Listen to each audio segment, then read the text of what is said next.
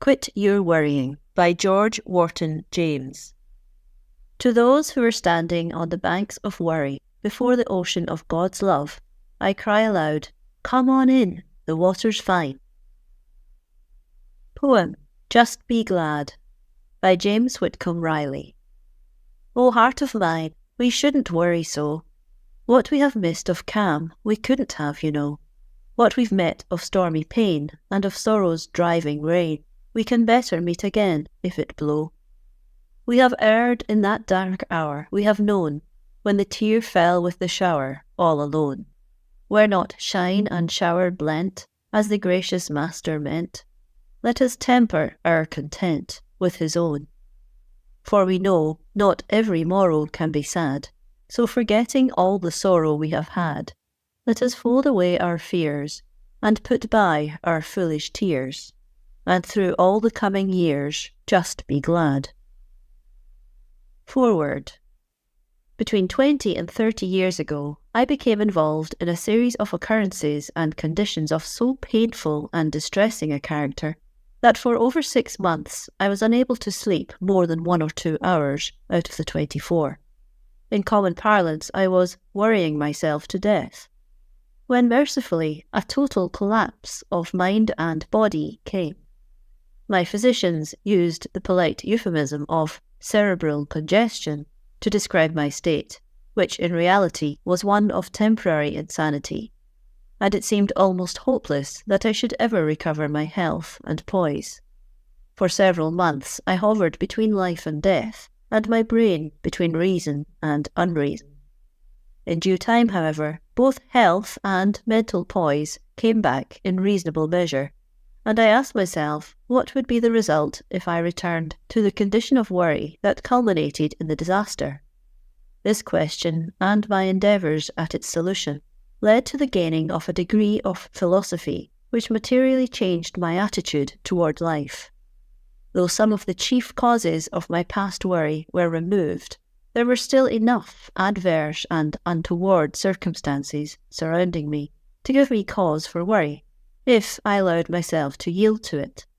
So I concluded that my mind must positively and absolutely be prohibited from dwelling upon those things that seemed justification for worry, and I determined to set before me the ideal of a life without worry. How was it to be brought about? At every fresh attack of the harassing demon, I rebuked myself with the stern command, "Quit your worrying." Little by little, I succeeded in obeying my own orders. A measurable degree of serenity has since blessed my life. It has been no freer than other men's lives from the ordinary and a few extraordinary causes of worry, but I have learned the lesson. I have quit worrying. To help others to attain the same desirable and happy condition has been my aim in these pages. It was with set purpose that I chose this title.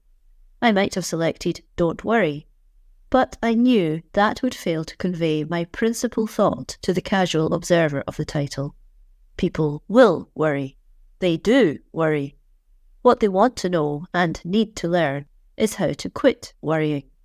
This I have attempted herein to show, with the full knowledge, however, that no one person's recipe can infallibly be used by any other person, so that in reality all I have tried to do is to set forth the means I have followed to teach myself the delightful lesson of serenity, of freedom from worry, and thereby to suggest to receptive minds a way by which they may possibly attain the same desirable end. It was the learned and wise Dr. Johnson who wrote, quote, "He may be justly numbered among the benefactors of mankind, who contract the great rules of life into short sentences that may easily be impressed on the memory, and taught by frequent recollection to recur habitually to the mind." End quote.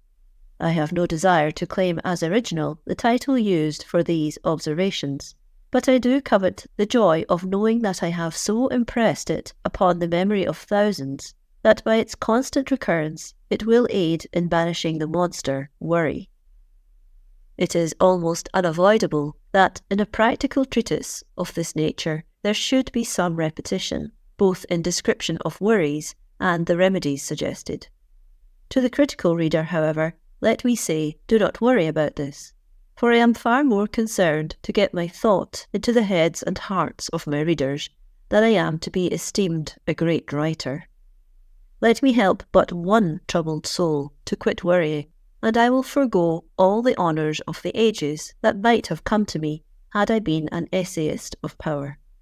And I have repeated purposely, for I know that some thoughts have to knock again and again ere they are admitted to the places where they are the most needed. I have written strongly, perhaps some will think too strongly. These, however, must remember that I have written advisedly. I have been considering the subject for half or 3 parts of a lifetime. I have studied men and women, carefully watched their lives, talked with them, and seen the lines worry has engraved on their faces. I have seen and felt the misery caused by their unnecessary worries. I have sat by the bedsides of people made chronic invalids by worry, and I have stood in the cells of maniacs driven insane by worry. Hence, I hate it in all its forms, and have expressed myself only as the facts have justified. Wherein I have sought to show how one might quit his worrying, these pages presuppose an earnest desire, a sincere purpose, on the part of the reader to attain that desirable end. There is no universal medicine which one can drink in 6 doses and thus be cured of his disease. I do not offer my book as a mental cure-all or nostrum, that if swallowed whole will cure in 5 days or 10. As I have tried to show, I conceive worry to be unnatural and totally unnecessary, because of its practical denial of what ought to be, and I believe may be, the fundamental basis of a man's life, namely, his perfect, abiding assurance in the fatherly love of God. As little Pippa sang, "God's in his heaven, all's right with the world." The only way, therefore, to lose our sense of worry is to get back to naturalness, to God, and learn the peace, joy, happiness, serenity that come with practical trust in Him. With some people this change may come instantly, with others more slowly. Personally, I have had to learn slowly, line upon line, precept upon precept, here a little, there a little. And I would caution my readers not to expect too much all at once. But I am fully convinced that as faith, trust, and naturalness grow, worry will cease, will slough off like the dead skin of the serpent, and leave those once bound by it free from its malign influence. Who cannot see and feel that such a consummation is devoutly to be wished, worth working and earnestly striving for? If I help a few, I shall be more than repaid. If many, my heart will rejoice. Signed, George Wharton James, Pasadena, California, February 1916. The curse of worry. Of how many persons can it truthfully be said they never worry? They are perfectly happy, contented, serene. It would be interesting if each of my readers were to recall his acquaintances and friends, think over their condition in this regard, and then report to me the result. What a budget of worried persons I should have to catalogue, and alas, I am afraid how few of the serene would there be named. When John Burroughs wrote his immortal poem, Waiting, he struck a deeper note than he dreamed of, and the reason it made so tremendous an impression upon the English-speaking world was that it was a new note to them. It opened up a vision they had not before contemplated. Let me quote it here in full. "Serene I fold my hands and wait, nor care for wind, or tide, or sea. I rave no more 'gainst time or fate, for lo, my own shall come to me. I stay my haste, I make delays, for what avails this eager pace? I stand amid the eternal ways, and what is mine shall know my face. Asleep, awake, by night or day, the friends I seek are seeking me. No wind can drive my bark astray, nor change the tide of destiny. What matter if I stand alone? I wait with joy the coming years. My heart shall reap where it has sown, and garner up its fruit of tears. The waters know their own, and draw the brook that springs in yonder height. So flows the good with equal law unto the soul of pure delight. The stars come nightly to the sky, the tidal wave unto the sea. Nor time nor space, nor deep nor high, can keep my own away from me. I have been wonderfully struck by the fact that, in studying the Upanishads and other sacred books of the East, there is practically no reference to the kind of worry that is the bane and curse of our Occidental world. In conversation with the learned men of the Orient, I find this same delightful fact. Indeed, they have no word in their languages to express our idea of fretful worry. Worry is a purely Western product, the outgrowth of our materialism, our eager striving after place and position, power and wealth, our determination to be housed, clothed and jewelled, as well as our neighbours, and a little better, if possible. In fact, it comes from our failure to know that life is spiritual, not material, that all these outward things are the mere passing show. The tinsel, the gauds, the tissue paper, the blue and red lights of the theatre, the painted scenery, the mock heroes and heroines of the stage, rather than the real settings of the real life of real men and women. What does the inventor, who knows that his invention will help his fellows, care about the newest dance or the latest style in ties, gloves or shoes? What does the woman whose heart and brain are completely engaged in relieving suffering care if she is not familiar with the latest novel or the latest fashions in flounced pantalettes? Life is real, life is earnest, and this does not mean unduly solemn and sombre, but that it deals with the real things rather than the paper flower shows of the stage and the imaginary things of so-called society. It is the fashion of our active, aggressive, material, Occidental civilization to sneer and scoff at the quiet, passive, and less material civilization of the Orient. We despise, that is, the unthinking majority do, the studious, contemplative Oriental. We believe in being up and doing. But in this one particular of worry, we have much to learn from the Oriental. If happiness and a large content be a laudable aim of life, how far are we, the Occidental world, succeeding in attaining it? Few there be who are content, and, as I have already suggested, few there be who are free from worry. On the other hand, while active happiness may be somewhat scarce in India, a large content is not uncommon, and worry as we Westerners understand it is almost unknown. Hence we need to find the happy mean between the material activity of our own civilization and the mental passivity of that of the Orientals.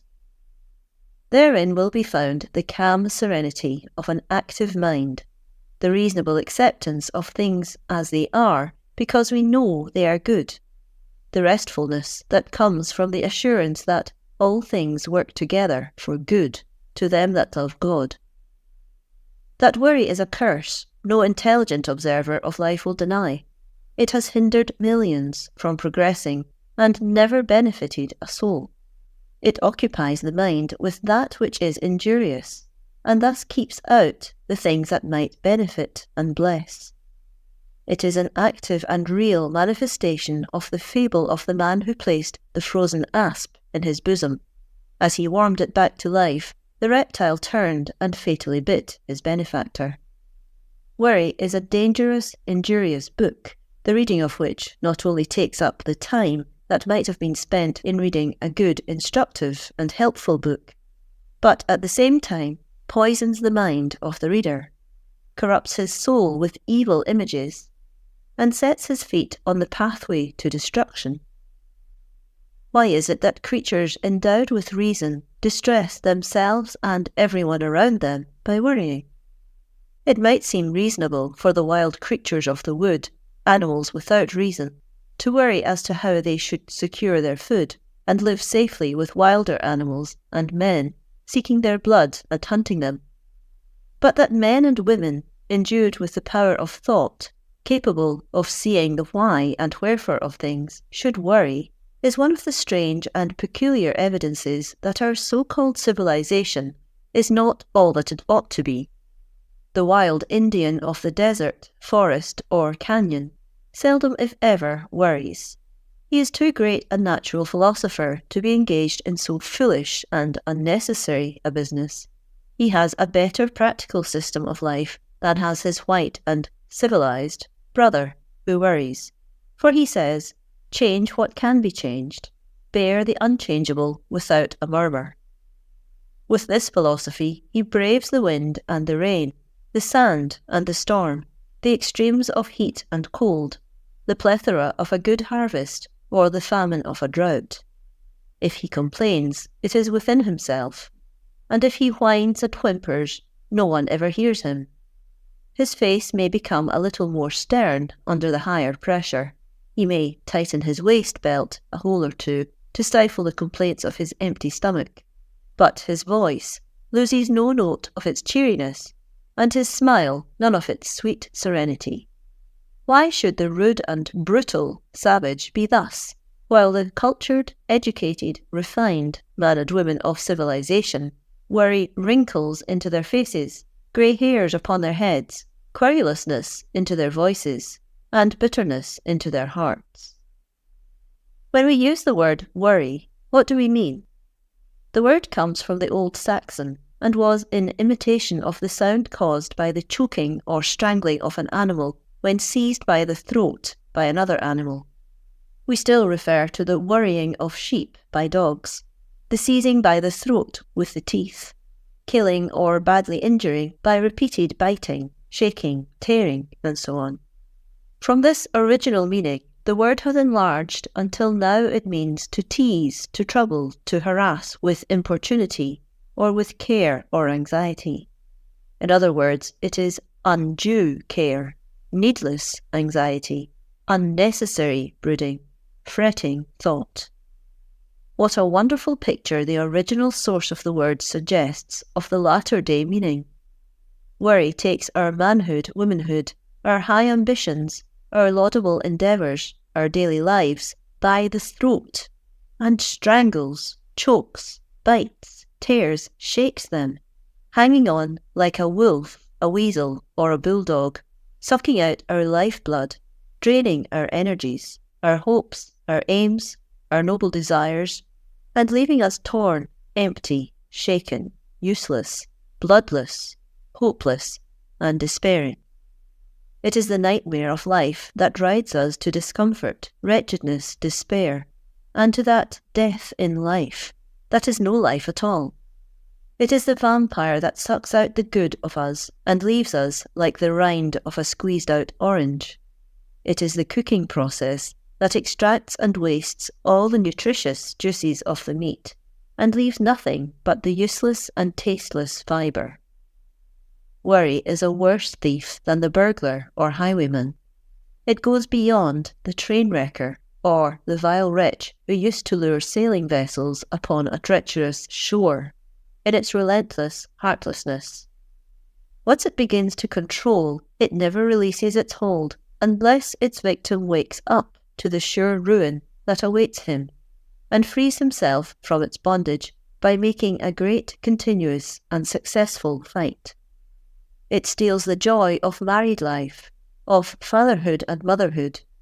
It destroys social life, club life, business life, and religious life. It robs a man of friendships and makes his days long, gloomy periods instead of rapidly passing epochs of joy and happiness. It throws around its victim a chilling atmosphere, as does the iceberg or the snowbank.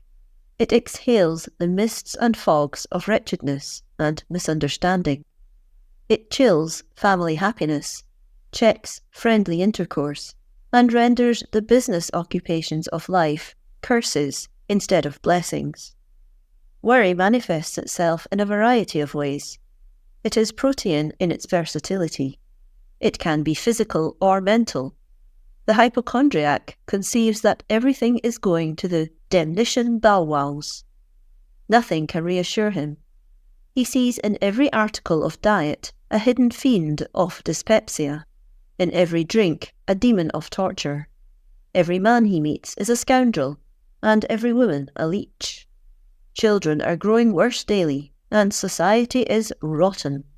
The church is organised for the mere fattening of a raft of preachers and parsons who preach what they don't believe and never try to practice. Lawyers and judges are all dishonest swindlers, caring nothing for honour and justice, and seeking only their fees. Physicians and surgeons are pitiless wretches who scare their patients in order to extort money from them. Men in office are waiting, lurking, hunting for chances to graft, eager to steal from their constituents at every opportunity.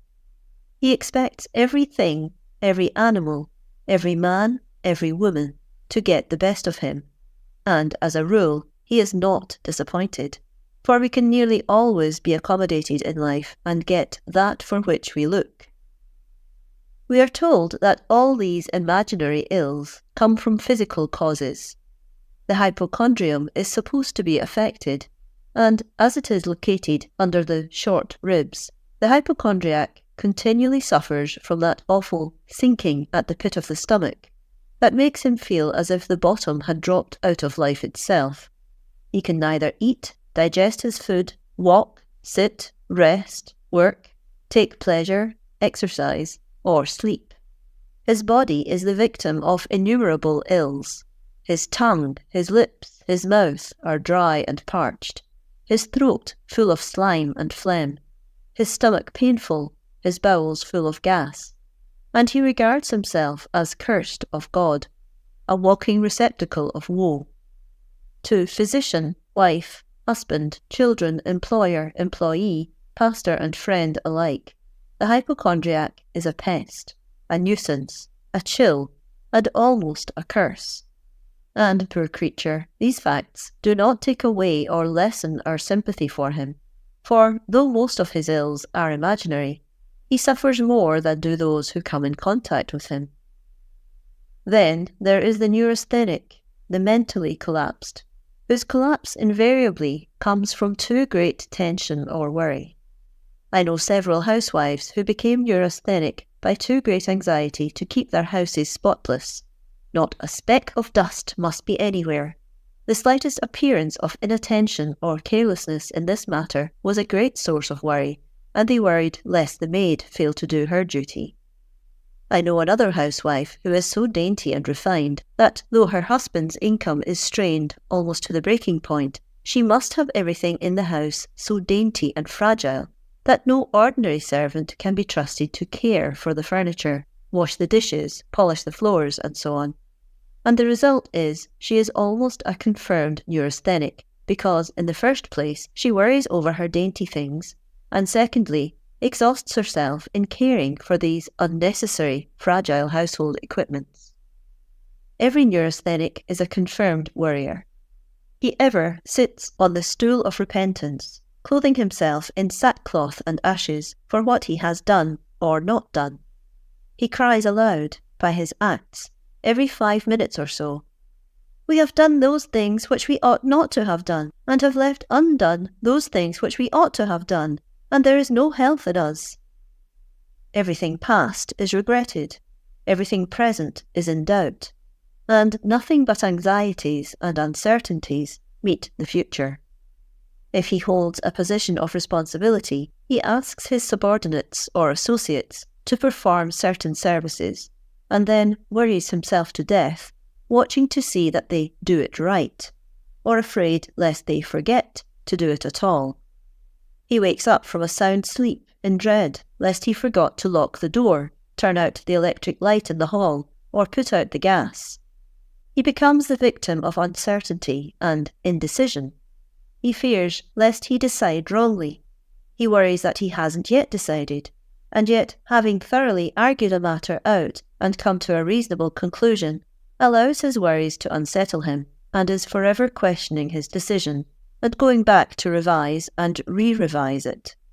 Whatever he does or doesn't do, he regrets and wishes he had done the converse. Husbands are worried about their wives, wives about their husbands, parents about their children, children about their parents. Farmers are worried over their crops, speculators over their gamblings, investors over their investments. Teachers are worried over their pupils, and pupils over their lessons, their grades and their promotions. Statesmen are worried over their constituents, and the latter are generally worried by their representatives. People who have schemes to further, legitimate or otherwise, are worried when they are retarded, and competitors are worried if they are not. Pastors are worried over their congregations, occasionally about their salaries, very often about their large families, and now and again about their fitness for the holy office. And there are few congregations that, at one time or another, are not worried by, as well as about, their pastors. The miner is worried when he sees his ledge petering out, or finds the ore failing to assay its usual value.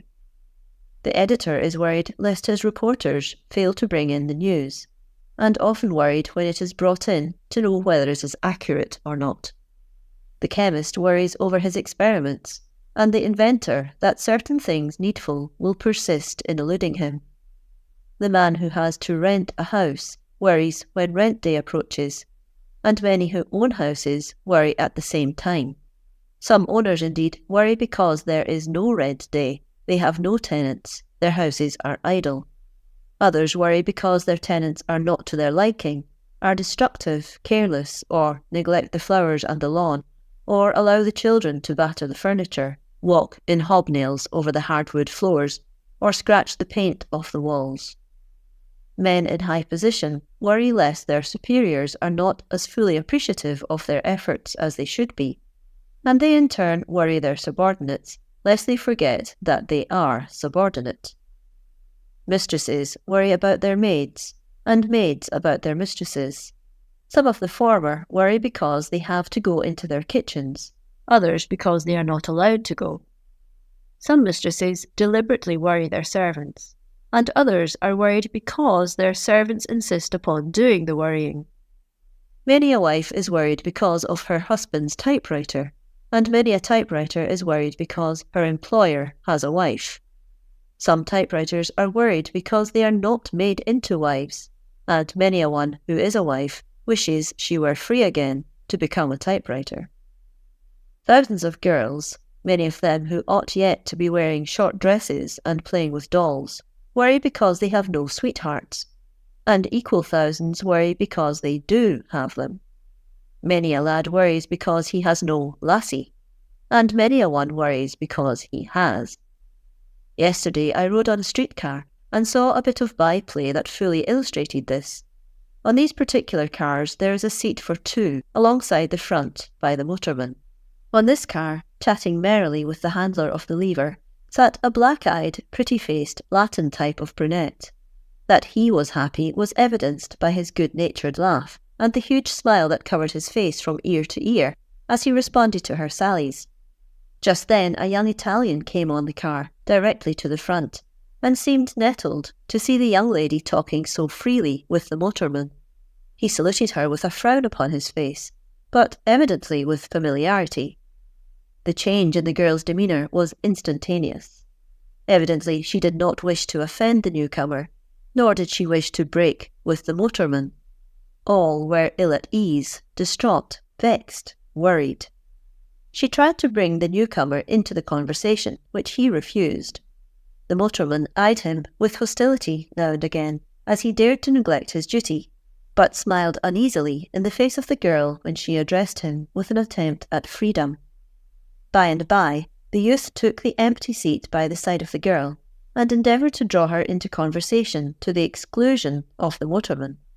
She responded, twisting her body and face towards him, so that her sweet and ingratiating smiles could not be seen by the motorman. Then she reversed the process, and gave a few fleeting smiles to the grim-looking motorman. It was as clear a case of, quote, How happy could I be with either, were t'other dear charmer away, end quote, as one could well see. Just then the car came to a transfer point. The girl had a transfer and left, smiling sweetly but separately, in turn, to the motorman and her young Italian friend. The latter watched her go. Then a new look came over his face, which I wondered at. It was soon explained. The transfer point was also a division point for this car. The motorman and conductor were changed, and the moment the new crew came, our motorman jumped from his own car, ran to the one the brunette had taken, and swung himself on as it crossed at right angles over the track we were to take. Rising to his feet, the youth watched the passing car with keenest interest until it was out of sight, clearly revealing the jealousy, worry, and unrest he felt. In another chapter, I have dealt more fully with the subject of the worries of jealousy. They are demons of unrest and distress, destroying the very vitals with their incessant gnawing. Too great emphasis cannot be placed upon the physical ills that come from worry. The body unconsciously reflects our mental states. A fretful and worrying mother should never be allowed to suckle her child, for she directly injures it by the poison secreted in her milk, by the disturbances caused in her body by the worry of her mind. Among the many wonderfully good things said in his lifetime, Henry Ward Beecher never said a wiser and truer thing than that, quote, "It is not the revolution which destroys the machinery, but the friction." End quote. Worry is the friction that shatters the machine. Work, to the healthy body and serene mind, is a joy, a blessing, a health-giving exercise, but to the worried is a burden, a curse, and a destroyer. Go where you will, when you will, how you will, and you will find most people worrying to a greater or lesser extent. Indeed, so full has our Western world become of worry that a harsh and complaining note is far more prevalent than we are willing to believe, which is expressed in a rude motto to be found hung on many an office, bedroom, library, study, and laboratory wall, which reads, quote, "Life is one damn thing after another." End quote. Note, this is outlined in a block. End note. Those gifted with a sense of humour laugh at the motto. The very serious frown at it, and reprobate its apparent profanity. Those who see no humour in anything regard it with gloom, the careless with assumed indifference. But in the minds of all, more or less latent or subconscious, there is a recognition that there is an awful lot of truth in it. Hence it will be seen that worry is by no means confined to the poor. The well-to-do, the prosperous, and the rich, indeed, have far more to worry about than the poor. And for one victim who suffers keenly from worry among the poor, 10 can be found among the rich, who are its abject victims. It is worry that paints the lines of care on foreheads and cheeks that should be smooth and beautiful. Worry bows the shoulders, brings out scowls and frowns where smiles and sweet greetings should exist. Worry is the twister, the dwarfer, the poisoner, the murderer of joy, of peace, of work, of happiness, the strangler, the burglar of life, the phantom, the vampire, the ghost that scares, terrifies, fills with dread. Yet he is a liar and a scoundrel, a villain and a coward, who will turn and flee if fearlessly and courageously met and defied. Instead of pampering and petting him, humouring and conciliating him, meet him on his own ground, defy him to do his worst. Flaunt him, laugh at his threats, sneer and scoff at his pretensions, bid him do his worst. Better be dead than under the dominion of such a tyrant. And my word for it, as soon as you take that attitude, he will flee from you, nay, he will disappear as the mists fade away in the heat of the noonday sun. Worry, however, is not only an effect, it is also a cause. Worry causes worry. It breeds more rapidly than do flies. The more one worries, the more he learns to worry. Begin to worry over one thing, and soon you are worrying about 20. And the infernal curse is not content with breeding worries of its own kind. It is as if it were a parent gifted with the power of breeding 100 different kinds of progeny at one birth, each more hideous, repulsive, and fearful than the other. There is no palliation, temporization, or parleying possible with such a monster. Death is the only way to be released from him, and it is your death or his. His death is a duty God requires at your hands. Why then waste time? Start now and kill the foul fiend as quickly as you can. Ours is the age of worry. How insulting! What a ridiculous statement! How ignorant of our achievements! I can well imagine some of my readers saying, when they see this chapter heading, "This, an age of worry? Why, this is the age of progress, of advancement, of uplift, of the onward march of a great and wonderful civilization." Is it? Certainly it is. See what we have done in electricity. Look at the telephone, telegraph, wireless, and now the wireless telephone. See our advancement in mechanics, the automobile, the new locomotives, vessels, and so on. See our conquest of the air, dirigibles, aeroplanes, hydroplanes, and the like. Yes, I see. And what of it? We have done our advancement, our conquest, and so on, and so on. Yes, I see. We have not lessened our arrogance, our empty-headed pride, our boasting. We? Why, we? What have you and I had to do with the new inventions in electricity, or mechanics, or the conquest of the air? Not one single, solitary thing. The progress of the world has been made through the efforts of a few solitary, exceptional, rare individuals, not by the combined efforts of us all. You and I are as common, unprogressive, uninventive, indifferent mediocrities as we, the common people, always were. We have not contributed one iota to all this progress, and I often question whether much of it comes to us more fraught with good than evil. We claim the results without engaging in the work. We use the phone and worry because Central doesn't get us our connections immediately, when we haven't the faintest conception of how the connection is gained, or why we are delayed. We ride on the fast train, but chafe and worry ourselves, and everybody about us, to a frazzle because we are stopped on a siding by a semaphore of a block station which we never have observed, and would not understand if we did. We reap, but have not sowed, gather, but have not strewed, and that is ever injurious and never beneficial. Our conceit is flattered and enlarged, our importance magnified, our dignity, God save the mark, made more impressive, and, as a result, we are more the target for the inconsequential worries of life.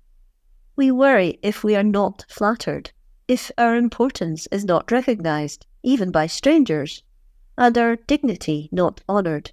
In other words, we worry that we are not kowtowed to, deferred to, respectfully greeted on every hand, and made to feel that civilization, progress, and advancement are materially furthered and enhanced by our mere existence. Every individual with such an outlook on life is a prolific distributor of worry germs. He, she, is a pest and a nuisance, more disturbing to the real peace of the community than a victim of smallpox, and one who should be isolated in a pest house. But unfortunately, our myopic vision sees only the wealth, the luxury, the spending capacity of such an individual, and that ends it. We bow down and worship before the golden calf. If I had the time in these pages to discuss the history of worry, I am assured I could show clearly to the student of history that worry is always the product of prosperity, that while a nation is hard at work at its making, and every citizen is engaged in arduous labour of one kind or another for the upbuilding of his own or the national power, worry is scarcely known. The builders of our American civilization were too busy conquering the wilderness of New England, the prairies of the Middle West, the savannas and lush growths of the South, the arid deserts of the West, to have much time for worry. Such men and women were gifted with energy, the power of initiative and executive ability. They were forceful, daring, courageous, and active, and, in their very working, had neither time nor thought for worry. But just as soon as a reasonable amount of success attended their efforts, and they had amassed wealth, their children began and continued to worry. Not occupied with work that demands our unceasing energy, we find ourselves occupied with trifles, worrying over our health, our investments, our luxuries, our lapdogs, and our frivolous occupations. Imagine the old-time pioneers of the forest, plain, prairie, and desert worrying about sitting in a draught, or taking cold if they got wet, or wondering whether they could eat what would be set before them at the next meal. They were out in the open, compelled to take whatever weather came to them, rain or shine, hot or cold, sleet or snow, and ready when the sunset hour came to eat with relish and appetite sauce, the rude and plain victuals placed upon the table. Compare the lives of that class of men with the later generation of capitalists. I know one who used to live at Sherry's in New York. His apartments were as luxurious as those of a monarch. He was not happy, however, for worry rode him from morning to night. He absolutely spent an hour or more each day consulting the menu, or discussing with the steward what he could have to place upon his menu, and died long before his time, cursed with his wealth, its resultant idleness, and the trifling worries that always come to such men. Had he been reduced to poverty, compelled to go out and work on a farm, eat oatmeal mush or starve for breakfast, bacon and greens for dinner, and cold pork and potatoes or starve for supper, he would be alive and happy today. Take the fussy, nervous, irritable, worrying men and women of life who poke their noses into other people's affairs, retail all the scandal, and hand on all the slander and gossip of empty and therefore evil minds. They are invariably well-to-do and without any work or responsibilities. They go gadding about, restless and feverish because of the empty vacuity of their lives, a prey to worry because they have nothing else to do. If I were to put down and faithfully report the conversations I have with such people, the full worries they are really distressed with, the labour, time and energy they spend on following chimeras, will-o'-the-wisps, mirages that beckon to them and promise a little mental occupation, and over which they cannot help but worry, one could scarcely believe it. As Dr. Walton forcefully says in his admirable booklet, quote, "The present, then, is the age, and our contemporaries are the people, that bring into prominence the little worries that cause the tempest in the teapot, that bring about the worship of the intangible and the magnification of the unessential. If we had lived in another epoch, we might have dreamt of the eternal happiness of saving our neck, but in this one we fret because our collar does not fit it, and because the button that holds the collar has rolled under the bureau." End quote. Note, this quotation is from Calm Yourself by George Lincoln Walton, M.D., Houghton, Mifflin & Co., Boston, Massachusetts. End note. I am not so foolish as to imagine for one moment that I can correct the worrying tendency of the age, but I do want to be free from worry myself, to show others that it is unnecessary and needless, and also that it is possible to live a life free from its demoralizing and altogether injurious influences. Nervous prostration and worry. Nervous prostration is generally understood to mean weakness of the nerves. It invariably comes to those who have extra strong nerves, but who do not know how to use them properly, as well as those whose nervous system is naturally weak and easily disorganized. Nervous prostration is a disease of overwork, mainly mental overwork, and in 99 cases out of 100 comes from worry. Worry is the most senseless and insane form of mental work. It is as if a bicycle rider were so riding against time that the moment after he got off his machine to sit down to a meal, he sprang up again, and while eating were to work his arms and legs as if he were riding. It is the slave driver that stands over the slave and compels him to continue his work, even though he is so exhausted that hands, arms, and legs cease to obey, and he falls asleep at his task.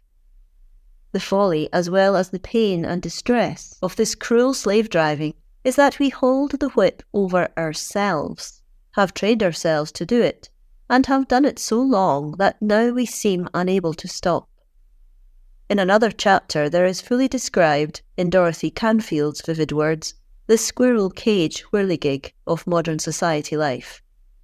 Modern business life is not much better. Men compel themselves to the endless task of amassing money without knowing why they amass it. They make money that they may enlarge their factories to make more ploughs to get more money, to enlarge their factories to make more ploughs to get more money, to enlarge their factories to make more ploughs, and so on, ad infinitum. Where is the sense of it? Such conduct has well been termed money madness.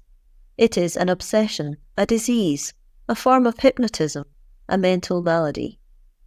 The tendency of the age is to drive. We drive our own children to school. There they are driven for hours by one study after another. Even when they come home, they bring lessons with them, the lovers of study and overconscientious, because they want to do them, and the laggards because they must, if they are to keep up with their classes. If the parents of such children are not careful, they, the children, soon learn to worry. They are behindhand with their lessons. They didn't get the highest mark yesterday. The class is going ahead of them, and so on, until mental collapse comes. For worrying is the worst kind of mental overwork, as Dr. Edward Livingston Hunt of Columbia University, New York, said in a paper read by him early in 1912 before the Public Health Education Committee of the Medical Society of the County of New York. Quote, "There is a form of overwork exceedingly common and exceedingly disastrous, one which equally accompanies great intellectual labours and minor tasks. I allude to worry. When we medical men speak of the workings of the brain, we make use of a term both expressive and characteristic. It is to cerebrate. To cerebrate means to think, to reason, and to reach conclusions. It means to concentrate and to work hard. To think, then, is to cerebrate. To worry is to cerebrate intensely. Worry is overwork of the most disastrous kind. It means to drive the mental machinery at an unreasonable and dangerous rate. Worry gives the brain no rest, but rather keeps the delicate cells in constant and continuous action. Work is wear. Worry is tear. Overwork, mental strain, and worry lead to a diminution of nerve force and to a prostration of the vital forces, and causes a degeneracy of the blood vessels of the brain. Exhaustion, another name for fatigue, may show itself either in the form of physical collapse, so that the patient lacks resistance and, becoming anemic and run down, falls a prey to any and every little ailment, or in the form of mental collapse. An exhausted brain then gives way to depression, to fears, and to anxiety.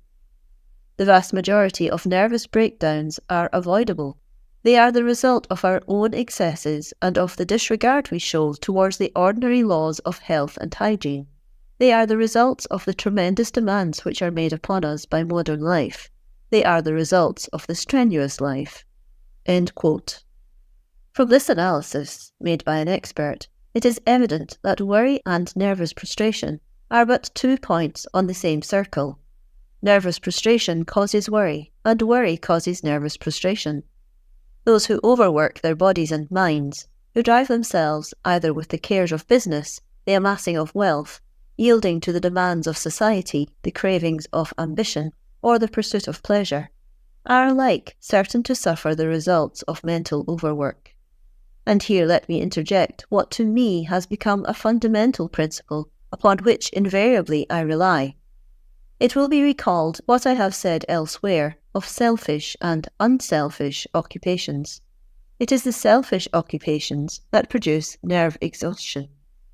Those that are unselfish seldom result in the disturbance of the harmony or equilibrium of our nature, whether we regard it as physical, mental, or spiritual. This may seem to be a transcendental statement, perhaps it is, but I am confidently assured of its essential truth. That man or woman who is truly engaged in an unselfish work, a work that is for the good of others, has a right to look for, to expect, and to receive from the great all-source of strength, power, and serenity all that is needed to keep the body, mind, and soul in harmony, consequently in perfect health and free from worry. Hence the apparent paradox that if you would care for yourself, you must disregard yourself in your loving care for others. One great reason why worry produces nervous prostration is that it induces insomnia. Worry and sleeplessness are twin sisters. As one has well said, refreshing sleep and vexing thoughts are deadly foes. Health and happiness often disappear from those who fail to sleep, for sleep indeed is tired nature's sweet restorer, as Young in his Night Thoughts termed it. Shakespeare never wrote anything truer when he said, quote, "Sleep that knits up the ravelled sleeve of care, the death of each day's life, sore labour's bath, balm of hurt minds, great nature's second course, chief nourisher of life's feast," end quote. Or where he spoke of it as, quote, "Sleep that sometimes shuts up sorrow's eye, steals me a while from mine own company," end quote. Even the Bible makes sleep one of the special blessings of God, for we are told that He giveth His beloved sleep. The sacred book contains many references to sleeplessness and its causes. Undoubtedly, most potent among these causes is worry. The worrier retires to his bed at the usual hour, but his brain is busy. It is working overtime. What is it doing? Is it thinking over things that are to be done and planning for the future? If so, there is a legitimate excuse, for as soon as the plan is laid, rest will come and he will sleep. Is he thinking over the mistakes of the past, and sensibly and wisely taking counsel from them? If so, he will speedily come to a decision, and then sleep will bring grateful oblivion. Is he thinking joyful thoughts? These will bring a natural feeling of harmony with all things, and that is conducive to speedy sleep. Is he thinking of how he may help others? That is equally soothing to nerves, brain, and body, and brings a refreshment of forgetfulness. But no, the worrier has another method. He thinks the same thoughts over and over again, without the slightest attempt to get anywhere. He has thrashed them out before, so often that he can tell exactly what each thought will lead to. His ideas go around in a circle, like the horse tied to the wheel. He is on a treadmill, ever ascending, tramping up, up, up, and still up. But the wheel falls down each time, as far as he steps up, and after hours and hours of unceasing, racking, distressful mental labour, he has done absolutely nothing. He has not progressed 1 inch, is still in the clutch of the same vicious treadmill.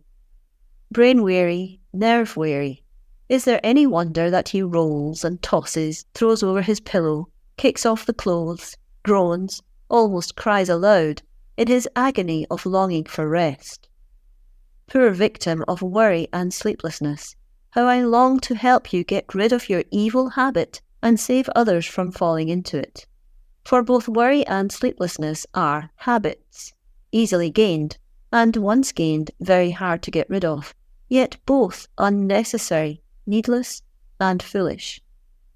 The worry that produces sleeplessness is merciless, so merciless and relentless that no fierce torture of a blackhander can be described that is worse in its long continuing and evil results. Lives are wrecked, brains shattered, happiness destroyed by this monstrous evil, and many a man and woman fastens it upon himself, herself, through indulging in anxious thought, or by yielding to that equal devil-dragon of self-pity. David the psalmist graphically tells of his own case. "I am weary with my groaning. Every night make I my bed to swim. I water my couch with my tears. Mine eye wasteth away because of grief." Psalm 6, verses 6 and 7. At another time he cries, my God, why hast thou forsaken me? Why art thou so far from helping me, and from the words of my groaning? O my God, I cry in the daytime, but thou answerest not, and in the night season I am not silent. Psalm 22, verses 1 and 2. Yet God heard him not, until his groaning and self-pity were cast aside, until he rested in God, trusted in him. Then came rest, as he graphically expresses it. I laid me down and slept. I awaked, for Jehovah sustaineth me.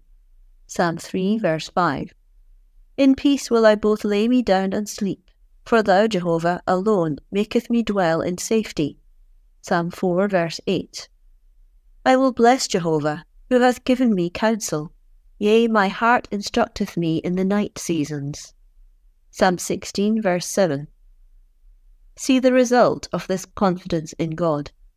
I have set Jehovah always before me. Because he is at my right hand, I shall not be moved. Therefore my heart is glad, and my glory rejoiceth. My flesh also shall dwell in safety.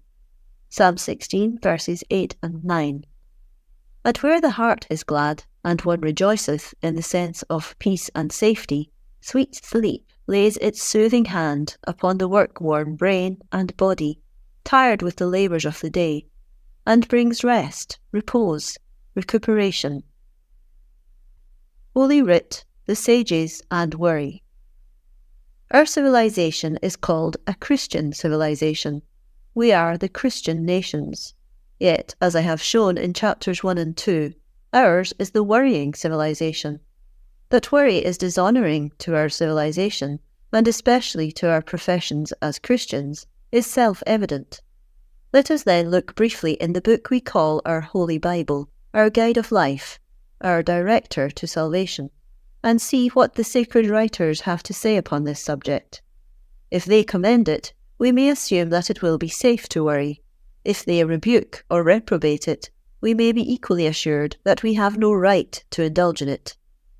St. Paul seemed to have a very clear idea of worry when he said, "Be careful," note, full of care, end note, "for nothing, but in everything by prayer and supplication, with thanksgiving, make your requests known unto God." Philippians chapter 4, verse 6. How inclusive this is. Full of care, anxiety, fretfulness, worry about nothing, but in everything presenting your case to God. And then comes the promise, "And the peace of God, which passeth all understanding, shall keep your hearts and minds in Christ Jesus." Philippians chapter 4, verse 7. How clear, definite, full and satisfactory.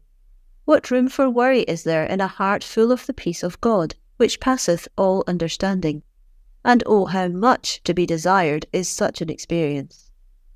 Browning, in his Abt Vogler, sings practically the same sweet song, where he says, quote, "Sorrow is hard to bear, and doubt is slow to clear. Each sufferer says he says his scheme of the weal and woe, but God has a few of us whom he whispers in the ear. The rest may reason and welcome, 'tis we musicians know." End quote. If God whispers in the ear of the sufferer, the doubter, the distressed, the worried, the peace must come. And if peace come, it matters not what others' reasoning may bring to them.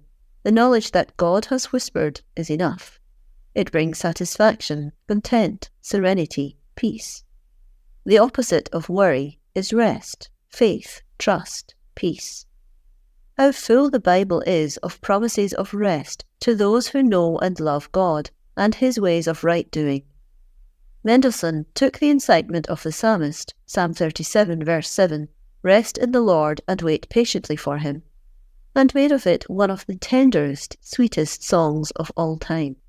Full of yearning over the worried, the distressed, the music itself seems to brood in sympathetic and soothing power as a mother croons to her fretful child.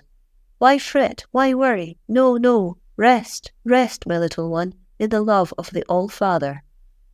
And many a weary, fretful, worried heart has found rest and peace while listening to this sweet and beautiful song. There is still another passage in Holy Writ that the perpetual worrier should read and ponder. It is the prophet Isaiah's assurance that God says to his children, "As one whom his mother comforteth, so will I comfort you." Who has not seen a fretful, sick child taken up by a loving mother, yield to her soothing influence in a few minutes, and drop off into restful, healthful, restoring sleep? What a wonderful and forceful figure of speech, illustrative of a never-ceasing fact that the spirit of all good, the supreme force of love and power in the universe, is looking, watching, without slumber or sleep, untiring, unfailing, ever ready to give soothing comfort, as does the mother, to those who fret and worry. Then, when cause for worry seems to be ever present, why not call upon this loving, maternal soothing power? Why not rest in his arms, and thus find peace, poise, and serenity? How much worry comes from fear as to the future? Men become hoarders, savers, misers, or work themselves beyond healthful endurance, or shut out the daily joys of existence in their business absorption because they dread poverty in their old age. Wise provision becomes a driving monster, worrying them into a restless, fretful energy that must be accumulating all the time. 2,000 years ago, this trait of human nature was so strongly manifested that Christ felt called upon to restrain and rebuke it. What a wonderful sermon he preached! It is worthwhile repeating it here, and wise would that man, that woman be who is worried about tomorrow, were he, she, to read it daily. I give it in the Revised Version. Quote, "I say unto you, be not anxious for your life, what ye shall eat, or what ye shall drink, nor yet for your body, what ye shall put on. Is not the life more than the food, and the body than the raiment? Behold the birds of the heaven, that they sow not, neither do they reap, nor gather into barns, and your heavenly Father feedeth them. Are not ye of much more value than they? And which of you by being anxious can add 1 cubit to his stature? And why are ye anxious concerning raiment? Consider the lilies of the field, how they grow. They toil not, neither do they spin. Yet I say unto you, that even Solomon in all his glory was not arrayed like one of these. But if God doth so clothe the grass of the field, which today is, and tomorrow is cast into the oven, shall he not much more clothe you, O ye of little faith? Be not therefore anxious, saying, What shall we eat? Or what shall we drink? Or wherewithal shall we be clothed? For after all these things do the Gentiles seek. For your heavenly Father knoweth that ye have need of all these things. But seek ye first his kingdom and his righteousness, and all these things shall be added unto you. Be not therefore anxious for the morrow will be anxious for itself. Sufficient unto the day is the evil thereof. Matthew chapter 6, verses 25 to 34. Here is the wisest philosophy. Anxiety is suicide, peace is life. Worry destroys, serenity upbuilds. As you want to live, to grow, possess your souls in peace and serenity. Work mightily, powerfully, daily, but work for the joy of it, not because worry drives you to it. Work persistently, consistently, and worthily, because no man can live, or ought to live, without it. But do not let work be your slave driver, your relentless master, urging you on to drudgery, bondage to your counter, ledger, or factory, until you drop exhausted and lifeless. Work for the real joy of it, and then, filled with the blessed trust in God the All-Father, expressed as above by Christ, throw your cares to the winds, bid your worries depart, and accept what comes with serenity, peace, and thankfulness. Many proverbs have been written about worry, which it may be well to recall. Certainly it can do no harm to those who worry to see how their mental habit has been regarded, and is still regarded, by the concentrated wisdom of the ages. An old proverb says, "It is not work but worry that kills." How true this is. Congenial work is a health bringer, a necessity for a normal life, a joy. It keeps the body in order, promotes digestion, induces the sleep of perfect restoration, and is one of man's greatest blessings. But worry brings disease, want of ease, discomfort, wretchedness, promotes evil secretions which upset the normal workings of the body, and is a constant banisher and disturber of sleep. Still another proverb says, "Worry killed the cat." Many people read this and fail to see its profound significance. It must be remembered that in the good old days, when this proverb was most rife, the superstitious held that a cat had 9 lives. Now, surely, the deep meaning of the proverb is made apparent.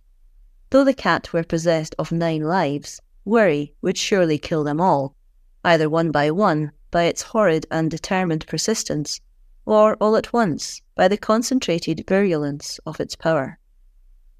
There are many proverbs to the effect that when worry comes in, wit flies out.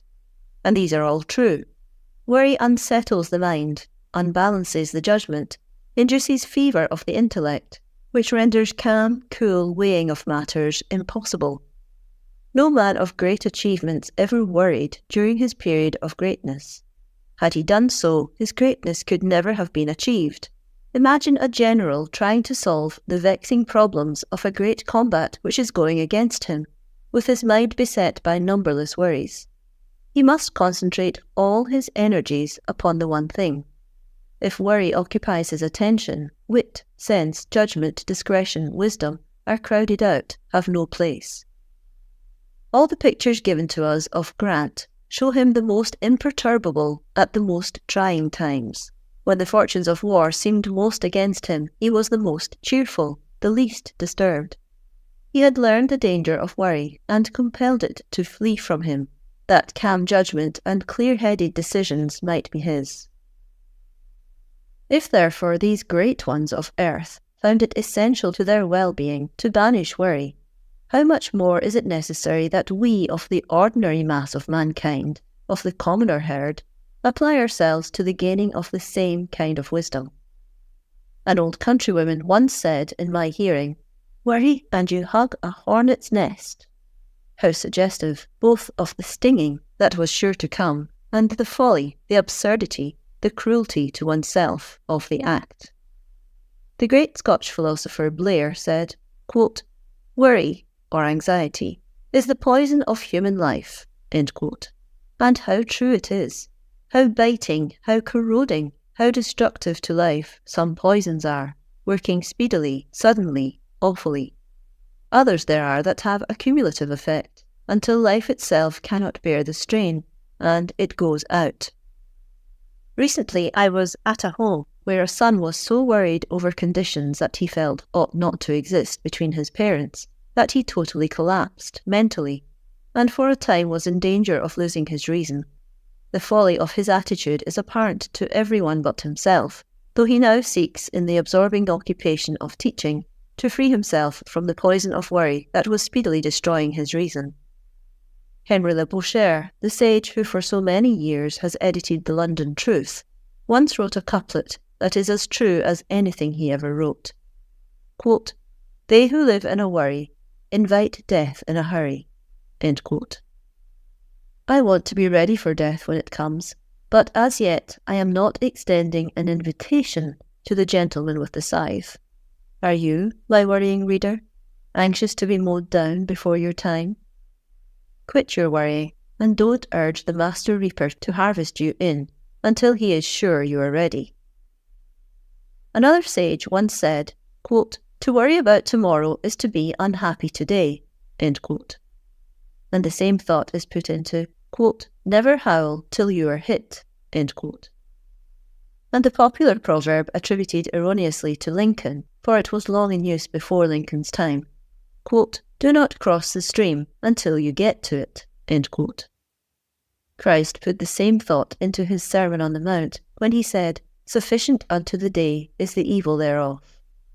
How utterly foolish and wrong it is to spoil today by fretting and worrying over the possible evils of tomorrow.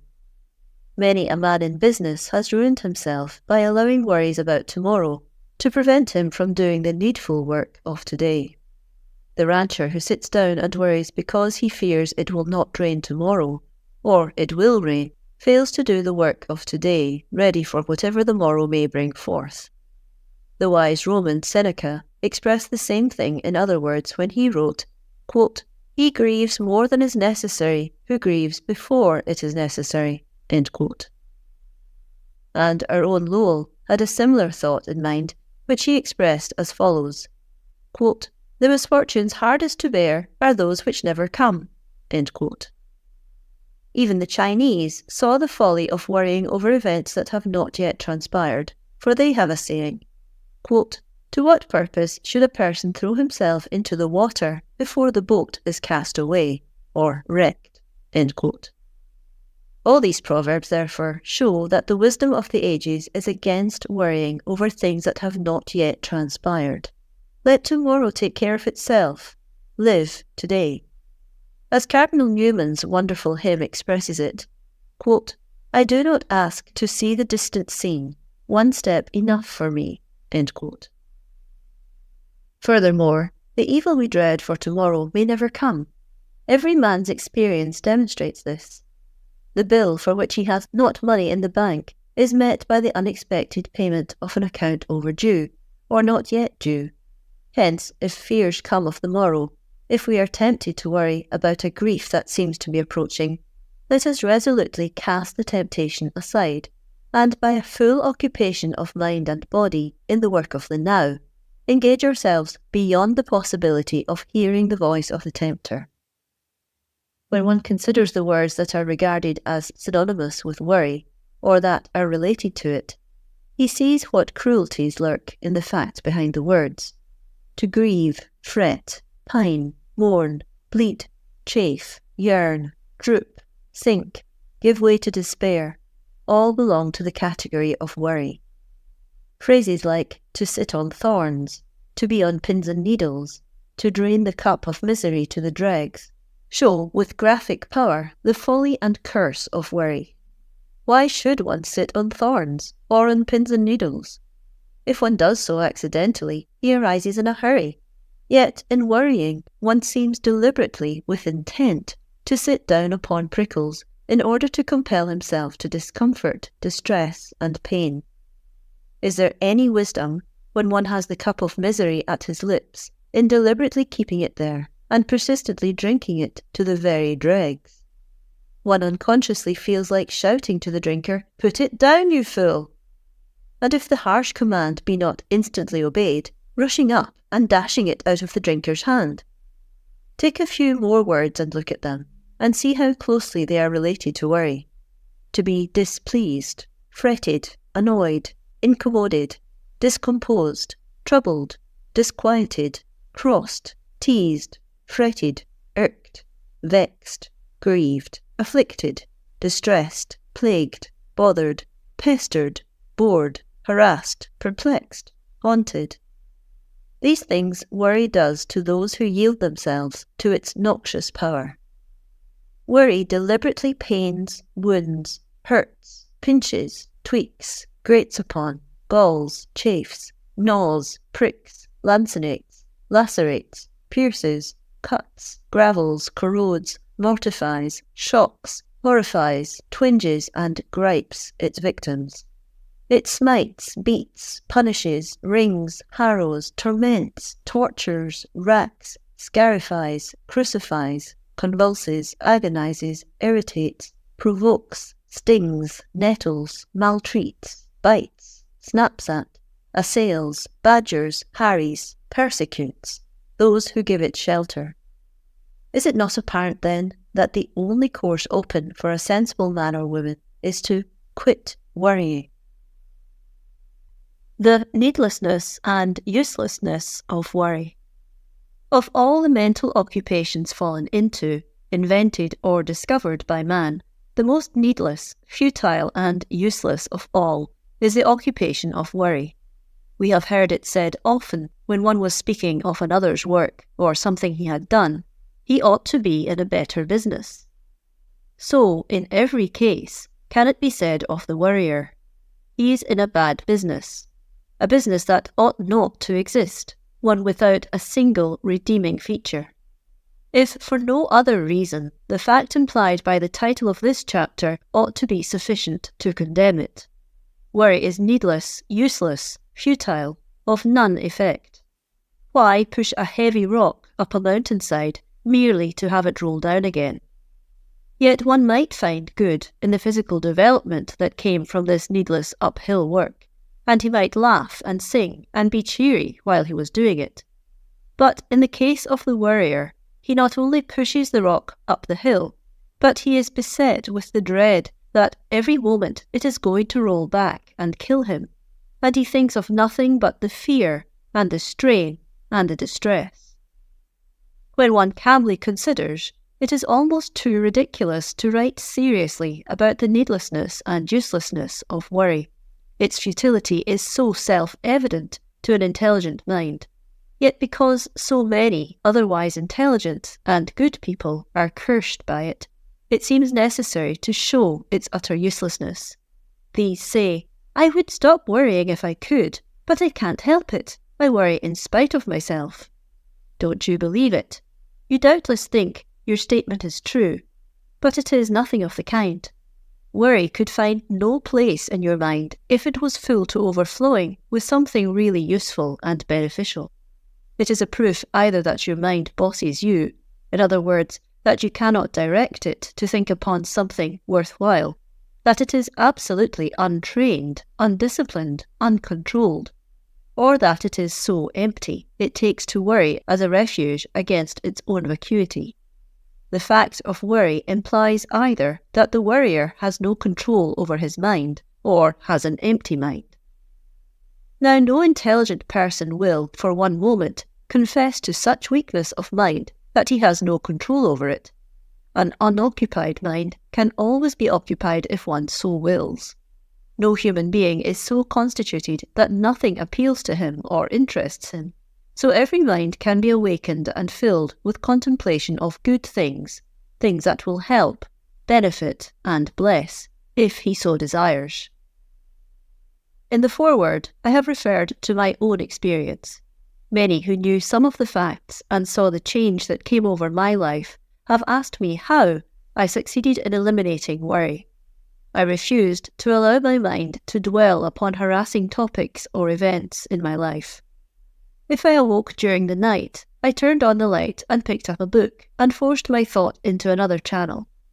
If the objectionable thoughts obtruded during the day, I did one of many things, as, for instance, turned to my work with a frenzy of absorption, picked up my hat and went for a walk, called upon friends, went to a concert or a vaudeville show, took in a lecture, stood and watched the crowds, visited the railway stations, anything, everything, but dwell upon the subjects that were tabooed. Here was a simple and practical remedy, and I found it worked well. But I can now see that there was a much better way. Where good is substituted for evil, one has the perfect way, and the Apostle Paul revealed himself a wise man of practical affairs when he urged his readers to think on the things that are lovely, pure, just, and of good report. In my case, I merely sought to prevent mental vacuity, so that the 7 devils of worry could not rush into and take possession of my empty mind. But I was indifferent somewhat to the kind of thought or mental occupation that was to keep out the thoughts of worry. A Nick Carter detective story was as good as a Browning poem, and sometimes better. A cheap and absurd show than an uplifting lecture or concert. How much better it would have been could I have had my mind so thoroughly under control, and this control can surely be gained by any and every man, woman and child that lives. That when worrying thoughts obtruded, I could have said immediately and with authoritative power, "I will to think on this thing or that or the other." The result would have been an immediate and perfect cessation of the worry that disturbed, fretted and destroyed, for the mind would have become engaged with something that was beneficial and helpful. And remember this, God is good, and it is His pleasure to help those who are seeking to help themselves. Or to put it in a way that even our agnostic friends can receive, nature is on the side of the man or woman who is seeking to live naturally, that is, rightly. Hence, substitute good thoughts for the worrying thoughts, and the latter will fade away, as do the mist and fog before the morning sun. Here, then, I had clearly demonstrated for myself the needlessness of worry. I could prevent it if I would. And my readers cannot too soon gain this positive assurance. They can, if they will. It is simply a question of wanting to be free earnestly enough to work for freedom. Is freedom from worry worthwhile? Is it worth struggling for? To me, it is one of the great blessings of life that worry is largely, if not entirely, eliminated. I would not go back to the old worrying days for all the wealth of Morgan, Rockefeller, and Carnegie combined. As for the uselessness of worry, who is there that has studied the action of worry, that ever found any of the problems it was concerned over improved by all the hours of worry devoted to it? Worry never solved a problem yet. Worry muddies the water still further instead of clearing it. Worry adds to the tangle instead of releasing it.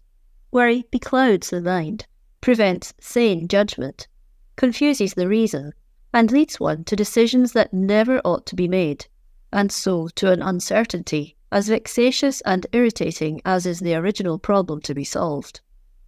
If the worry pointed a way out of the difficulty, I would extol worry and regard it as a bitter draught of medicine to be swallowed in a hurry, but producing a beneficial result. But it never does anything to help. It invariably hinders. It sets one chasing shadows, produces ignis fatui before the eyes, and ultimately leads one into the bog. Elsewhere, I have referred to the Indian's attitude of mind. If a matter can be changed, change it. If not, grin and bear it without complaint. Here is practical wisdom. But to worry over a thing that can be changed instead of changing it is the height of folly. And if a matter cannot be changed, why worry over it? How utterly useless is the worry? Then, too, worry is the parent of nagging. Nagging is worry put into words, the verbal expression of worry about or towards individuals. The mother wishes her son would do differently. Can the boy's actions be changed? Then go to work to change them, not to worry over them. If they cannot be changed, why nag him? Why irritate him? Why make a bad matter worse? Nagging, like worry, never once did one iota of good. It has caused infinite harm, as it sets up an irritation between those whose love might overcome the difficulty if it were let alone. Nagging is the constant irritation of a wound, the rubbing of a sore, the salting an abraded place, the giving a hungry man a tract, religious advice, or a Bible, when all he craves is food. Ah, mother, many a boy has run away from home because your worry led you to nag him. Many a girl today is on the streets because father or mother nagged her. Many a husband has gone on a tear because he could not face his wife's worry put into words, even though no one would attempt to deny that boy, girl, and husband alike were wrong in every particular and the nagger in the right, save in the one thing of worry and its consequent nagging. In watching the lives of men and women, I have been astonished again and again that the fruitlessness of their worry did not demonstrate its uselessness to them. No good ever comes from it. Everybody who has any perception sees this, agrees to it, confesses it. Then why still persist in it? Yet they do, and at the same time expect to be regarded as intelligent, sane, normal human beings, many of whom claim, as members of churches, peculiar and close kinship with God, forgetful of the fact that every moment spent in worry is dishonouring to God. How much needless anxiety, care, and absolute torture some women suffer in an insane desire to keep their homes spotlessly clean. The house must be without a speck of dirt anywhere. The kitchen must be as spotless as the parlour. The sink must be so immaculate that you could eat from it, if necessary. The children must always be in their best bibs and tuckers, and appear as little Lord Fauntleroys.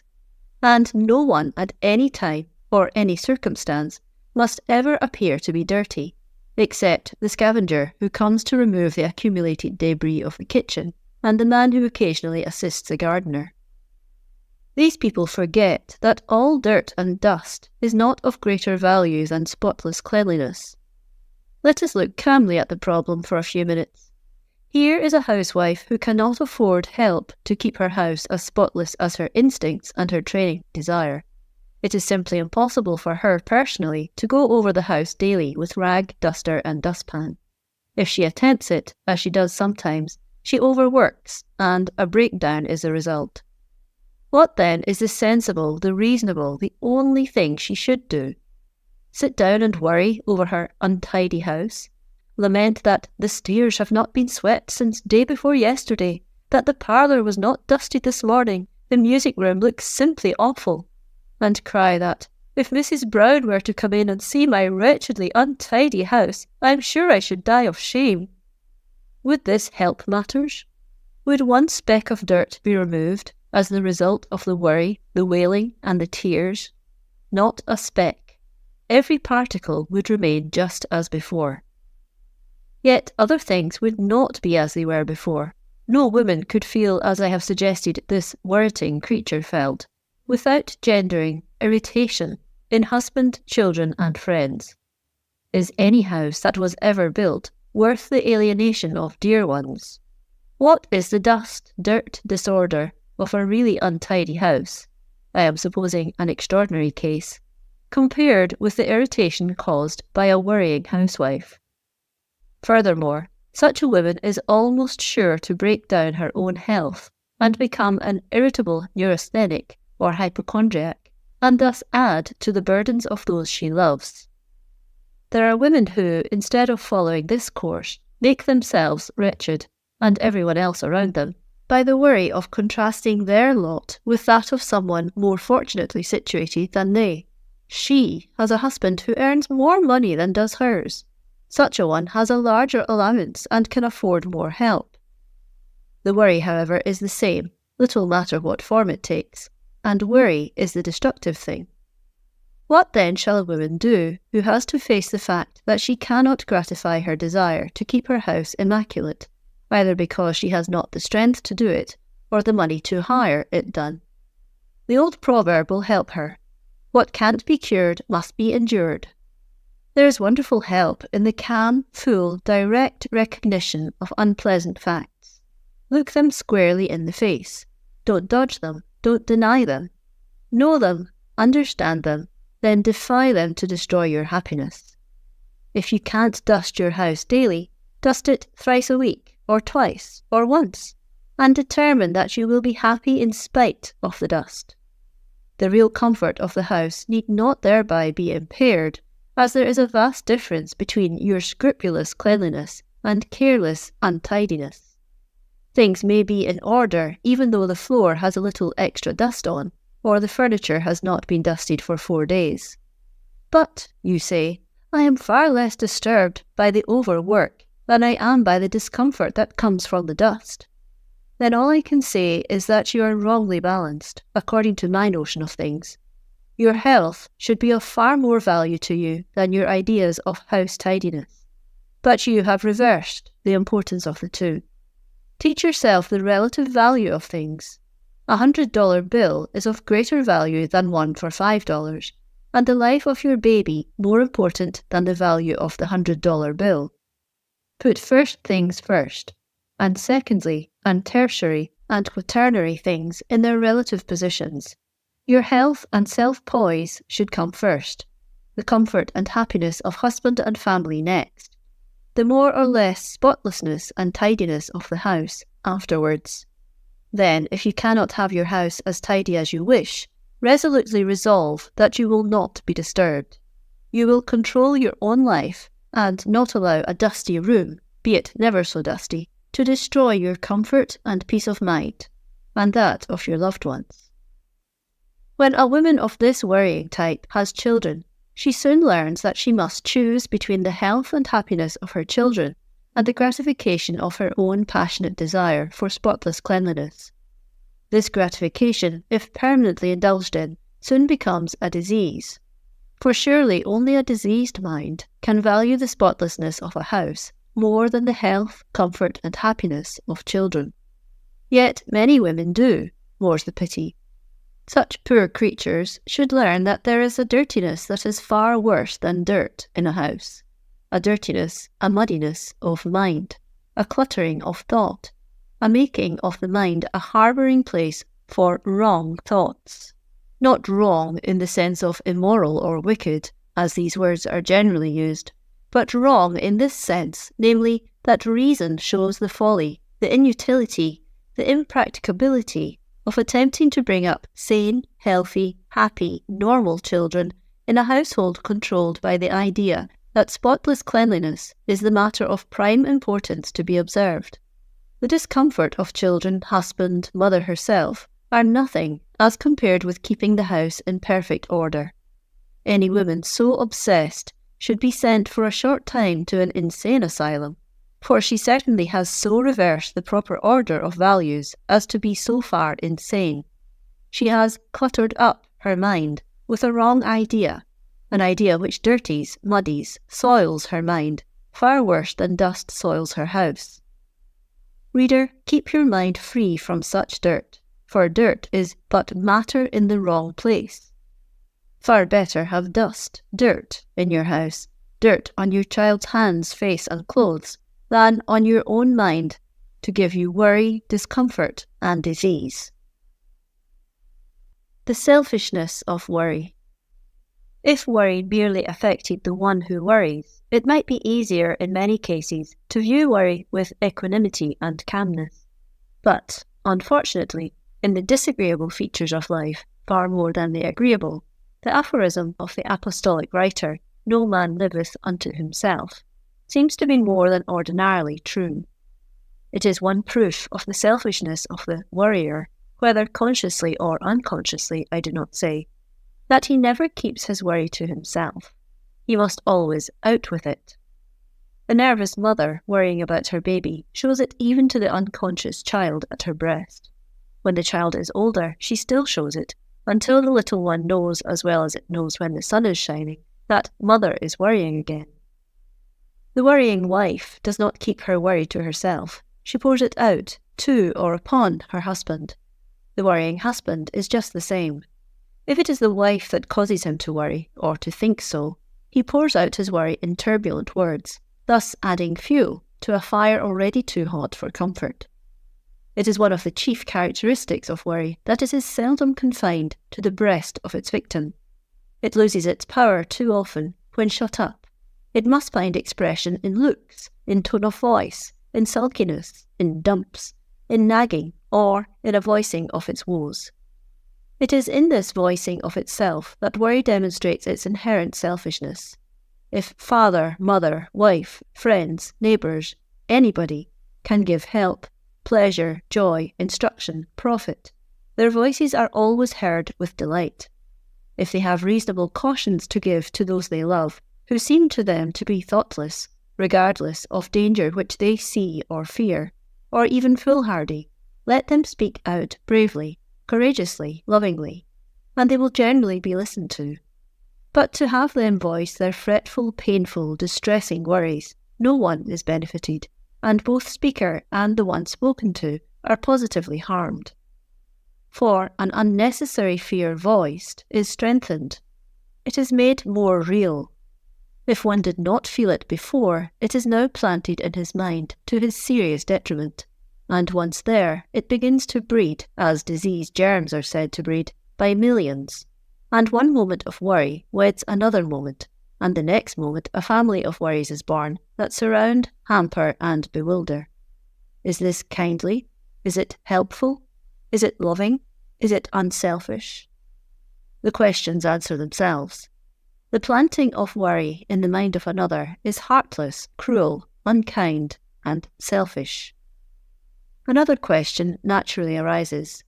If this course of action is selfish and the worrier really desires to be unselfish, how can he control his worry, at least so as not to communicate it to another?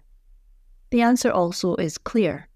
Let him put a guard upon his lips, a watch upon his actions. Let him say to himself, though I do not, for my own sake, care to control the needless worries of my life, I must not, I dare not curse other lives with them. Hence I must at least keep them to myself, I must not voice them. I must not display them in face, eyes, or tone. Then there is the mother who worries over her child's clothing. She is never ceasing in her cautions. It is don't, from morning to night, and whether this seems nagging to her or not, there would be a unanimous vote on the subject where the child consulted as to his feelings. Of course, the boy, the girl, must be taught to take care of her clothes. But this is never done by nagging. A far better plan would be to fit a punishment which really belongs to the evil or careless habit of the child. For instance, if a boy will persist in throwing his hat anywhere instead of hanging it up, let the parent give him one caution, not in a threatening or angry way, but in just as matter-of-fact a fashion, as if she were telling him of some news. John, the next time you fail to hang your hat in its proper place, I shall lock it up for 3 days. Then, if John fails, take the hat and lock it up, and let it stay locked up, though the heavens fall. The same with a child's playthings, tennis rackets, baseball bats, and so on. As a rule, one application of the rule cures. This is immeasurably more sensible than nagging, for it produces the required result almost instantly, and there is little irritation to either person concerned, while nagging is never effective and irritates both all the time. Other parents worry considerably over their children getting in the dirt. In an article which recently appeared in Good Housekeeping, Dr. Woods Hutchinson says some sensible things on children as cabbages. He starts out by saying, quote, "It is well to remember that not all dirt is dirty. While some kinds of dirt are exceedingly dangerous, others are absolutely necessary to life." End quote. If your children get into the dirty and dangerous dirt, spend your energies in getting them into the other kind of dirt, rather than in nagging. Fall into the habit of doing the wise, the rational, the sane thing, because it produces results, rather than the foolish, irrational, insane thing, which never produces a result, save anger, irritation, and oftentimes alienation. In a little book written by J.J. Bell entitled Wee McGregor, there is a worrying mother. Fortunately, she is sweet-spirited with it all, or it would have been unbearable. She and her husband John and the baby, wee Jeannie, with McGregor, were going out to dinner at Aunt Purdy's, who was real genteel and awfully easy offended. The anxious mother was counselling her young son regarding his behaviour at the table of that excellent lady. "And mind, McGregor, you're no to be asking for dealie till you've ate 2 bits of bread and butter. It's no manners, and your Aunt Purdy's real particular. And you're no to dish your mouth with your cuff, mind that. You're to take your hanky and let on you're just gieing your nib a bit wipe. And you're no to scale your tea, nor sup the sugar if ony's left in your cup when you're done drinking. And if you drop your piece on the floor, you're no to gang after it, you're just to let on you've ate it. And you're no—" "'Deed, Lizzie," interposed her husband, "you're the yin to think about things." "Well, John, if I dinna tell McGregor how to behave himself, he'll affront me." And so on, and so on, and so on. Who has not thus seen the anxious mother? And who ever saw her worrying and anxiety do much, if any, good? Train your child by all means in your own home, but let up when you are going out, for your worry worries him, makes him self-conscious, brings about the very disasters you wish to avoid, and at the same time destroys his, your, and everyone's else pleasure who observes, feels, or hears the expressions of worry. Causes of worry. Worry is as multiform and as diverse as are the people who worry. Indeed, worriers are the most ingenious persons in the world. When every possible source of worry seems to be removed, they proceed immediately to invent some new cause which an ordinary healthful mind could never have conceived. The causes of worry are innumerable. They represent the sum total of the errors, faults, missteps, unholy aims, ambitions, foibles, weaknesses, and crimes of men. Every error, mistake, weakness, crime, and so on is a source of worry, a cause of worry. Worry is connected only with the weak, the human, the evil side of human nature. It has no place whatever in association with goodness, purity, holiness, faith, courage, and trust in God. When good men and women worry, in so far as they worry, they are not good. Their worry is a sign of weakness, of lack of trust in God, of unbelief, of unfaithfulness. The man who knows God and his relationship to man, who knows his own spiritual nature and his relationship to God, never worries. There is no possible place in such a man's life for worry. Hence it will be seen that I believe worry to be evil, and nothing but evil, and therefore without one reclaiming or redeeming feature, for it can be productive of nothing but evil. If you really desire to know the sources of your worry, study each worry as it comes up. Analyze it, dissect it, weigh it, examine it from every standpoint, judge it by the one test that everything in life must and ought to submit to, namely, its usefulness. What use is it to you? How necessary to your existence? How helpful is it in solving the problems that confront you? How far does it aid you in their solution? Wherein does it remove the obstacles before your pathway? Find out how much it strengthens, invigorates, inspires you. Ask yourself how much it encourages, enheartens, emboldens you. Put down on paper every slightest item of good or help or inspiration it is to you, and on the other hand, the harm, the discouragement, the evil, the fears it brings to you, and then strike a balance. I can tell you beforehand that after 10 years' study, if so long were necessary, you will fail to find one good thing in favour of worry, and that every item you will enumerate will be against it. Hence, why worry? Quit it.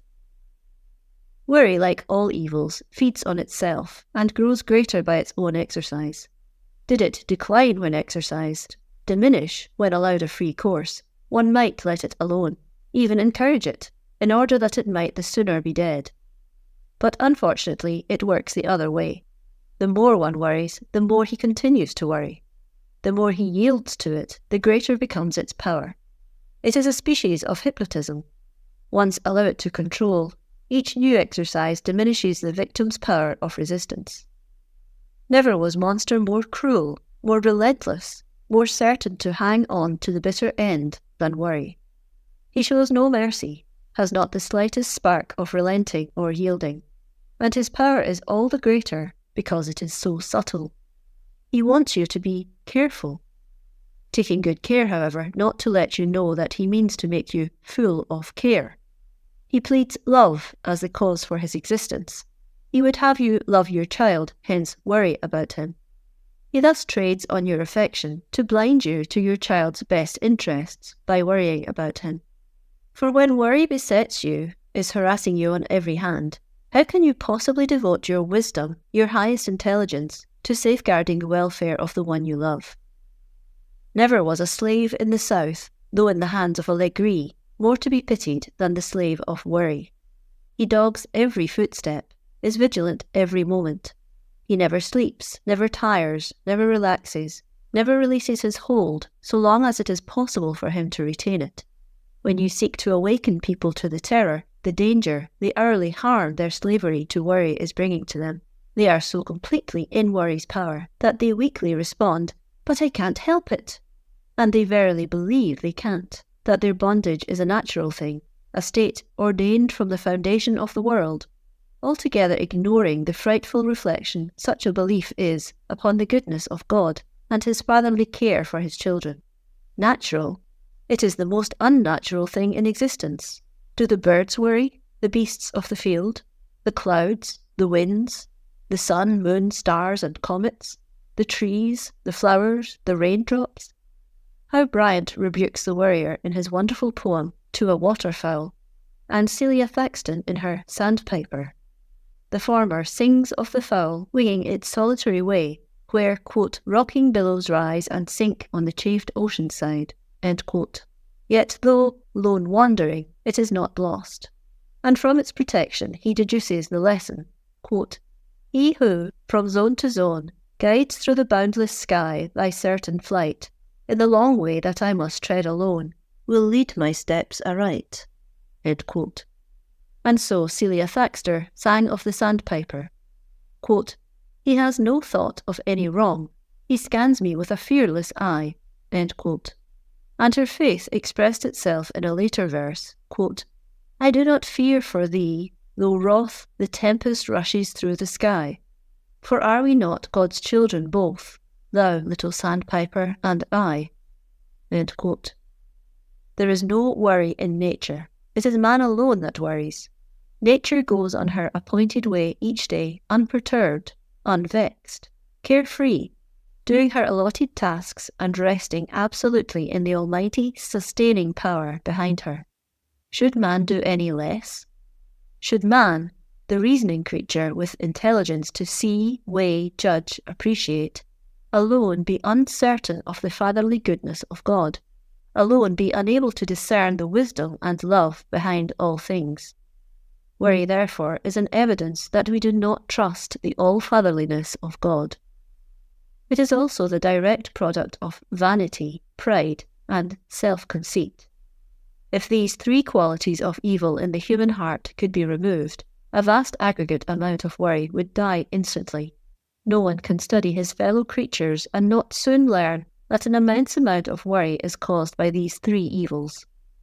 We are worried lest our claims to attention are not fully recognised, lest our worth be not observed, or proper station accorded to us. How we press our paltry little claims upon others, how we glorify our own insignificant deeds, how large loom up our small and puny acts. The whole universe centres in us. Our ego is a most important thing. Our work of the highest value and significance. Our worth most inestimable. The fact of the matter is, most men and women are inestimable, their deeds of value, their lives of importance. Our particular circle needs us, as we need those who compose it. We are all important, but few indeed are there whose power, influence, and importance reach far. Most of the men and women of the world are ordinary. A man may be a king in Wall Street, and yet influence but few outside of his own immediate sphere. Most probably he is unknown to the great mass of mankind. Adventitious circumstances bring some men and women more prominently before the world than others, but even such fame as this is transient, evanescent, and of little importance. The devoted love of our own small circle, the reliable friendship of the few, the blind adoration of the pet dog, are worth more than all the fame, the éclat, the renown of the multitude. And where we have such love, friendship, and blind adoration, let us rest content therein, and smile at the floods of temporary and evanescent emotion which sweep over the mob, but do not have us for their object. I have just read a letter which perfectly illustrates how our vanity, our pride, and personal importance bring much worry to us.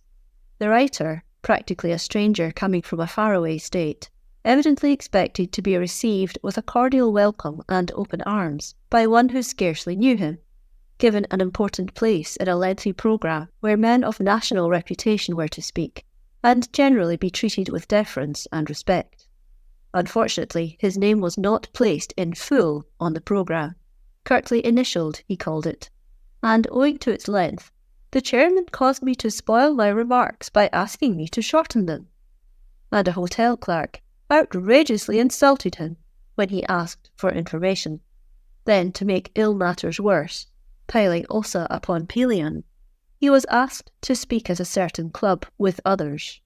One of the newspapers, in reporting the event, commented upon what the others said, and did but ignore him.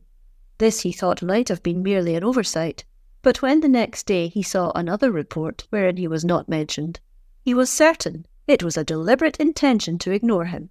He then asks that the person to whom he writes try to find out who is responsible for this affront, and tell him, in order that he may worry some more, I suppose, over trying to get back at him. Poor, poor fellow, how he is to be pitied for being so sensitive, so sure that people regard him enough to want to affront him. Here is a perfect illustration of the worries caused by vanity. 5 complaints in one letter of indignities or affronts that an ordinary, robust, red-blooded man would have passed by without notice. If I were to worry over the times I have been ignored and neglected, I should worry every day. I am fairly well known to many hundreds of thousands of people who read my books, my magazine articles, and hear my lectures. Yet I often go to cities and there are no brass bands, no committee, no flowers or banquet to welcome me. No, indeed, the indignity is thrust upon me of having to walk to the hotel, carry my own grip, and register the same as any other ordinary, common, everyday man. Why should not my blood boil when I think of it? Then, too, when I recall how often my addresses are ignored in the local press, ought not I to be aroused to fierce ire? When a hotel clerk fails to recognise my national importance and gives me a flippant answer when I ask for information, should I not deem it time that the Secretary of State interfere and write a state paper upon the matter? Oh, vanity, conceit, pride, how many sleepless hours of worry and fret you bring to your victims! And the pitiable, the lamentable thing about it all is that they congratulate themselves upon being filled with laudable pride, recognising their own importance, and knowing that honourable ambition is beneficial. Nothing that causes unnecessary heartaches and worry is worthwhile, and of all the prolific causes of these woes, commend me to the vanity, the conceit, the pride of small minds and petty natures. False pride leads its victim to want to make a false impression. He puts on a false appearance. He wishes to appear wiser, better, in easier circumstances, richer than he is. He wears a false front. He is unnatural.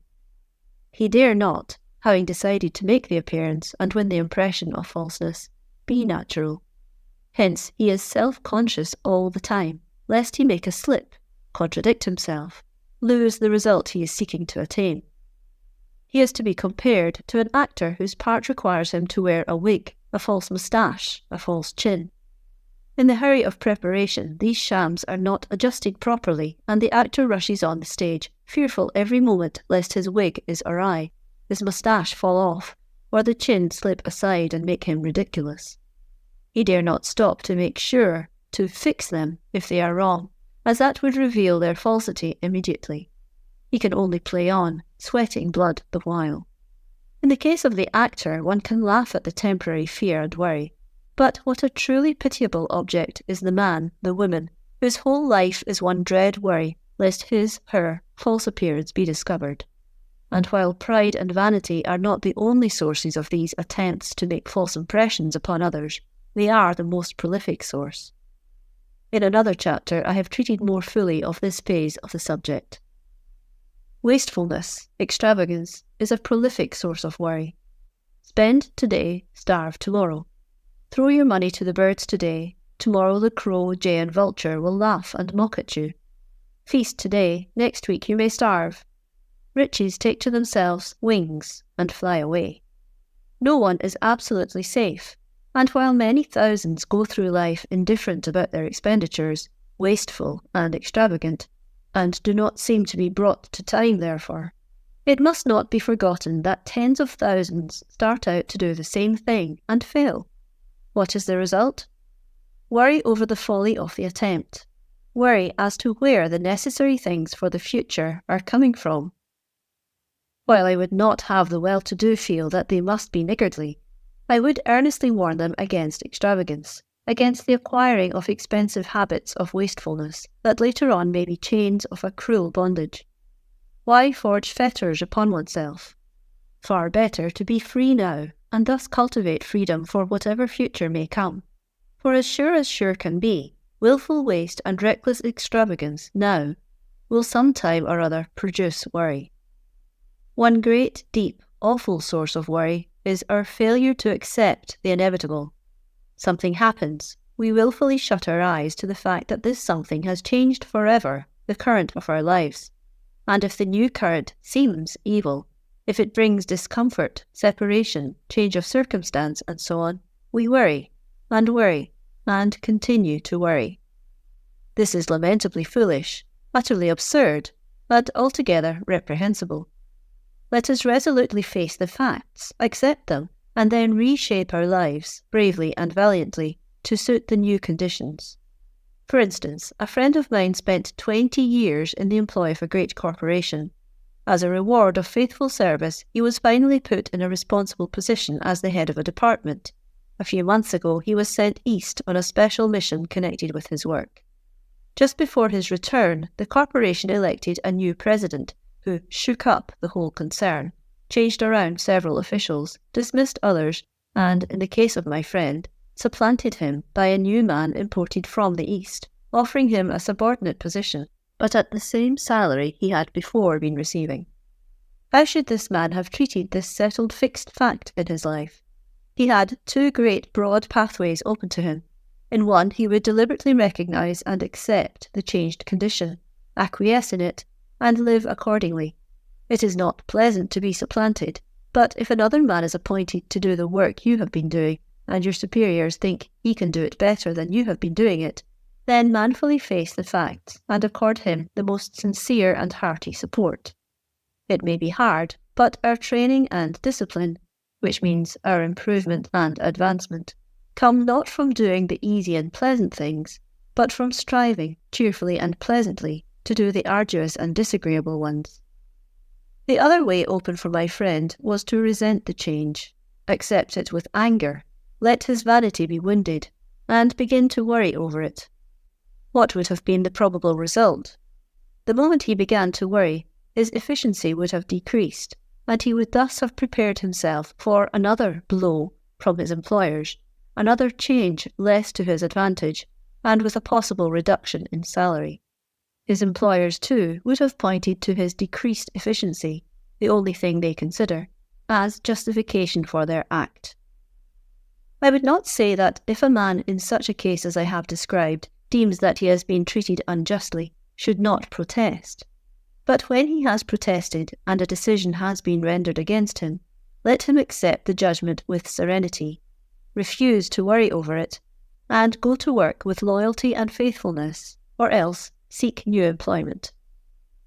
Even on the other hand, were he to have been discharged, there could have come no good from yielding to worry. Accept the inevitable. Do not argue or fret about it. Put worry aside, go to work to find a new position, and make what seemed to be an evil the stepping stone to something better.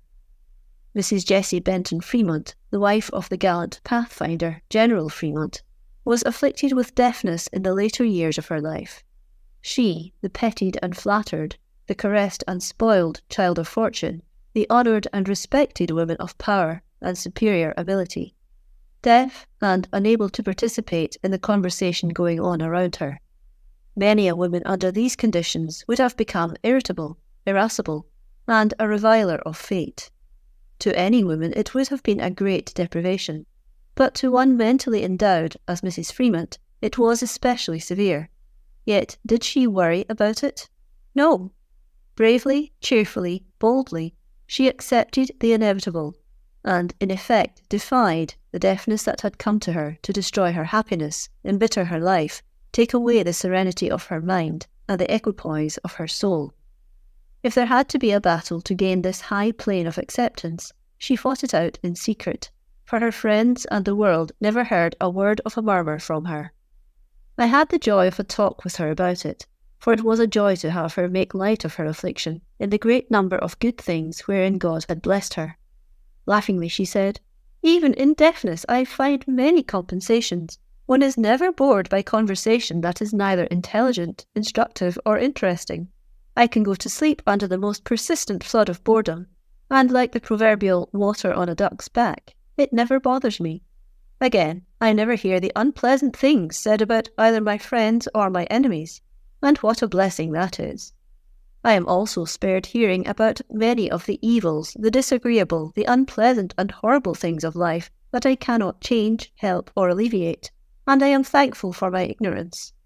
Then again, when people say things that I can and do hear in my trumpet, that I don't think anyone should ever say, I can rebuke them by making them think that I heard them say the very opposite of what they did say, and I smile upon them, and am a villain still."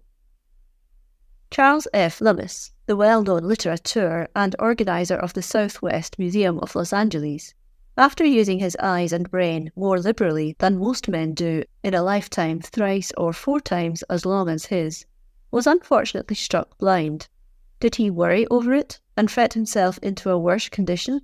No, not for a moment.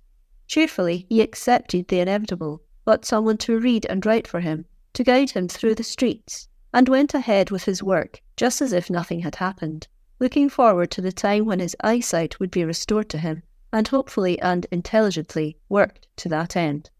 In a year or so, he and his friends were made happy by that coming to pass. But even had it not been so, I am assured Dr. Lummis would have faced the inevitable without a whimper, a cry, or a word of worry or complaint. Those who yield to worry over small physical ills should read his inspiring My Friend Will, footnote, My Friend Will by C.F. Lummis, A.C. McClurg Co., Chicago, end of footnote. A personal record of his successful struggle against 2 severe and prostrating attacks of paralysis. One perusal will show them the folly and futility of worry. A second will shame them because they have so little self-control as to spend their time, strength, and energy in worry.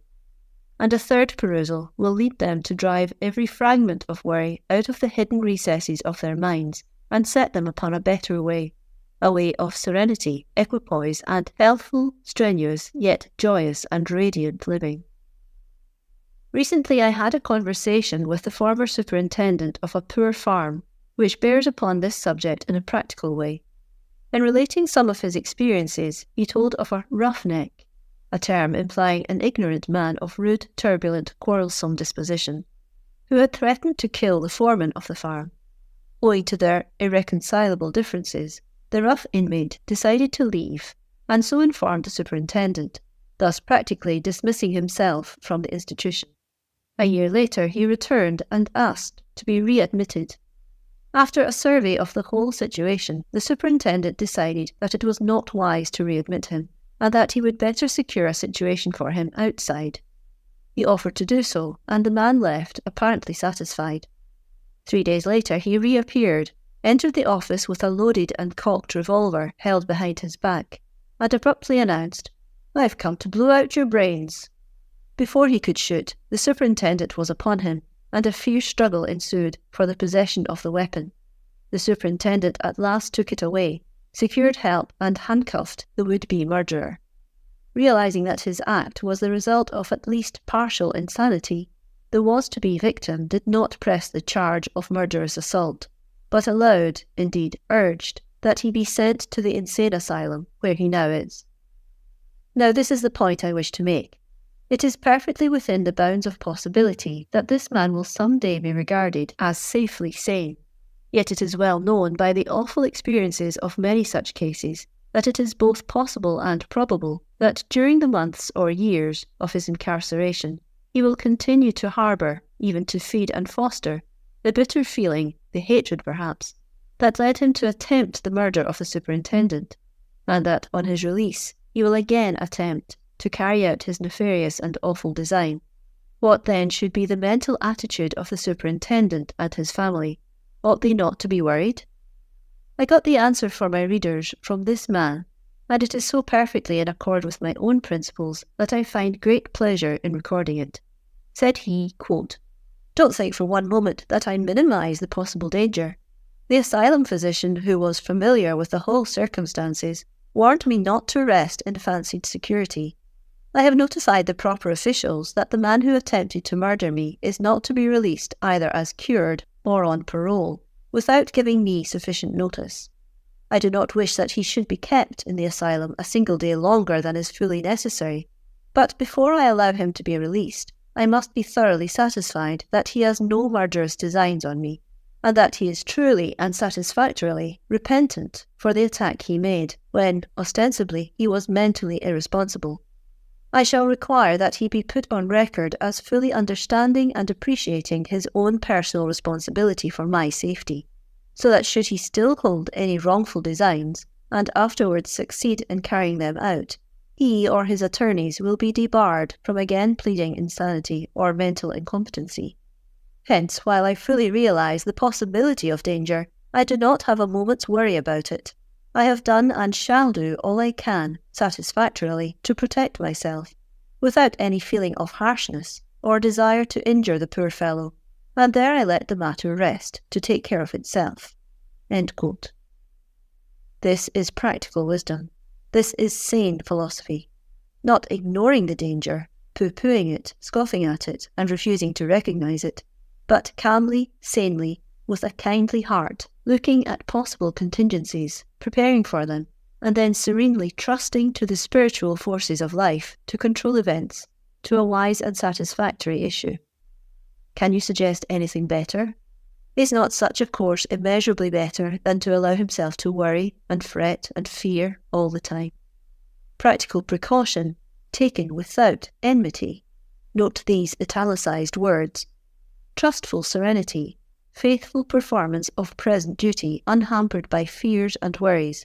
This is the rational, normal, philosophic, sane course to follow.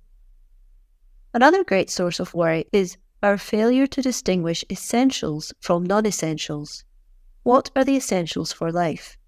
For a man, honesty, truth, earnestness, strength, health, ability to work, and work to do. He may or may not be handsome. He may or may not have wealth, position, fame, education. But to be a man among men, these other things he must have.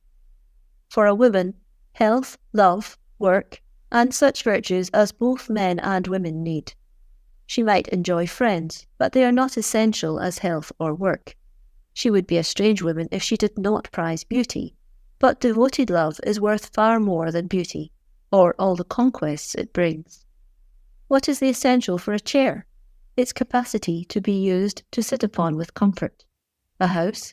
That it is adapted to the making of a home.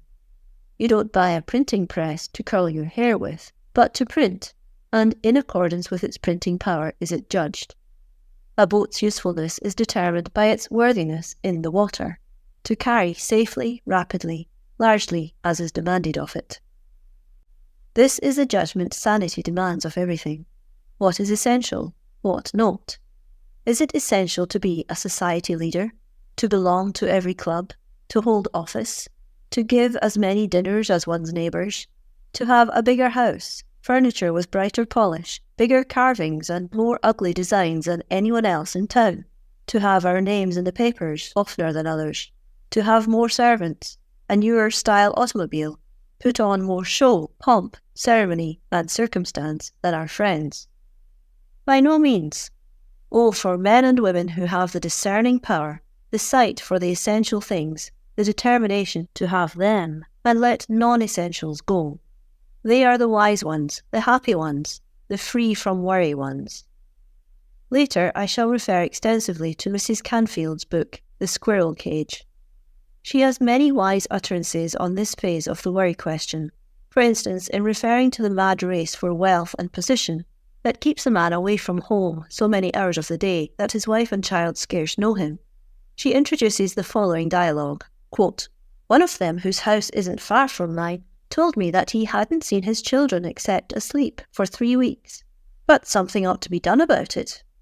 The girl's deep-lying instinct for instant reparation rose up hotly. "Are they so much worse off than most American businessmen?" queried Rankin. "Do any of them feel they can take the time to see much more than the outside of their children? And isn't seeing them asleep about us?" Lydia cut him short quickly. "You're always blaming them for that," she cried. "You ought to pity them. They can't help it. It's better for the children to have bread and butter, isn't it?" Rankin shook his head. "I can't be fooled with that sort of talk. I've lived with too many kinds of people. At least half the time it is not a question of bread and butter. It's a question of giving the children bread and butter and sugar, rather than bread and butter and father. Of course, I'm a fanatic on the subject. I'd rather leave off even the butter than the father, let alone the sugar."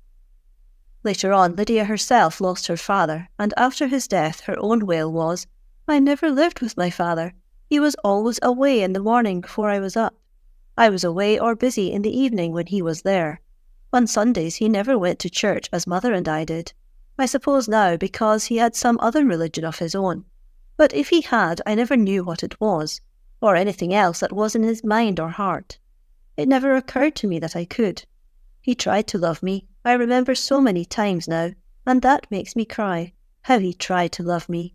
He was so glad to see me when I got home from Europe, but he never knew anything that happened to me. I told you once before that when I had pneumonia and nearly died, Mother kept it from him because he was on a big case. It was all like that, always. He never knew." Dr. Melton broke in, his voice uncertain, his face horrified. "Lydia, I can't let you go on. You are unfair. You shock me. You are morbid. I knew your father intimately. He loved you beyond expression. He would have done anything for you. But his profession is an exacting one. Put yourself in his place a little. It is all or nothing in the law, as in business." But Lydia replied, "When you bring children into the world, you expect to have them cost you some money, don't you? You know you mustn't let them die of starvation. Why oughtn't you to expect to have them cost you thought, and some sharing of your life with them, and some time, real time, not just scraps that you can't use for business?" She made the same appeal once to her husband in regard to their own lives. She wanted to see and know more of him, his business, his inner life, and this was her cry. "Paul, I'm sure there's something the matter with the way we live. I don't like it. I don't see that it helps us a bit, or anyone else. You're just killing yourself to make money that goes to get things we don't need nearly as much as we need more of each other. We're not getting a bit nearer to each other, actually further away, for we're both getting different from what we were, without the others knowing how. And we're not getting nicer. And what's the use of living if we don't do that? We're just getting more and more set on scrambling ahead of other people, and we're not even having a good time out of it. And here is Ariadne, and another one coming, and we've nothing to give them but just this. Paul laughed a little impatiently, irritated and uneasy, as he always was at any attempt to examine too closely the foundations of existing ideas. "Why, Lydia, what's the matter with you? You sound as though you'd been reading some full socialist literature or something." "You know I don't read anything, Paul. I never hear about anything but novels. I never have time for anything else, and very likely I couldn't understand it if I read it, not having any education.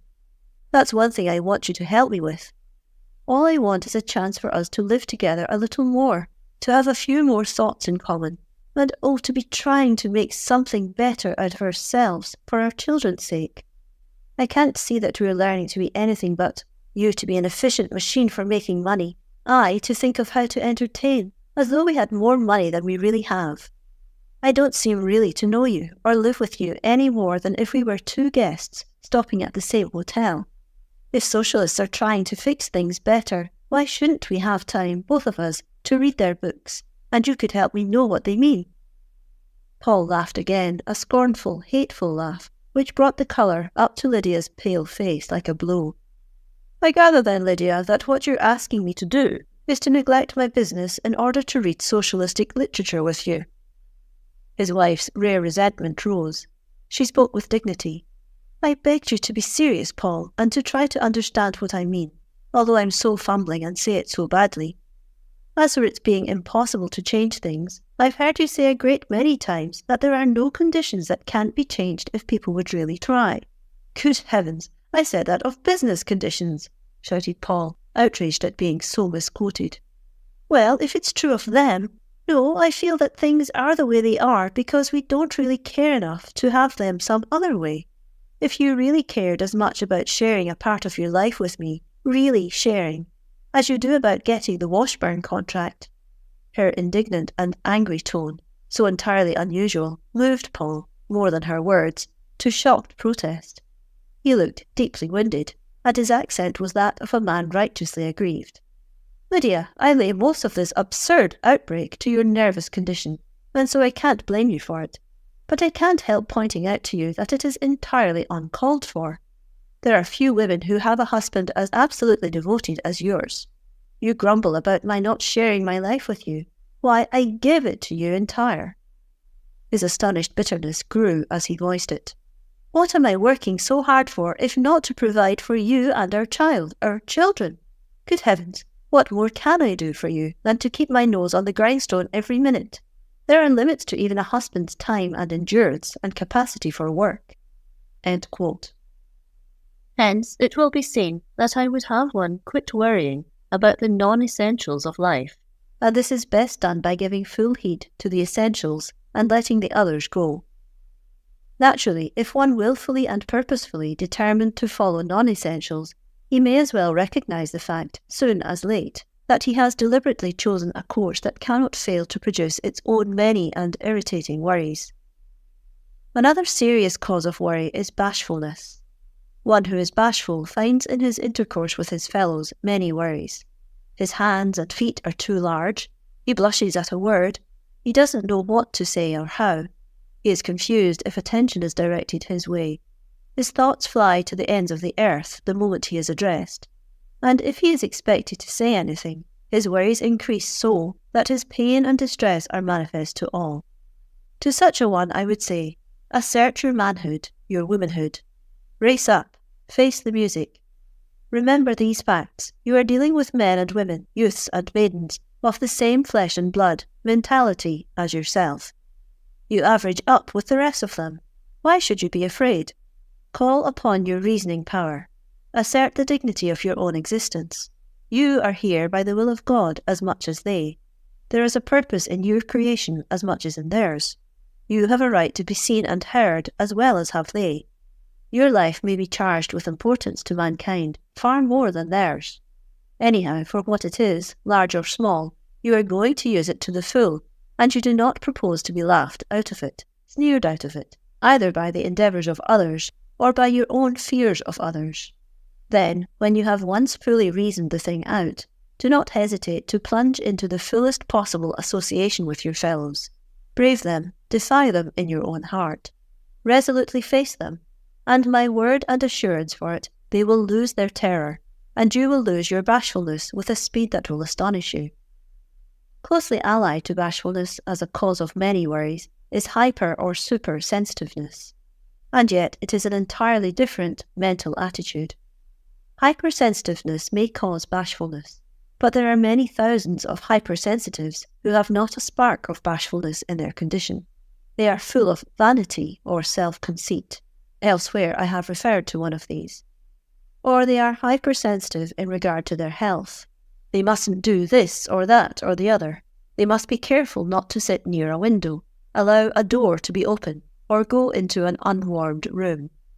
Their feet must never be wet, or their clothing, and as for sleeping in a cold room or getting up before the fire is lighted, they could not live through such awful hardships.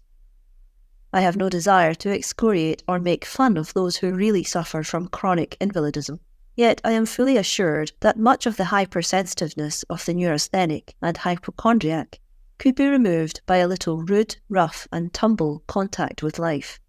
It would do most of these people no harm to follow the advice given by Abernethy, the great English physician, to a pampered, overfed hypersensitive. Live on 6pence a day and earn it. I have found few hypersensitives among the poor. Poverty is a fine cure for most cases, though there are those who cling to their pride of birth of education, or God knows what of insane belief in their superiority over ordinary mortals, and make that the occasion or cause of the innumerable and fretting worries of hypersensitiveness. Another serious cause of worry, in this busy, bustling, rapid age, is the need we feel for hurry. We are caught in the mad rush, and its influence leads us to feel that we too must rush. There is no earthly reason for our hurry, and yet we cannot seem to help it. Hurry means worry. Rush spells fret. Haste makes waste. You live in the country and are a commuter. You must be in the city on the stroke of 9. To do this you must catch the 8:07. You have your breakfast to get, and it takes 6 minutes to walk to the station. No one can do it comfortably in less. Yet every morning, ever since you took this country cottage, you have had to rush through your breakfast and rush to the depot in order to catch the train. Thus starting the day on the rush, you have continued on the stretch all day and get back home at night, tired out, fretted and worried almost to death. Even when you sit down to breakfast, you begin to worry if wifey doesn't have everything ready. You know you'll be late. You feel it. And if the toast and coffee are not on the table the moment you sit down, your querulous complaints strike the morning air. Now what's the use? Why don't you get up 10, 15 or 20 minutes earlier, and thus give yourself time to eat comfortably, and thus get over the worry of your rush? Set the alarm clock for 7 or 6:45 or even 6:30. Far better get up half an hour too early than worry yourself, your wife and the whole household by your insane hurry. Your worry is wholly unnecessary and shows a fearful lack of simple intelligence. Annie Laurie, who writes many sage counsels in the San Francisco Examiner, had an excellent article on this subject in the issue of December 31st, 1915. She wrote, quote, "Here is something that I saw out of my window. It has given me the big thought for my biggest New Year's resolution. The man at the corner house ran down the steps in a terrible hurry. He saw the car coming up the hill and whistled to it from the porch, but the man who was running the car did not hear the whistle. Anyway, he didn't stop the car, and the man on the steps looked as if he'd like to catch the conductor of that car and do something distinctly unfriendly to him, and do it right then and there.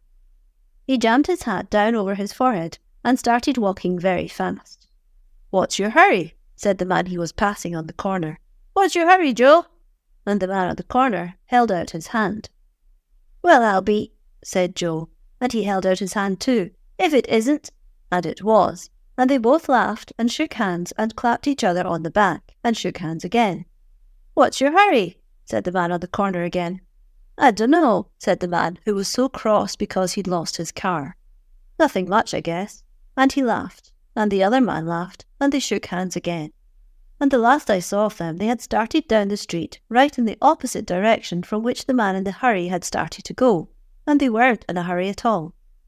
Do you know what I wished, right then and there? I wished that every time I get into the senseless habit of rushing everywhere and tearing through everything, as if it was my last day on earth, and there wasn't a minute left to lose, somebody would stop me on the corner of whatever street of circumstance I may be starting to cross, and say to me in friendly fashion, 'What's the hurry?' What is the hurry, after all? Where are we all going? What for? What difference does it make whether I read my paper at 8 o'clock in the morning or at 9:30? Will the world stop swinging in its orbit if I don't meet just so many people a day, write so many letters, hear so many lectures, skim through so many books? Of course, if I'm earning my living, I must work for it, and work not only honestly but hard. But it seems to me that most of the terrific hurrying we do hasn't much to do with really essential work after all. It's a kind of habit we get into, a sort of madness, like the thing that overtakes the crowd at a ferry landing or the entrance to a train. I've seen men and women too fairly fight to get onto a particular car when the next car would have done just exactly as well. Where are they going in such a hurry? To save a life? To mend a broken heart? To help to heal a wounded spirit? Or are they just rushing because the rest do it? What do they get out of life, these people who are always in a rush? Look, the laurel tree in my California garden is full of bursting buds. The rains are beginning, and the trees will soon be flecked with a silver veil of blossoms. I hadn't noticed it before. I've been too busy. What's your hurry? Come, friend of my heart, I'll say that to you today, and say it in deep and friendly earnest. What's your hurry? Come, let's go for a walk together and see if we can find out. Let us keep finding out through all the new year. There are many other causes of worry, some of them so insidious, so powerful, as to call for treatment in special chapters.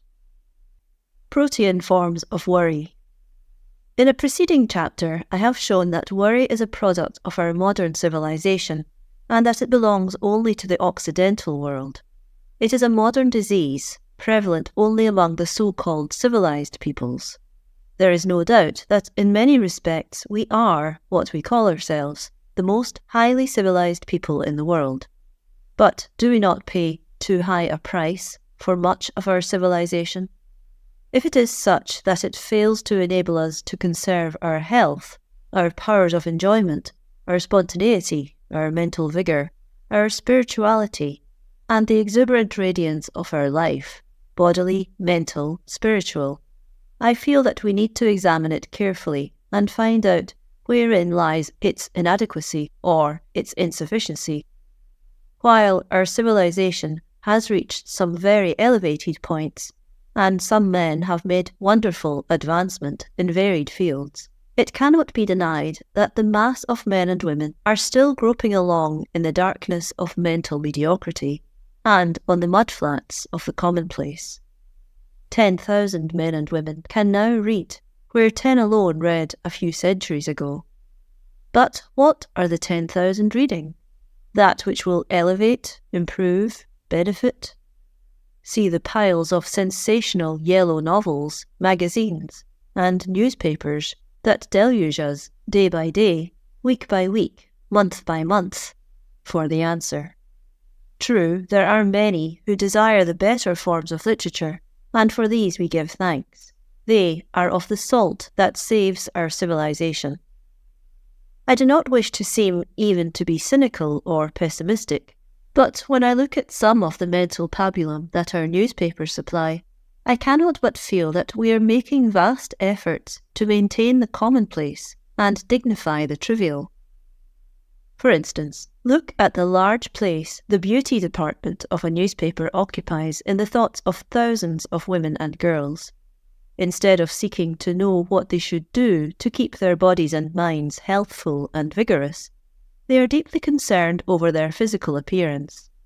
They write and ask questions that show how worried they are about their skin, freckles, pimples, discolorations, patches, and so on. Their complexion, their hair, its colour, glossiness, quantity, how it should be dressed, and 1,001 things that clearly reveal the improper emphasis placed upon them. I do not wish to ignore the basic facts behind these anxious questionings. It is right and proper that women, and men also, should give due attention to their physical appearance. But when it becomes a mere matter of the outward show of cosmetics, powders, rouges, washes, pencils, and things that affect the outside only, then the emphasis is in the wrong place, and we are worrying about the wrong thing. Our appearance is mainly the result of our physical and mental condition. If the body is healthy, the skin and hair will need no especial attention. And indeed, every wise person knows that the application of many of the cosmetics and so on commonly used is injurious, if not positively dangerous.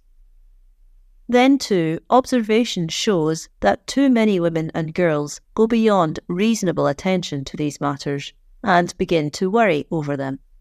Once become slaves to worry, and every hour of the day some new irritant will arise. Some new dope is advertised, some new fashion devised, some new frivolity developed. Vanity and worry now begin to vie with each other as to which shall annoy and vex, sting and irritate their victim the more. Each is a nightmare of a different breed, but no sooner does one bound from the saddle before the other puts in an appearance and compels its victim to a performance. Only a thorough awakening can shake such nightmares off, and comparatively few have any desire to be awakened. I have watched such victims, and they arouse in me both laughter and sadness. One is sure her hair is not the proper colour to match her complexion and eyes, it must be dyed. Then follows the worries as to what dye she shall use, and methods of application.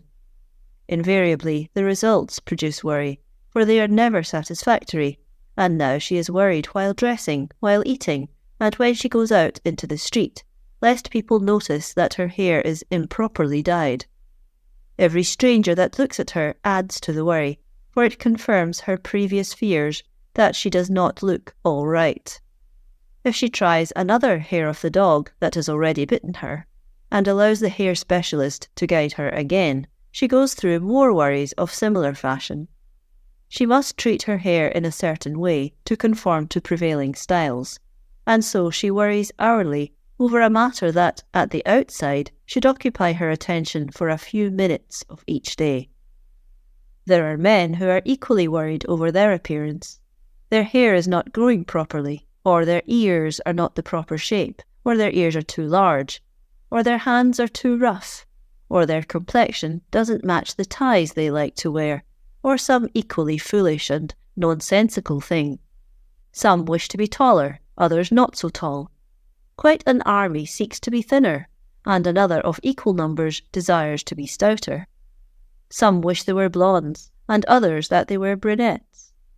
The result is that drugstores, beauty parlours, and complexion specialists for men and women are kept busy all the time, robbing poor, hard-working creatures of their earnings, because of insane worries that they are not appearing as well as they ought to do. Clothing is a perpetual source of worry to thousands. They must keep up with the styles, the latest fashions, For to be out of fashion, a back number, gives them a conniption fit. An out-of-date hat or shirt-waist, jacket, coat, skirt or shoe humiliates and distresses them more than would a violation of the moral law, provided it were undetected. To these, my worrying friends, I continually put the question, is it worthwhile? Is the game worth the shot? What do you gain for all your worry? Rest and peace of mind? Alas, no. If the worry and effort accomplished anything, I would be the last to deprecate it. But observation and experience have taught me that the more you yield to these demons of vanity and worry, the more relentlessly they harry you. They veritably are demons that seize you by the throat and hang on like grim death until they suffocate and strangle you. Do you propose therefore any longer to submit? Are you willfully and knowingly going to allow yourself to remain within their grasp? You have a remedy in your own hands. Kill your foolish vanity by determining to accept yourself as you are. All the efforts in the world will not make any changes worthwhile. Fix upon the habits of dress and so on that good sense tells you are reasonable and in accord with your age, your position, and your purse, and then follow them, regardless of the fashion or the prevailing style. You know as well as I that unless you are a near millionaire, you cannot possibly keep up with the many and various changes demanded by current fashion. Then why worry yourself by trying? Why spend your small income upon the unattainable, or upon that which, even if you could attain it, you would find unsatisfying and incomplete? In your case, worry is certainly the result of mental inoccupancy. This is sometimes called empty-headedness, and while the term seems somewhat harsh and rough, it is pretty near the truth. If you spent 1/10 the amount of energy seeking to put something into your head that you spend worrying as to what you shall put on your head and how to fix it up, your life would soon be far more different than you can now conceive. Carelessness and laziness are both great causes of worry. The careless man, the lazy man, are each indifferent as to how their work is done. Such men seldom do well that which they undertake. Everything carelessly or lazily done is incomplete, inadequate, incompetent, and therefore a source of distress, discontent, and worry. A careless or lazy plumber causes much worry, for even though his victims may have learned the lesson I am endeavouring to inculcate throughout these pages, it is a self-evident proposition that they will not allow his indifferent work to stand without correction. Therefore the telephone bell calls continually. He or his men must go out and do the work again, and when payday comes, he fails to receive the cheque good work would surely have made forthcoming to him. The schoolboy, schoolgirl has to learn this lesson, and the sooner the better. The teacher never nags the careful and earnest student. Only the lazy and careless are worried by extra lessons, extra recitals, impositions, and the like.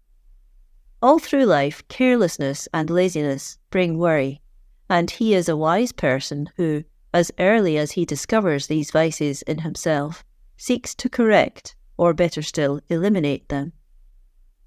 Another form of worry is that wherein the worrier is sure that no one is to be relied upon to do his duty.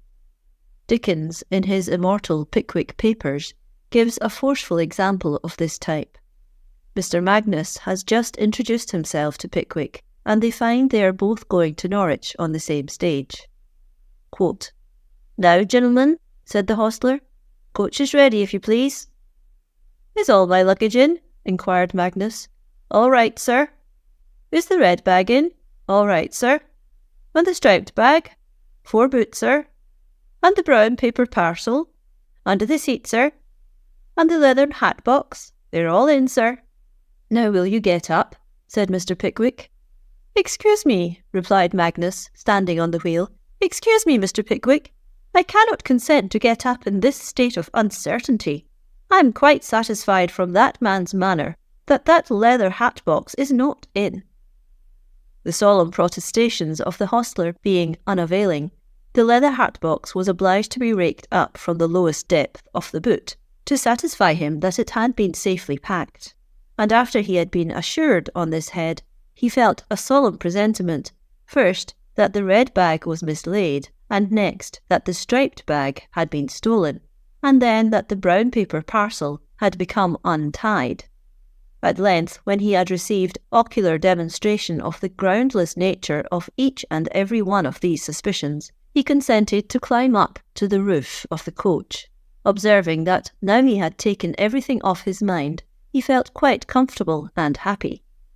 But this was only a temporary feeling, for as they journeyed along, every break in the conversation was filled up by Mr. Magnus's loudly expressed anxiety respecting the safety and well-being of the two bags, the leather hat box and the brown paper parcel."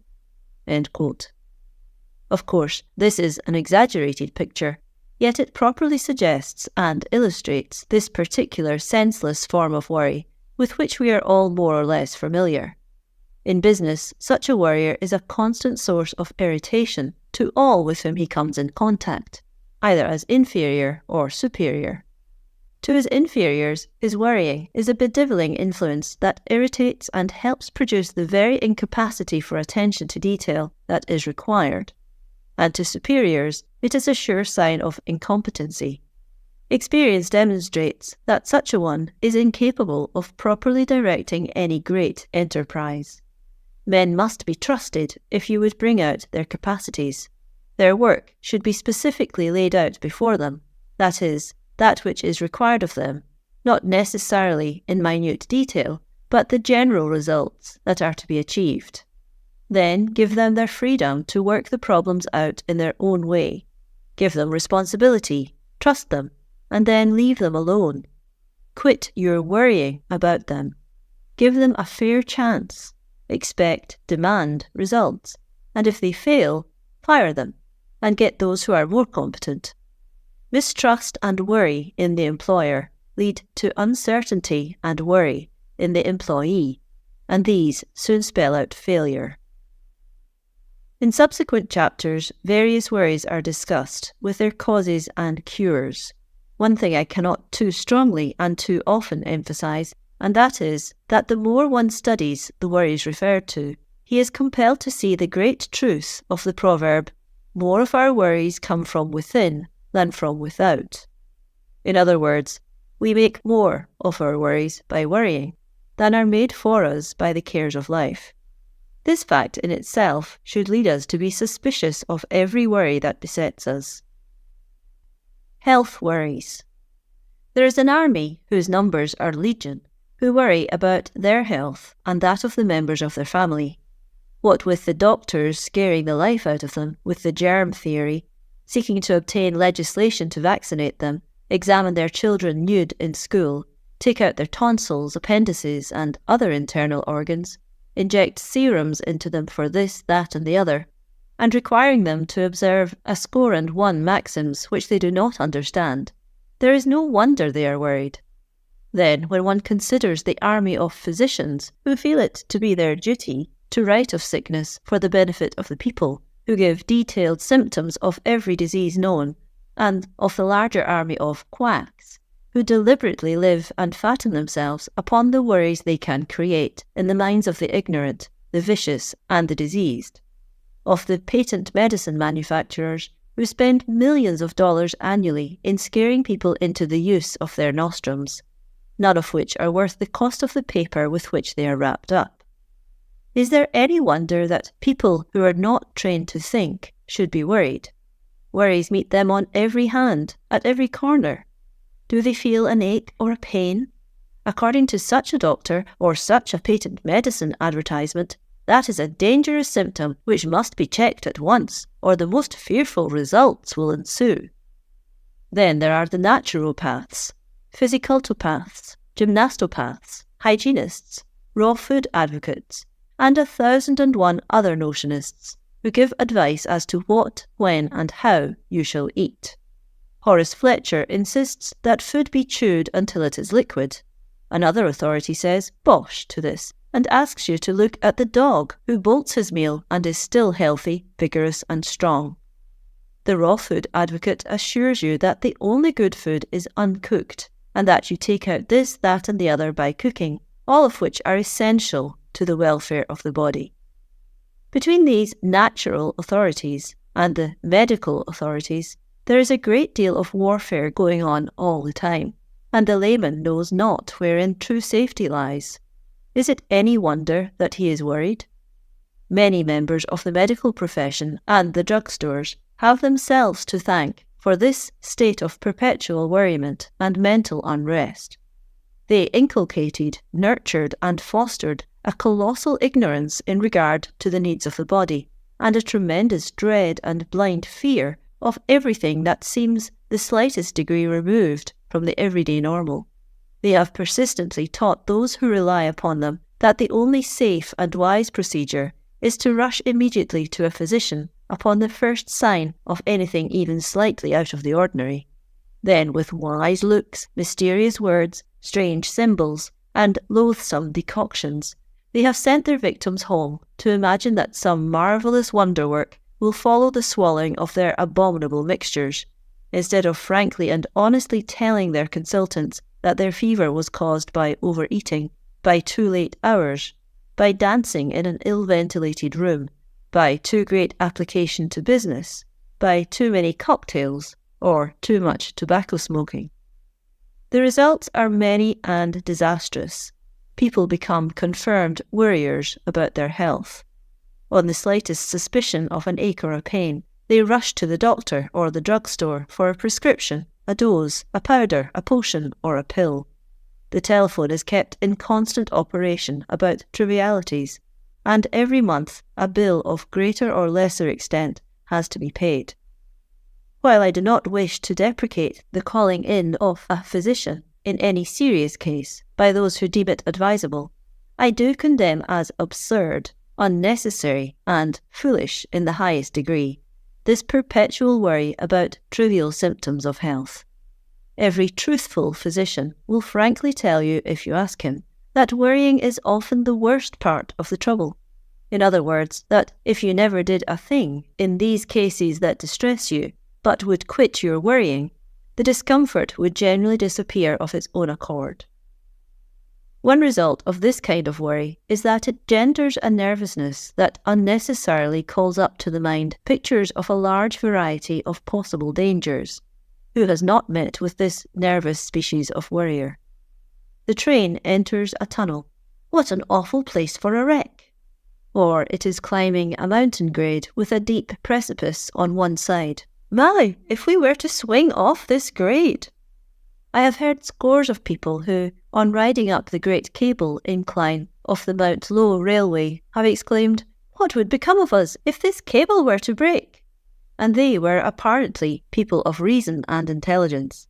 The fact is, the cable is so strong and heavy that with two cars crowded to the utmost, their united weight is insufficient to stretch the cable tight, let alone putting any strain upon it sufficient to break it.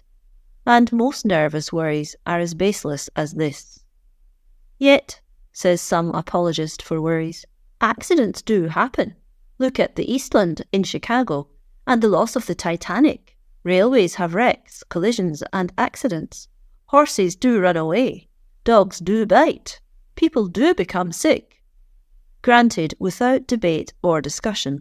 But if everybody on board the wrecked vessels had worried for 6 months beforehand, would their worries have prevented the wrecks? Mind you, I say worry, not proper precaution. The shipping authorities, all railway officials and employees and so on, should be as alert as possible to guard against all accidents. But this can be done without one moment's worry on the part of a solitary human being. And care is as different from worry as gold is from dross, coal from ashes. By all means take due precautions. Study to avoid the possibility of accidents, but do not give worry a place in your mind for a moment. A twin brother to this health worrier is the nervous type who is sure that every dog loose on the streets is going to bite. Every horse driven behind is surely going to run away. Every chauffeur is either reckless, drunk, or sure to run into a telegraph pole, have a collision with another car, overturn his car at the corner, or run down the crossing pedestrian. Every loitering person is a tramp who is a burglar in disguise. Every stranger is an enemy, or at least must be regarded with suspicion. Such worriers always seem to prefer to look on the dark side of the unknown rather than on the bright side. Think no evil is good philosophy to apply to everything, as well as genuine religion, when put into practice. The world is in the control of the powers of good, and these seek our good, not our disaster. Have faith in the goodness of the powers that be, and work and live to help make your faith true. The man who sees evil where none exists will do more to call it into existence than he imagines. And equally true, or even more so, is the converse, that he who sees good where none seems to exist will call it forth, bring it to the surface. The teacher who imagines that all children are mean and are merely waiting for a chance to exercise that meanness will soon justify his suspicions, and the children will become what he imagines them to be. Yet such a teacher often little realizes that it has been his own wicked fears and worries that helped, to put it mildly, the evil assert itself. The worries of parents. A worrying parent is at once an exasperating and a pathetic figure. She, for it is generally the mother, is so undeniably influenced by her love that one can sympathize with her anxiety. Yet the confidant of her child, or the unconcerned observer, is exasperated as he clearly sees the evil she is creating by her foolish, unnecessary worries. The worries of parents are protean, as are all other worries, and those herein named must be taken merely as suggestions as to scores of others that might be catalogued and described in detail. Many mothers worry foolishly because their children do not obey, are not always thoughtful and considerate, and act with wisdom, forgetful that life is the school for learning. If any worrying is to be done, let the parent worry over her own folly in not learning how to teach or train her child. Line upon line, precept upon precept, here a little, there a little, is the natural procedure with children. It is unreasonable to expect old heads upon young shoulders. Worry, therefore, that children have not learned before they are taught is as senseless as it is demoralizing. Get down to something practical. I know a mother of a large family of boys and girls. They are as diverse in character and disposition as one might ever find. She is one of the wise, sensible, practical mothers who acts instead of worrying. For instance, she believes thoroughly in allowing the children to choose their own clothing. It develops judgment, taste, practicability. One of the girls was vain and always wanted to purchase shoes too small for her, in order that she might have pretty feet. Each time she brought home small shoes, her mother sent her back with admonitions to secure a larger pair. After this had continued for several times, she decided upon another plan. When the too small shoes were brought home, she compelled the girl to wear them, though they pinched and hurt, until they were worn out. And, as she said in telling me the story, that ended that. One of her sons was required to get up every morning and light the fire. Very often he was lazy and late, so that the fire was not lighted when mother was ready to prepare breakfast. One night he brought home a companion to spend a day or two. The lads frolicked together so that they overslept. When mother got up in the morning, there was no fire. She immediately walked to the foot of the stairs and yelled, "Fire! Fire! Fire!" at the top of her voice. In a few moments, both lads, tousled, half-dressed, and well scared, rushed downstairs, exclaiming, "Where's the fire? Where's the fire?" "I want it in the stove," was the mother's answer. And that was the end of that.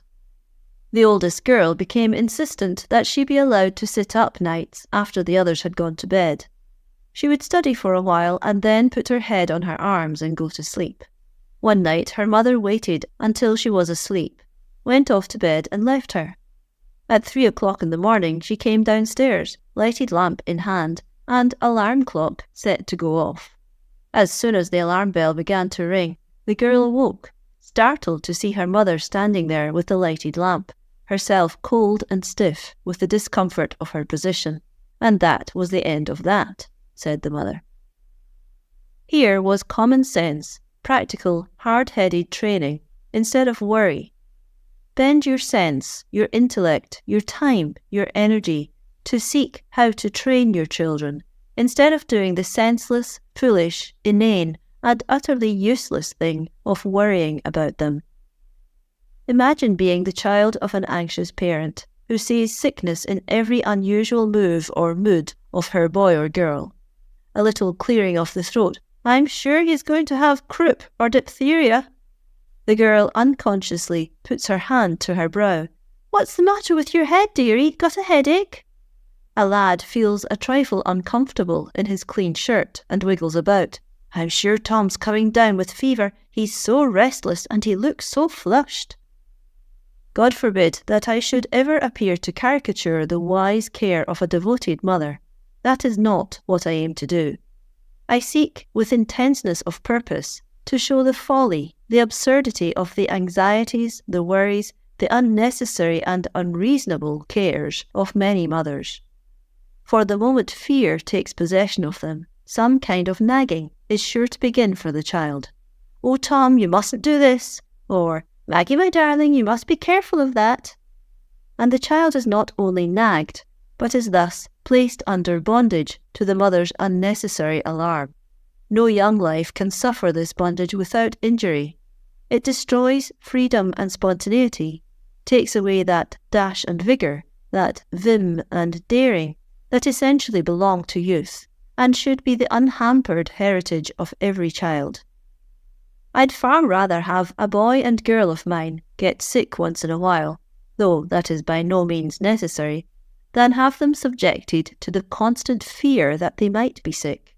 And when boys and girls wake up to the full consciousness that their parents' worries are foolish, unnecessary, and self-created, the mental and moral influence upon them is far more pernicious than many even of our wisest observers have perceived.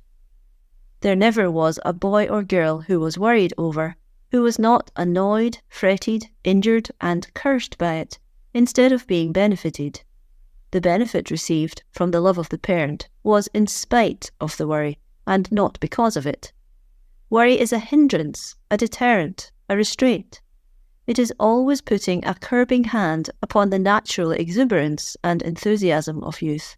It says, don't, with such fierce persistence that it kills initiative, destroys endeavour, murders naturalness, and drives its victims to deception, fraud, and secrecy to gain what they feel to be natural, reasonable, and desirable ends. I verily believe that the parent who forever is saying "don't" to her children is as dangerous as a submarine and as cruel as an asphyxiating bomb. Life is for expression, not repression. Repression is always a proof that a proper avenue for expression has not yet been found. Quit your don't-ing and teach your child to do right. Children absolutely are taught to dread, then dislike, and finally to hate their parents when they are refused the opportunity of doing, of expressing themselves. Rather, seek to find ways in which they may be active. Give them opportunities for pleasure, for employment, for occupation. And remember this, there is as much distance and difference between tolerating, allowing, permitting your child to do things, and encouraging, fostering in them the desire to do them, as there is distance between the poles. Don't be a dampener to your children, a discourager, a don't-er. A sign, the moment you appear, that they must quit something, that they must repress their enthusiasm, their fun, their exuberant frolicsomeness. But let them feel your sympathy with them, your comradeship, your good cheer, that father, mother, is a jolly good fellow, and, my life for it, you will doubtless save yourself and them much worry in after years.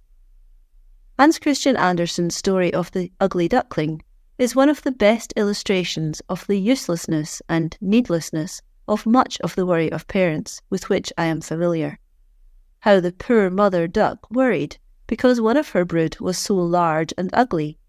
At first she was willing to accept it, but when everybody else jeered at it, pushed it aside, bit at it, pecked it on the head, and generally abused it, and the turkey cock bore down upon it like a ship in full sail and gobbled at it, and its brothers and sisters hunted it, grew more and more angry with it, and wished the cat would get it and swallow it up, she herself wished it far and far away. And as the worries grew around the poor duckling, it ran away. It didn't know enough to have faith in itself and its own future. The result was the worries of others affected it to the extent of urging it to flee. For the time being, this enlarged its worries, until, at length, falling in with a band of swans, it felt a strange thrill of fellowship with them, in spite of their grand and beautiful appearance, and, soaring into the air after them, it alighted into the water, and, seeing its own reflection, was filled with amazement and wonder to find itself no longer an ugly duckling, but a swan. Many a mother, father, family generally, have worried over their ugly duckling until they have driven him, her, out into the world, only to find out later that their duckling was a swan. And while it was good for the swan to find out its own nature, the points I wish to make are that there was no need for all the worry. It was the sign of ignorance, of a want of perception, and further, the swan would have developed in its home nest just as surely as it did out in the world, and would have been saved all the pain and distress its cruel family visited upon it. There is still another story which may as well be introduced here, as it applies to the unnecessary worry of parents about their young. In this case, it was a hen that sat on a nest of eggs. When the chickens were hatched, they all pleased the mother hen but one, and he rushed to the nearest pond, and, in spite of her fret, fuss, fume, and worry, insisted upon plunging in. In vain the hen screamed out that he would drown. Her unnatural child was resolved to venture, and, to the amazement of all, he floated perfectly, for he was a duck instead of a chicken, and his egg was placed under the old hen by mistake. Mother, father, don't worry about your child. It may be he is a swan. He may be a duck, instead of the creature you anticipated. Control your fretfulness and your worry, for it cannot possibly change things. Wait and watch developments, and a few days may reveal enough to you to show you how totally unnecessary all your worries would have been. Teach yourself to know that worry is evil thought, directed either upon our own bodies or minds, or those of others. Note, I say evil thought. It is not good thought. Good thought so directed would be helpful, useful, beneficial. This is injurious, harmful, baneful. Evil thought, worry, directs to the person, or to that part of the body considered, an injurious and baneful influence that produces pain, inharmony, unhappiness. It is as if one were to divert a stream of corroding acid upon a sensitive wound, and do it because we wished to heal the wound. Worry never once healed a wound, or cured an ill. It always aggravates, irritates, and furthermore helps superinduce the evil the worrier is afraid of. The fact that you worry about these things to which I have referred, that you yield your thoughts to them, and in your worry give undue contemplation to them, induces the conditions you wish to avoid or avert. Hence, if you wish your child to be well and strong, brave and courageous, it is the height of cruelty for you to worry over his health, his play, or his exercise. Better by far leave him alone than bring upon him the evils you dread.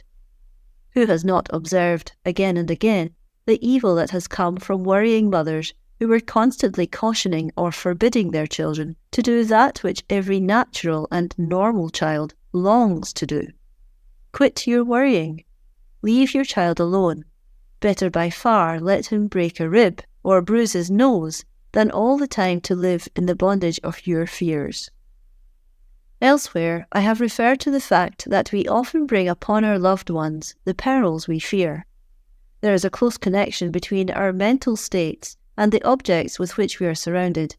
Or mayhap it would be more correct to say that it is our mental condition that shapes the actions of those around us in relation to the things by which they are surrounded.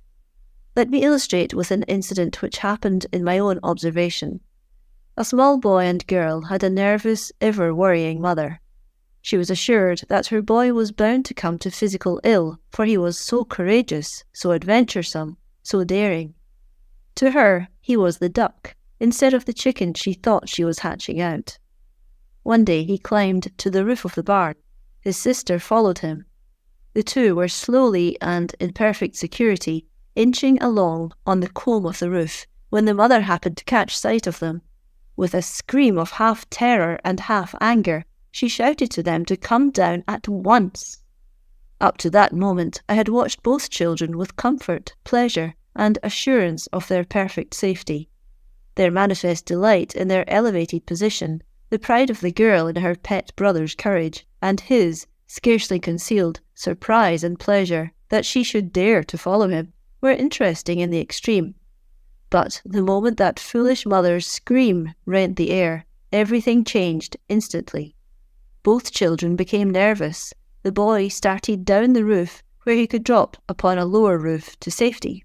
His little sister, however, started down too soon. Her mother's fears unnerved her, and she slid, and falling some 25 feet or so, broke her arm. Then, and here was the cruel fatuity of the whole proceeding, the mother began to wail and exclaim to the effect that it was just what she expected. May I be pardoned for calling her a worrying fool. She could not see that it was her very expectation and giving voice to it in her hourly worryings, and in that command that they come down, that caused the accident. She herself alone was to blame. Her unnecessary worry was the cause of her daughter's broken arm. Christ's constant incitement to his disciples was, "Be not afraid." He was fully aware of the fact that Job declared, "The thing which I greatly feared is come upon me." Hence, worrying mother, curb your worry, kill it, drive it out, for your child's sake. You claim it is for your child's good that you worry. You are wrong. It is because you are too thoughtless, faithless, and trustless that you worry, and, if you will pardon me, too selfish. If instead of giving vent to that fear, worry, dread, you exercised your reason and faith a little more, and then self-denial, and refused to give vocal expression to your worry, you could then claim unselfishness in the interest of your child. But to put your fears and worries, your dreads and anxieties around a young child, destroying his exuberance and joy, surrounding him with the mental and spiritual fogs that beset your own life, is neither wise, kind, nor unselfish.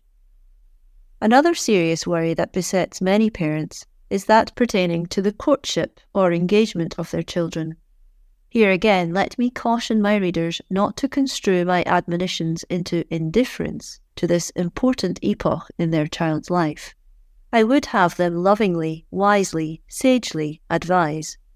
But there is a vast difference between this and the uneasy, fretful, nagging worries that beset so many parents and which often lead to serious friction.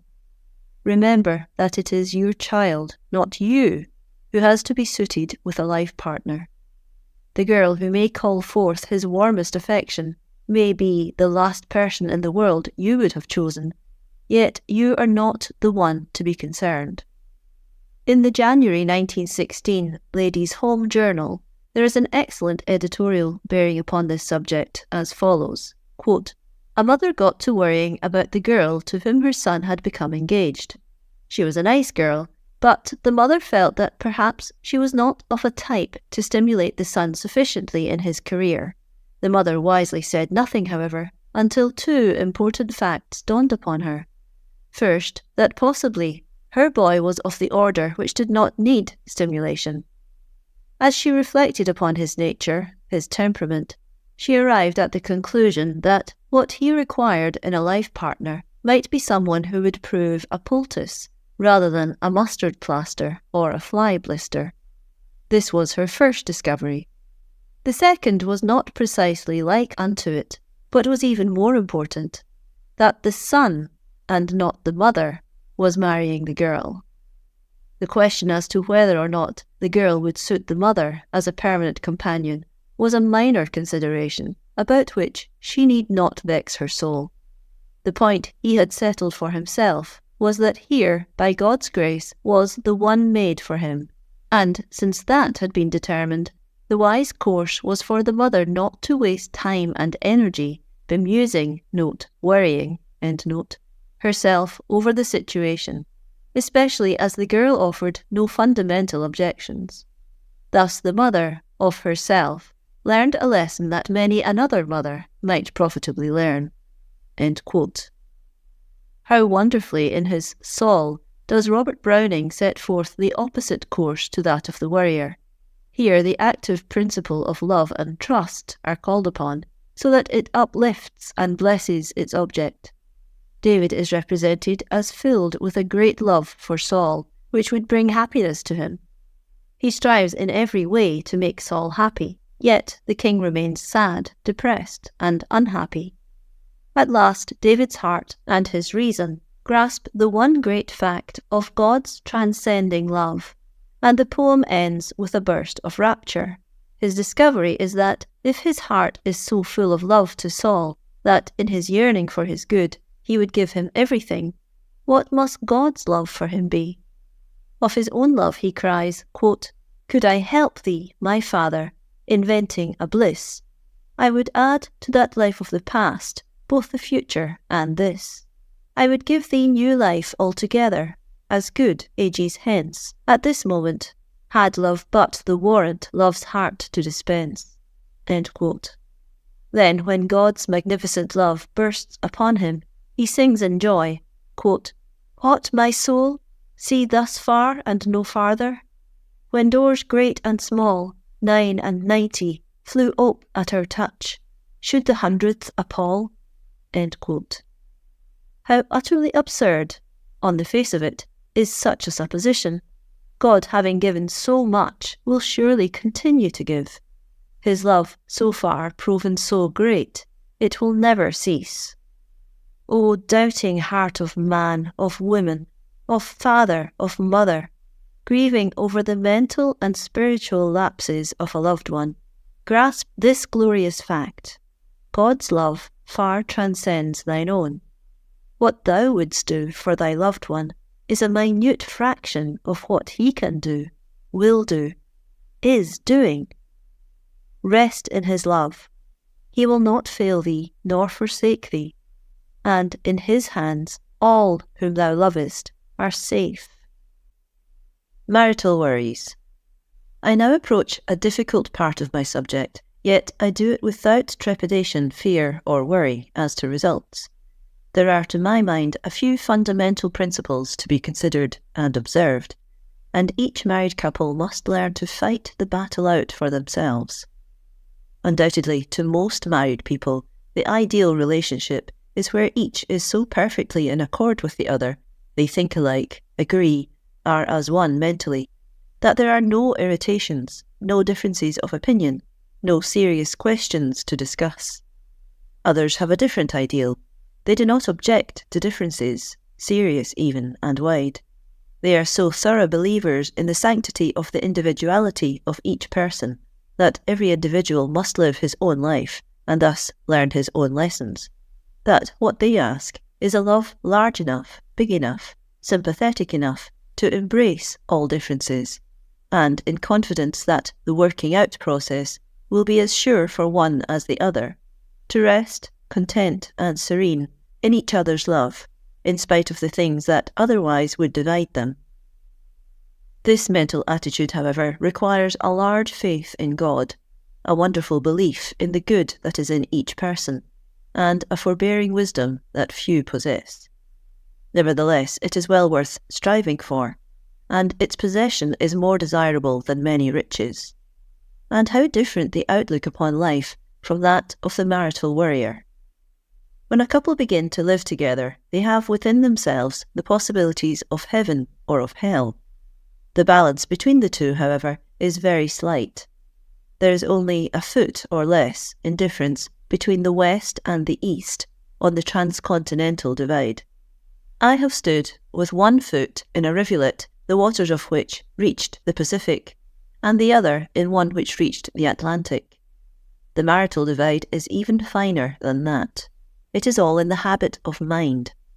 If one determines that he, she will guide, boss, direct, control the other, one of two or three things is sure to occur.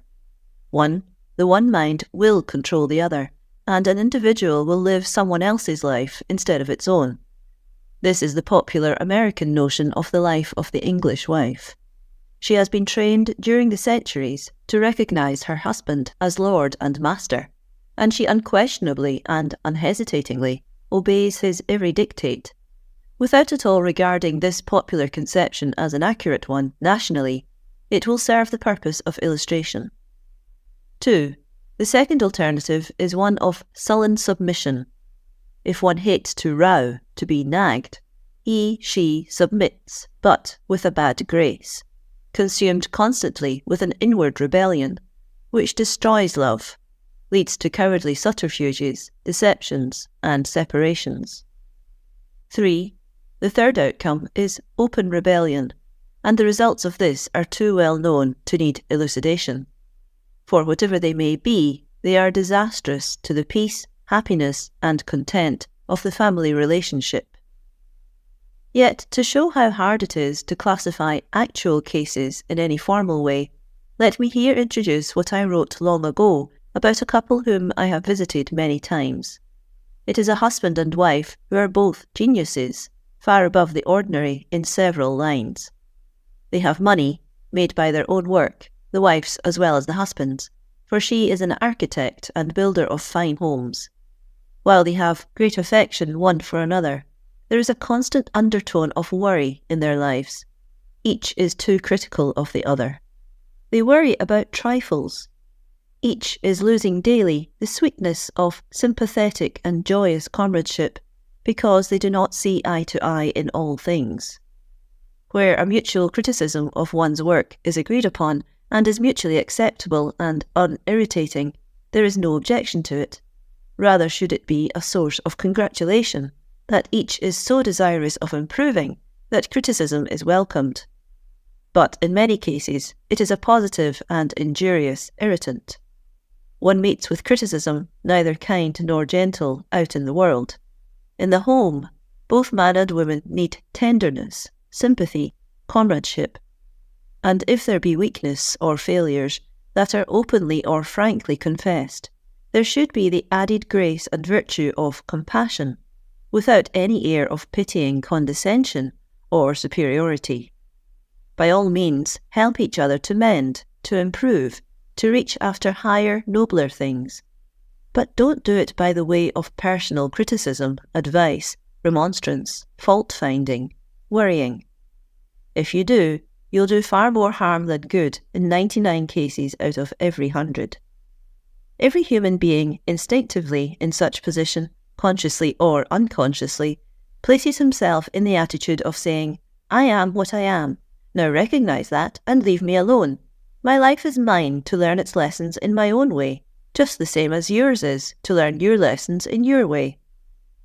This worrying about and off each other has proven destructive of much domestic happiness and has wrecked many a marital bark that started out with sails set, fair wind, and excellent prospects. Don't worry about each other. Help each other by the loving sympathy that soothes and comforts. Example is worth 1,000,000 times more than precept and criticism, no matter how lovingly and wisely applied. And few men and women are wise enough to criticise and advise perpetually without giving the recipient the feeling that he is being nagged. Granted that, from the critic's standpoint, every word said may be true, wise, and just, this does not by any means make it wise to say it. The mental and spiritual condition of the recipient must be considered, as of far more importance than the condition of the giver of the wise exhortations. The latter is all right. He doesn't need such admonitions. The other does. The important question, therefore, should be, is he ready to receive them? If not, if the time is unpropitious, the mental condition inauspicious, better do, say, nothing than make matters worse.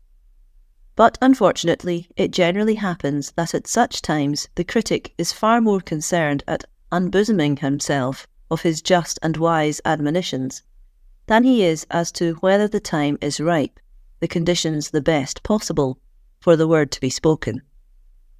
The sacred writer has something very wise and illuminating to say upon this subject. Solomon says, quote, "A word spoken in due season, how good is it?" End quote. Note, however, that it must be spoken in due season to be good. The same word spoken out of season may be, and often is, exceedingly bad. Again he says, quote, "A word fitly spoken is like apples of gold in pictures of silver." End quote. But it must be fitly spoken to be worthy to rank with apples of gold.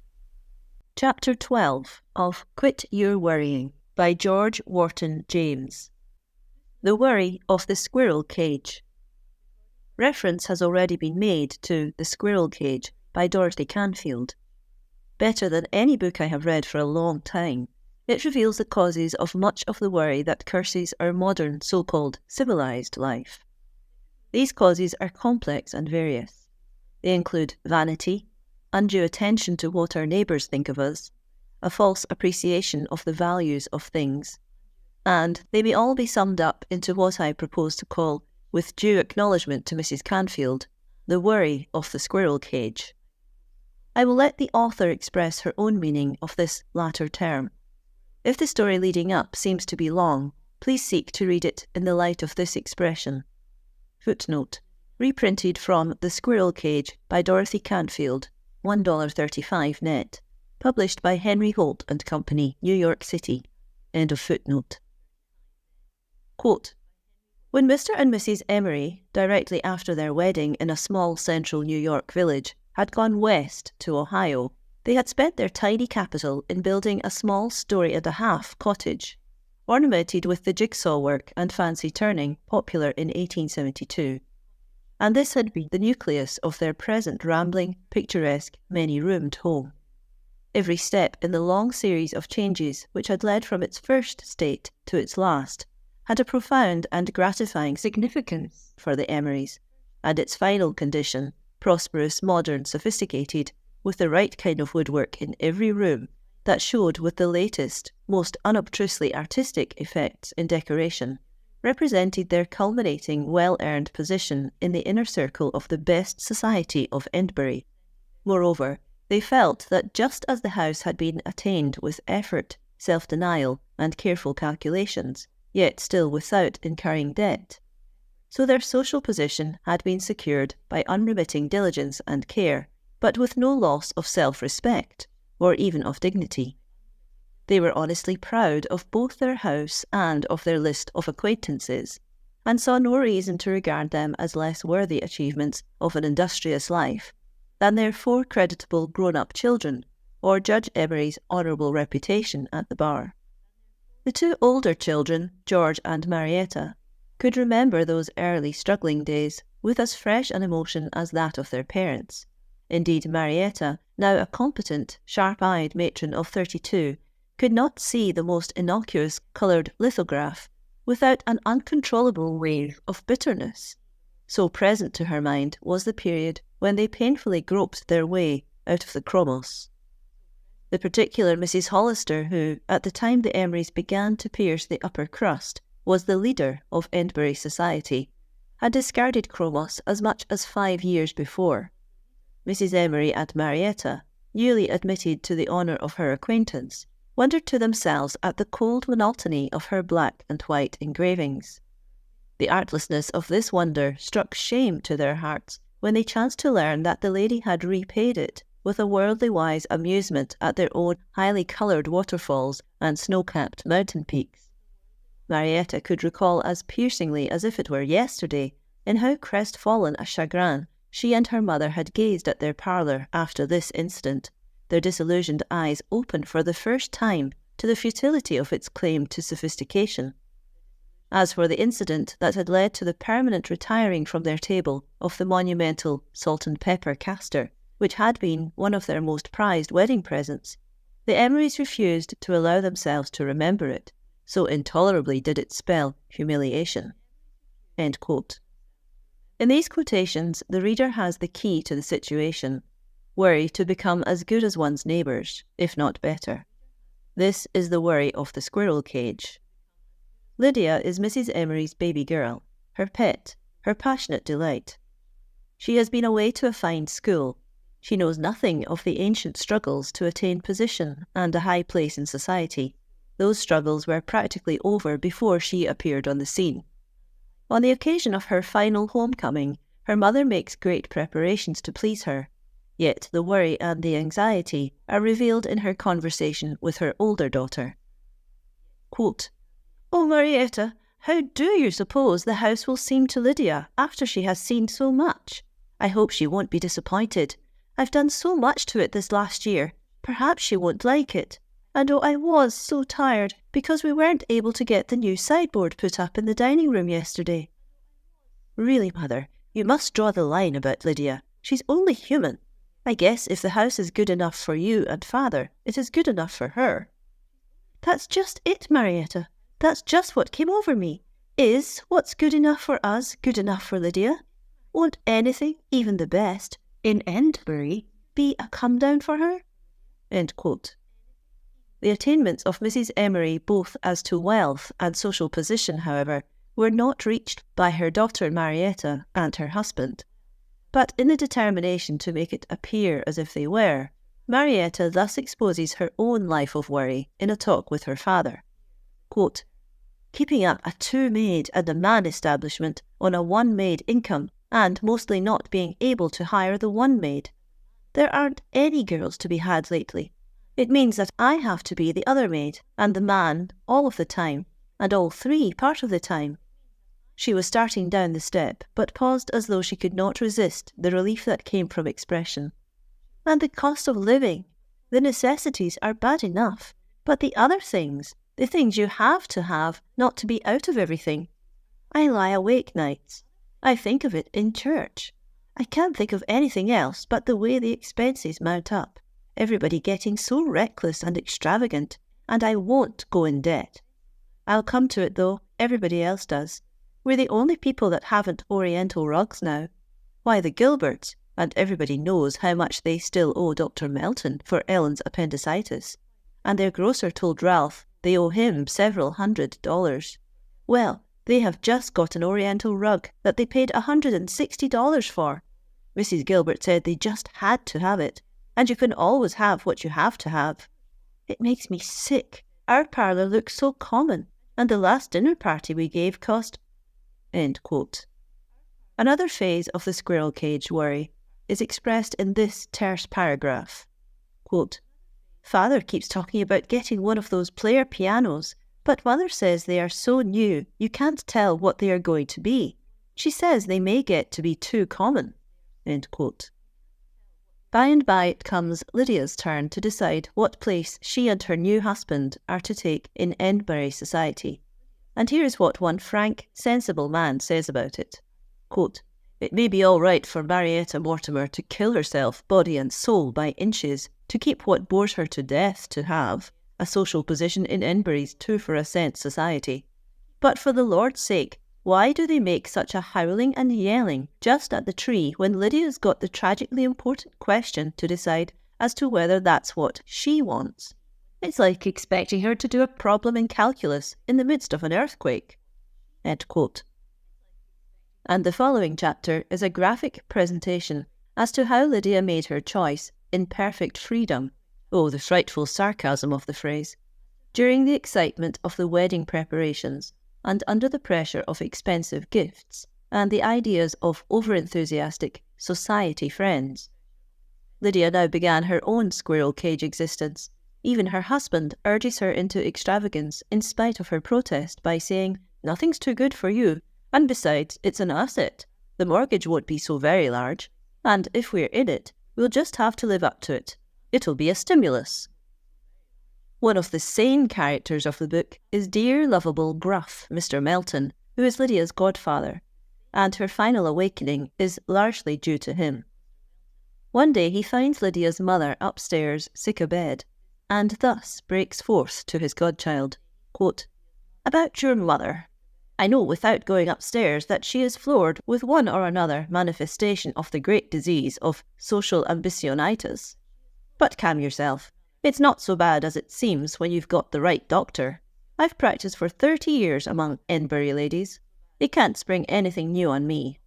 I've taken your mother through doily fever, induced by the change from tablecloths to bare tops, through portiere inflammation, through afternoon tea distemper, through Art Nouveau prostration, and mission furniture palsy, not to speak of a horrible attack of acute insanity over the necessity of having her maids wear caps.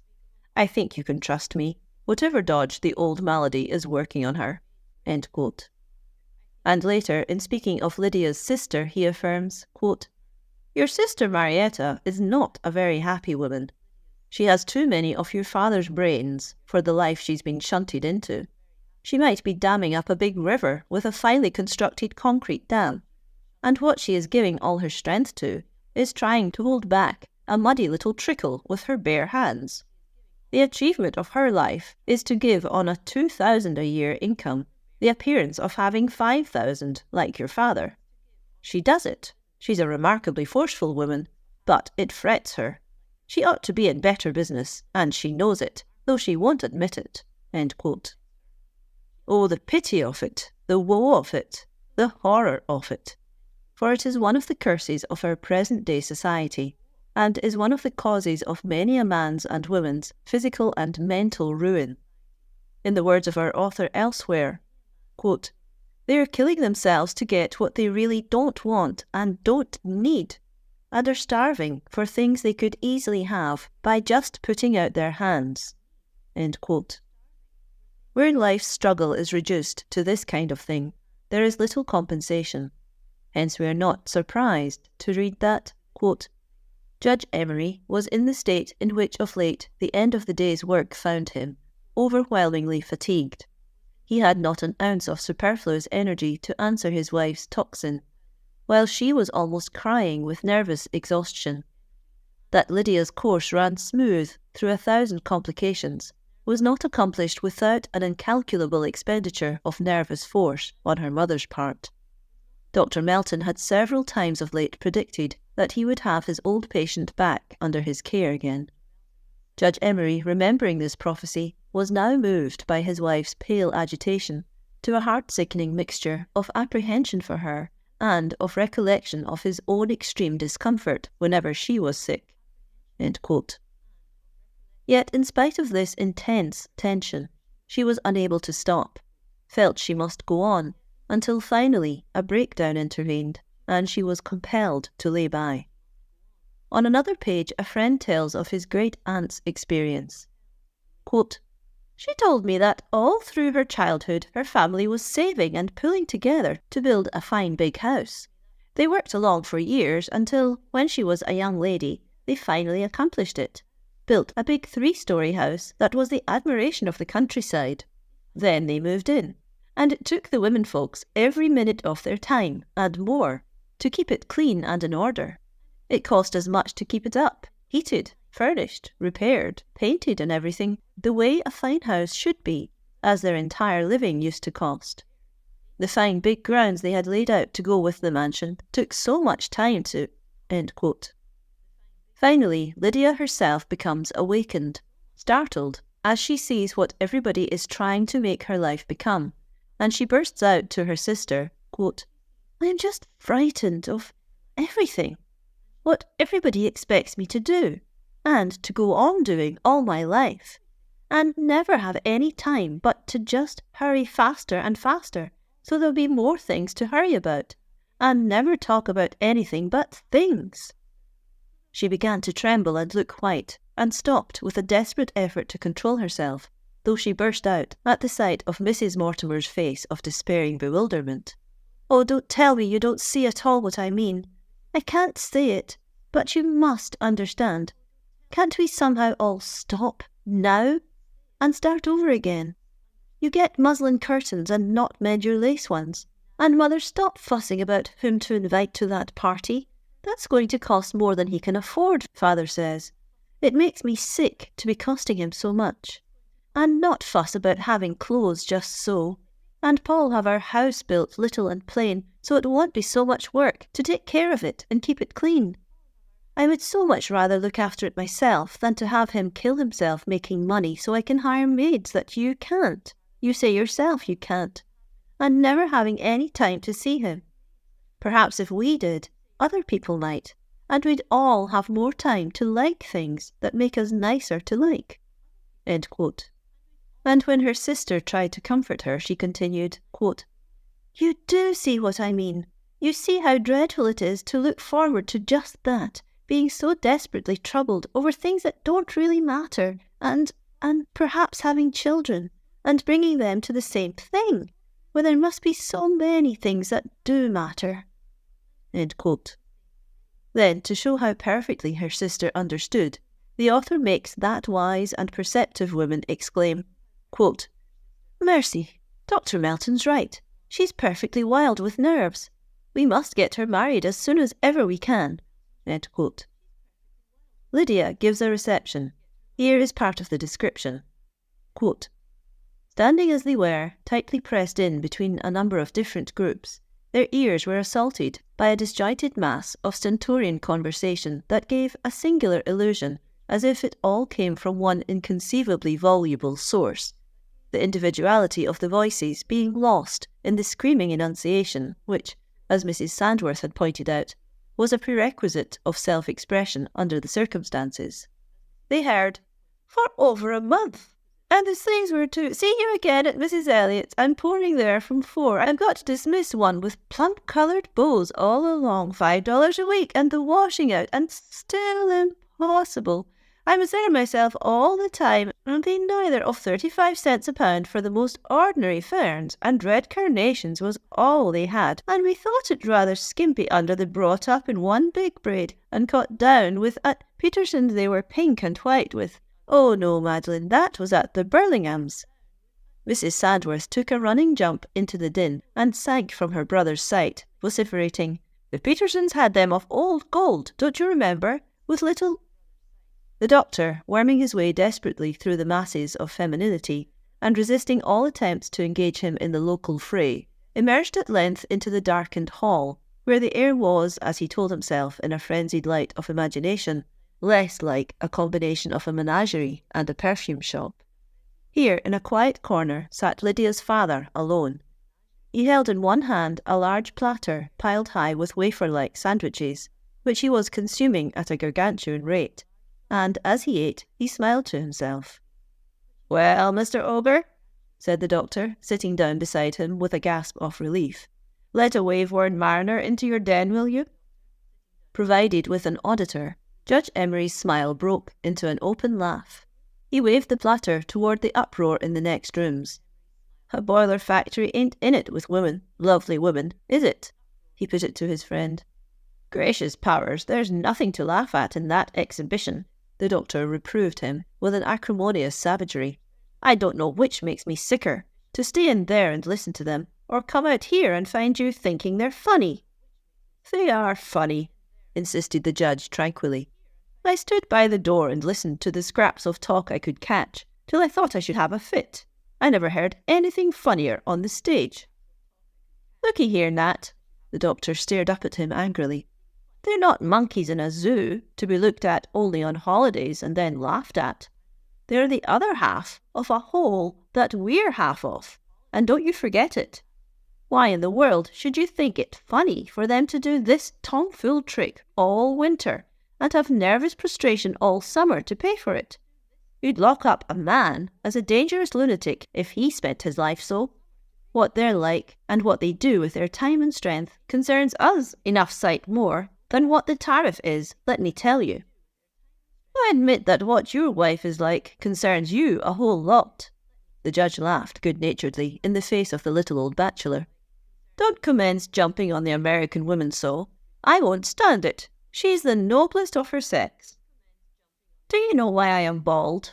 Said Dr. Melton, running his hand over his shining dome. If I did, I wouldn't admit it.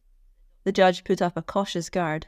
Because I foresee that whatever I say will be used as evidence against me. I have torn out all my hair in desperation at hearing such men as you claim to admire and respect and wish to advance the American woman. You don't give enough thought to her, real thought, from one year's end to another, to know whether you think she has an immortal soul or not. End quote. Later, Lydia's husband insists that they give a dinner. Quote, it was to be a large dinner, large that is for Edinburgh, of 20 covers, and Lydia had never prepared a table for so many guests. The number of objects necessary for the conventional setting of a dinner table appalled her.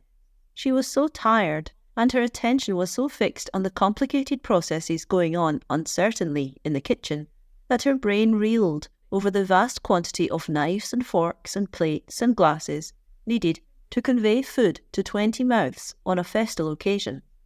They persistently eluded her attempts to marshal them into order. She discovered that she had put forks for the soup, that, in some inexplicable way, at the plate destined for an important guest, there was a large kitchen spoon of iron. A wild sort of whimsical humour rose in her from the ferment of utter fatigue and anxiety. When Paul came in looking very grave, she told him with a wavering laugh, if I tried as hard for 10 minutes to go to heaven as I've tried all day to have this dinner right, I'd certainly have a front seat in the angel choir. If anybody here tonight is not satisfied, it'll be because he's harder to please than St. Peter himself. End quote. During the evening, quote, Lydia seemed to herself to be in an endless bad dream. The exhausting efforts of the day had reduced her to a sort of coma of fatigue, through which she felt but dully the successive stabs of the ill-served, unsuccessful dinner. At times the table, the guests, the room itself, wavered before her, and she clutched at her chair to keep her balance. She did not know that she was laughing and talking gaily and eating nothing. She was only conscious of an intense longing for the end of things, and darkness, and quiet. End quote.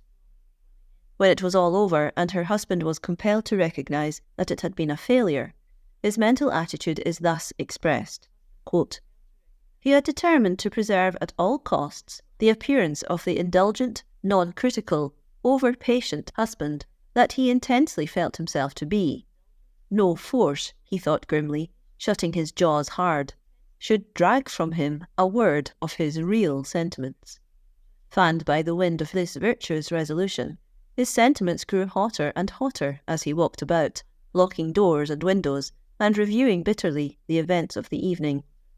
If he was to restrain himself from saying, he would at least allow himself the privilege of feeling all that was possible to a man deeply injured. End quote. And that night Lydia felt for the first time the quickening to life of her child, and during all that day until then she had forgotten that she was to know motherhood. Can words more forcefully depict the worry of the squirrel cage than this? That an unnecessary dinner, given in unnecessary style, at unnecessary expense, to visitors to whom it was unnecessary, should have driven from her thought, and doubtless seriously injured, the new life that she was so soon to give to the world. O men and women of divine descent and divine heritage, quit your squirrel cage stage of existence. Is life to be one mere whirling around of the cage of useless toil or pleasure, of mere imagining that you are doing something?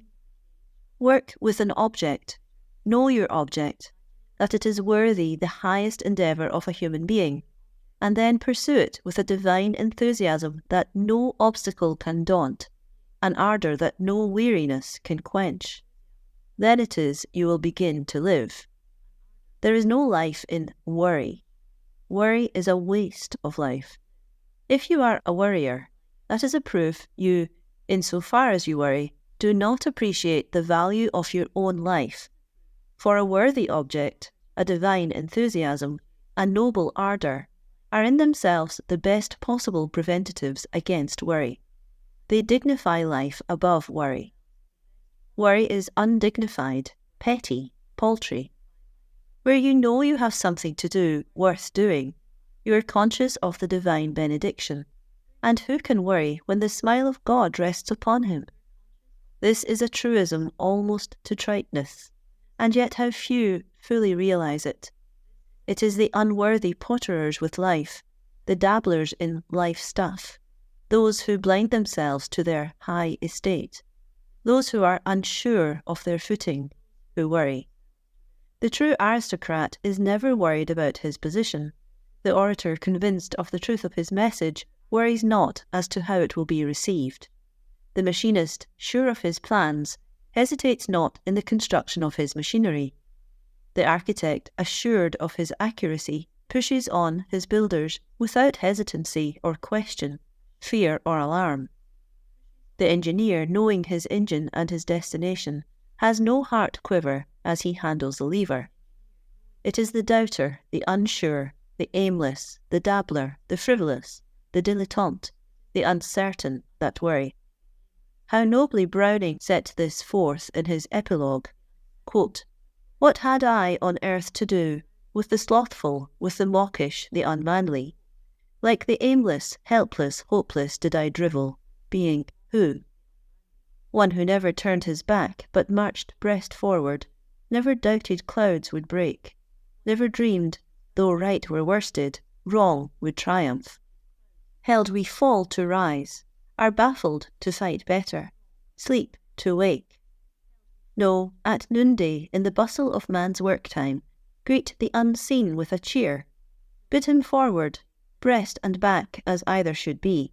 Strive and thrive, cry speed, fight on, fare ever, there as here." End quote.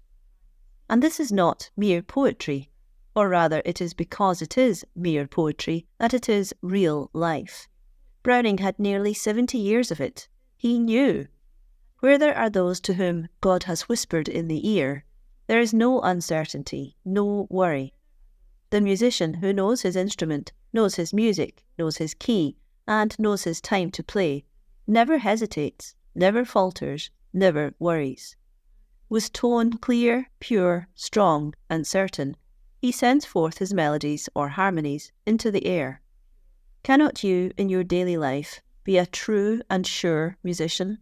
Cannot you be certain, absolutely, definitely certain, of your right to play the tune of life in the way you have it marked out before you, and then go ahead and play?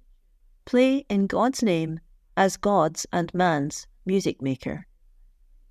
Chapter 13 of Quit Your Worrying by George Wharton James. Religious Worries and Worriers. Misunderstandings, misconceptions, and ignorance in regard to what really is religion have caused countless millions to mourn and worry. Indeed, far more to worry than to mourn. Religion should be a joyous thing, the bringing of the son and daughter into close relationship with the Father. Instead, for centuries, it has been a battle for creeds, for mental assent to certain doctrines, rather than a growth in brotherhood and loving relationship.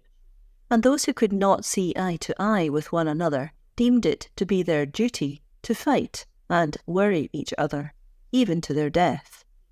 This is not the place for any theological discussion, nor is it my intent to present the claims of any church or creed. Each reader must do that for himself, and the less he worries over it, the better I think it will be for him. I have read and reread Cardinal Newman's wonderful Pro-Apologia, his statement as to why and how he entered the bosom of the Roman Catholic Church, and it has thrilled me with its pathos and evidence of deep spiritual endeavour. Charles Warren Stoddart's Troubled Heart and How It Found Rest is another similar story, though written by an entirely different type of man. Each of these books revealed the inner thought and life of men who were worried about religion, and by worry I mean anxious to the point of abnormality, disturbed, distressed unnecessarily. Yet I would not be misunderstood. Far be it from me, in this age of gross materialism and worship of physical power and wealth, to decry in the least a proper degree of solicitude for one's personal salvation. The religious life of the individual, the real, deep, personal, hidden, unseen, inner life of a human soul, is a wonderfully delicate thing, to be touched by another only with the profoundest love and deepest wisdom. Hence, I have little to say about one's own inner struggles, except to affirm and reaffirm that wisdom, sanity, and religion itself are all against worrying about it.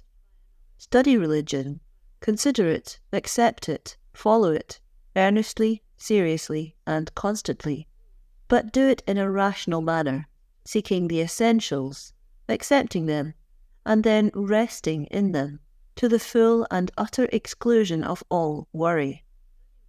But there is another class of religious worriers, namely those who worry themselves about your salvation. Again, I would not be misunderstood, nor thought to decry a certain degree of solicitude about the spiritual welfare of those we love. But here again, the caution and warning against worry more than ever holds good. Most of these worriers have found comfort, joy, and peace in a certain line of thought, which has commended itself to them as truth, the one, full, complete, indivisible truth. And it seems most natural for human nature to be eager that others should possess it. This is the secret of the zeal of the street salvationist, whose flaming ardour is bent on reaching those who seldom if ever go to church. The burden of his cry is that you must flee from the wrath to come, hell, by accepting the vicarious atonement made by the blood of Jesus. In season and out of season, he urges that you come under the blood. His face is tense, his brow wrinkled, his eyes strained, his voice raucous, his whole demeanour full of worry over the salvation of others.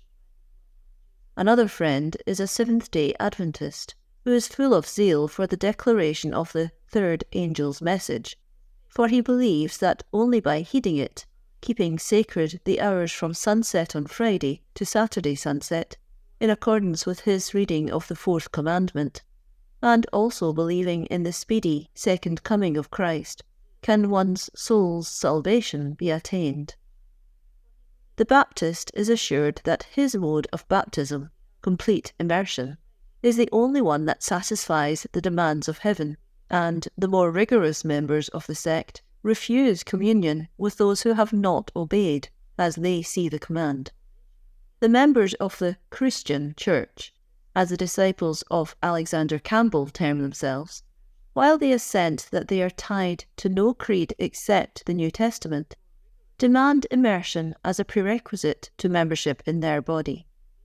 The Methodist, Congregationalist, Presbyterian, Nazarene, and many others are evangelical in their belief, as is a large portion of the Church of England and its American offshoot, both of which are known as the Episcopal Church. Another portion, however, of this church is known as ritualistic, and the two branches in England recently became so involved in a heated discussion as to the propriety of certain of their bishops partaking in official deliberations with ministers of the other, but outside evangelistic churches, that for a time it seemed as if the whole Episcopal Church would be disrupted by the fierceness and anger gendered in the differences of opinion. To my own mind, all this worry was much ado about nothing. Each man's brain and conscience must guide him in matters of this kind, and the worry, fret, stew, evolved out of the matter, seemed to me a proof that real religion had little to do with it. Recently one good brother came to me with tears in his voice, if not in his eyes, worried seriously as to my own religious belief, because I had asserted in a public address that I believed the earnest prayer of a good Indian woman reached the ear of God as surely as did my own prayers, or those of any man, woman, minister, or priest living. To him the only effective prayers were evangelical prayers, whatever that may mean, and he was deeply distressed and fearfully worried because I could not see eye to eye with him in this matter. And a dear good woman who heard a subsequent discussion of the subject was so worried over my attitude that she felt impelled to assure me when I left that she would pray for me. I have friends who are zealous Roman Catholics, and a number of them are praying that I may soon enter the fold of Mother Church. And yet my Unitarian and Universalist friends wonder why I retain my membership in any Orthodox church. On the other hand, my New Thought friends declare that I belong to them by the spirit of the messages I have given to the world. Then, too, my Theosophist friends, and I have many, present to me, with a force I do not attempt to controvert, the doctrine of the universal brotherhood of mankind, and urge upon me acceptance of the comforting and helpful doctrine to them of reincarnation. Not long prior to this writing, a good earnest man buttonholed me and held me tight for over an hour, while he outlined his own slight divergences from the teachings of the Methodist Church to which he belongs, and his interpretation of the symbolism of Scripture, none of which had the slightest interest to me. In our conversation he expressed himself as quite willing, please note the condescension, to allow me the privilege of supposing the Catholic was honest and sincere in his faith and belief, but he could not for one moment allow the same to the Christian Scientist, who from his standpoint denied the atonement and the divinity of Christ.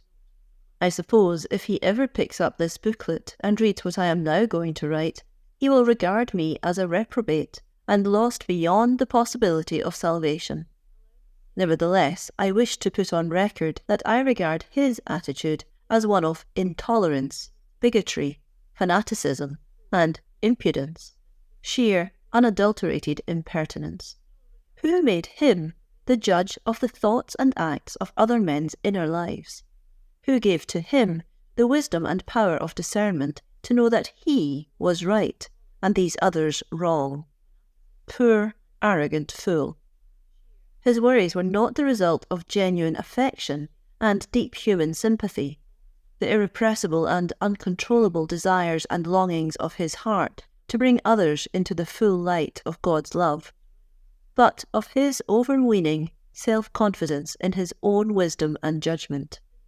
And I say this in no personal condemnation of him, for I have now even forgotten who it was, but in condemnation of the spirit in which he and all his ilk ever act. Hence, my dear reader, if you are of his class, I say to you earnestly, don't worry about other people's salvation. It may be they are nearer saved than you are. No man can be worried into accepting anything, even though you may deem it the only truth. I have known men whom others regarded as agnostics, who had given more study to the question of personal religion than any 10 of their critics. I can recall 3, all of whom were men of wonderful mentality and great earnestness of purpose. John Burroughs' first essays were written for his own soul's welfare, the results of his long-continued mental struggles for light upon the subject. Major J.W. Powell, the organizer and director for many years of the United States Geological Survey and Bureau of American Ethnology, was brought up by a father and mother whose intense longing was that their son should be a Methodist preacher. The growing youth wished to please his parents, but was also compelled to satisfy his own conscience. The more he studied the creeds and doctrines of Methodism, the less he felt he could accept them, and, much to the regret of his parents, he refused to enter the ministry. Yet, in relating the story to me, he asserted that his whole life had been one long agony of earnest study to find the highest truth. Taking me into his library, where there were several extended shelves filled from end to end with the ponderous tomes of the 2 great government bureaus that he controlled, he said, "Most people regard this as my life work, and outwardly it is. Yet I say to you in all sincerity that the real, inner, secret force working through all this has been that I might satisfy my own soul on the subject of religion." Then, picking up 2 small volumes, he said, In these 2 books, I have recorded the results of my years of agonizing struggle. I don't suppose 10 men have ever read them through, or perhaps ever will, but these are the real story of the chief work of my inner life. I am one of the few men who have read both these books with scrupulous care, and yet were it not for what my friend told me of their profound significance to him, I should scarcely have been interested enough in their contents to read them through. At the same time, I know that the men who, from the standpoint of their professionally religious complacency, would have condemned Major Powell, never spent 1,000th part the time, nor felt 1/10,000th the real solicitude that he did about seeking the way, the truth, and the life. Another friend in Chicago was Dr. M.H. Lackerstein, openly denounced as an agnostic, and even as an infidel, by some zealous sectaries. Yet Dr. Lackerstein had personally translated the whole of the Greek Testament and several other sacred books of the Hebrews and Hindus, in his intense desire to satisfy the demands of his own soul for the truth. He was the soul of honour, the very personification of sincerity, and as much above some of his critics, whom I well knew, in these virtues, as they were above the scum of the slums. The longer I live and study men, the more I am compelled to believe that religion is a personal matter between oneself and God, and is more of the spirit than most people have yet conceived. It is well known to those who have read my books and heard my lectures on the old Franciscan missions of California that I revere the memory of Padres Junipero Serra, Palo, Crespi, Catala, Peri, and others of the founders of these missions. I have equal veneration for the goodness of many Catholic priests, nuns, and laymen of today. Yet I am not a Catholic, though zealous sectaries of Protestantism, even of the church to which I am supposed to belong, sometimes fiercely assail me for my open commendation of these men of that faith. They are worried lest I lean too closely towards Catholicism and ultimately become one of that fold. Others who hear my good words in favour of what appeals to me as noble and uplifting in the lives of those of other faiths of which they do not approve, worry over and condemn my breadth of belief.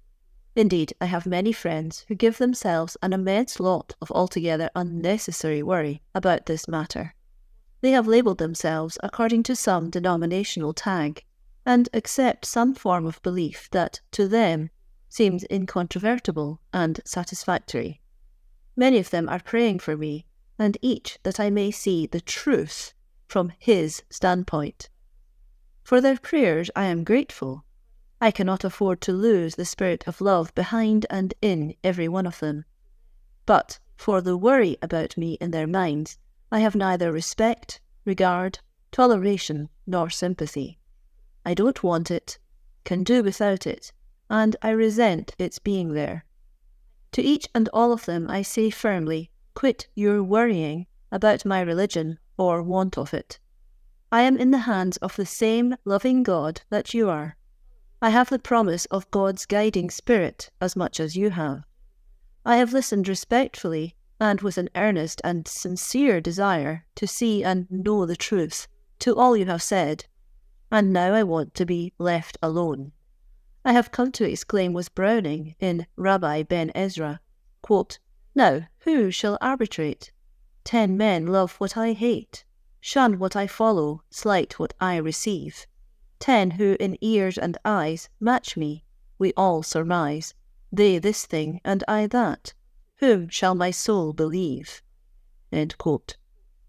For myself, I have concluded that no one shall choose my religion for me, and all the worrying in the world shall not change my attitude. And it is to the worrying of my friends that they owe this state of mind. For this reason, I found myself one day counting up the number of people of different beliefs who had solemnly promised to pray for me. There were Methodists, Campbellites, Baptists, Roman Catholics, Episcopalians, Seventh-day Adventists, Presbyterians, Nazarenes, Holy Rollers, and others. Then the query arose, whose prayers will be answered on my behalf. Each is sure that his are the ones that can be effective, yet their prayers differ. They are to some degree antagonistic, and insofar as they petition that I become one of their particular fold, they nullify each other, as it is utterly impossible that I accept the specific form of faith of each. The consequent result in my own mind is that, as I cannot possibly become what all these good people desire I should be, as their desires and prayers for me controvert each other, I must respectfully decline to be bound by any of them. I must and will do my own choosing. Hence, all the worry on my behalf is energy, strength, and effort wasted. Let me repeat then to the worrier about the salvation of others, you are in a poor business. Quit your worrying. Hands off. This is none of your concern. Believe as little or as much, and what you will, for your own soul's salvation, but do not put forth your conceptions as the only conceptions possible of divine truth before another soul who may have an immeasurably larger vision than you have. Oh, the pitiableness of man's colossal conceit, the arrogance of his ignorance! As if the God of the universe were so small that one paltry finite man could contain in his pint measure of a mind all the ocean of his power, knowledge, and love. Let your small and wretched worries go. Have a little larger faith in the love of the Infinite One. Tenderly love and trust those whose welfare you seek, and trust God at the same time. But don't worry when you see the dear ones walking in a path you have not chosen for them. Remember your own ignorance, your own frailties, your own errors, your own mistakes, and then frankly and honestly, fearlessly and directly, ask yourself the question, if you dare to take upon your own ignorant self the responsibility of seeking to control and guide another living soul as to his eternal life. Brother, sister, the job is too big for you. It takes God to do that, and you are not yet even a perfect human being.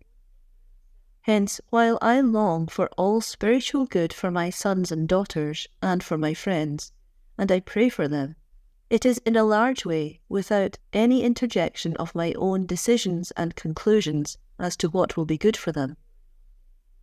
I have no fears as I leave them thus in God's hand, and regard every worry as sinful on my part and injurious to them.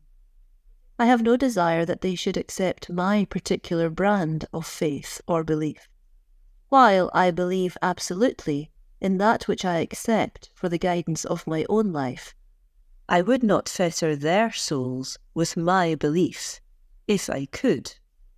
They are in wiser, better, larger, more loving hands than mine. And if I would not thus fetter my children and friends, I dare not seek to fetter others. My business is to live my own religion to the utmost. If I must worry, I will worry about that, though, as I think my readers are well aware by now, I do not believe in any kind of worry on any subject whatever. Hence, let me again affirm, in concluding this chapter, I regard worry about the religion of others as unwarrantable on account of our own ignorances as to their peculiar needs, as well as of God's methods of supplying those needs. It is also a useless expenditure of strength, energy, and affection. For if God leads, your worry cannot possibly affect the one so led. It is also generally an irritant to the one worried over. Even though he may not formulate it into words, he feels that it is an interference with his own inner life, a nagging that he resents, and therefore it does him far more harm than good. And finally, it is an altogether indefensible attempt to saddle upon another soul your own faith or belief, which may be altogether unsuitable or inadequate to the needs of that soul. There is still one other form of worry connected with the subject of religion. Many a good man and woman worries over the apparent well-being and success of those whom she accounts wicked.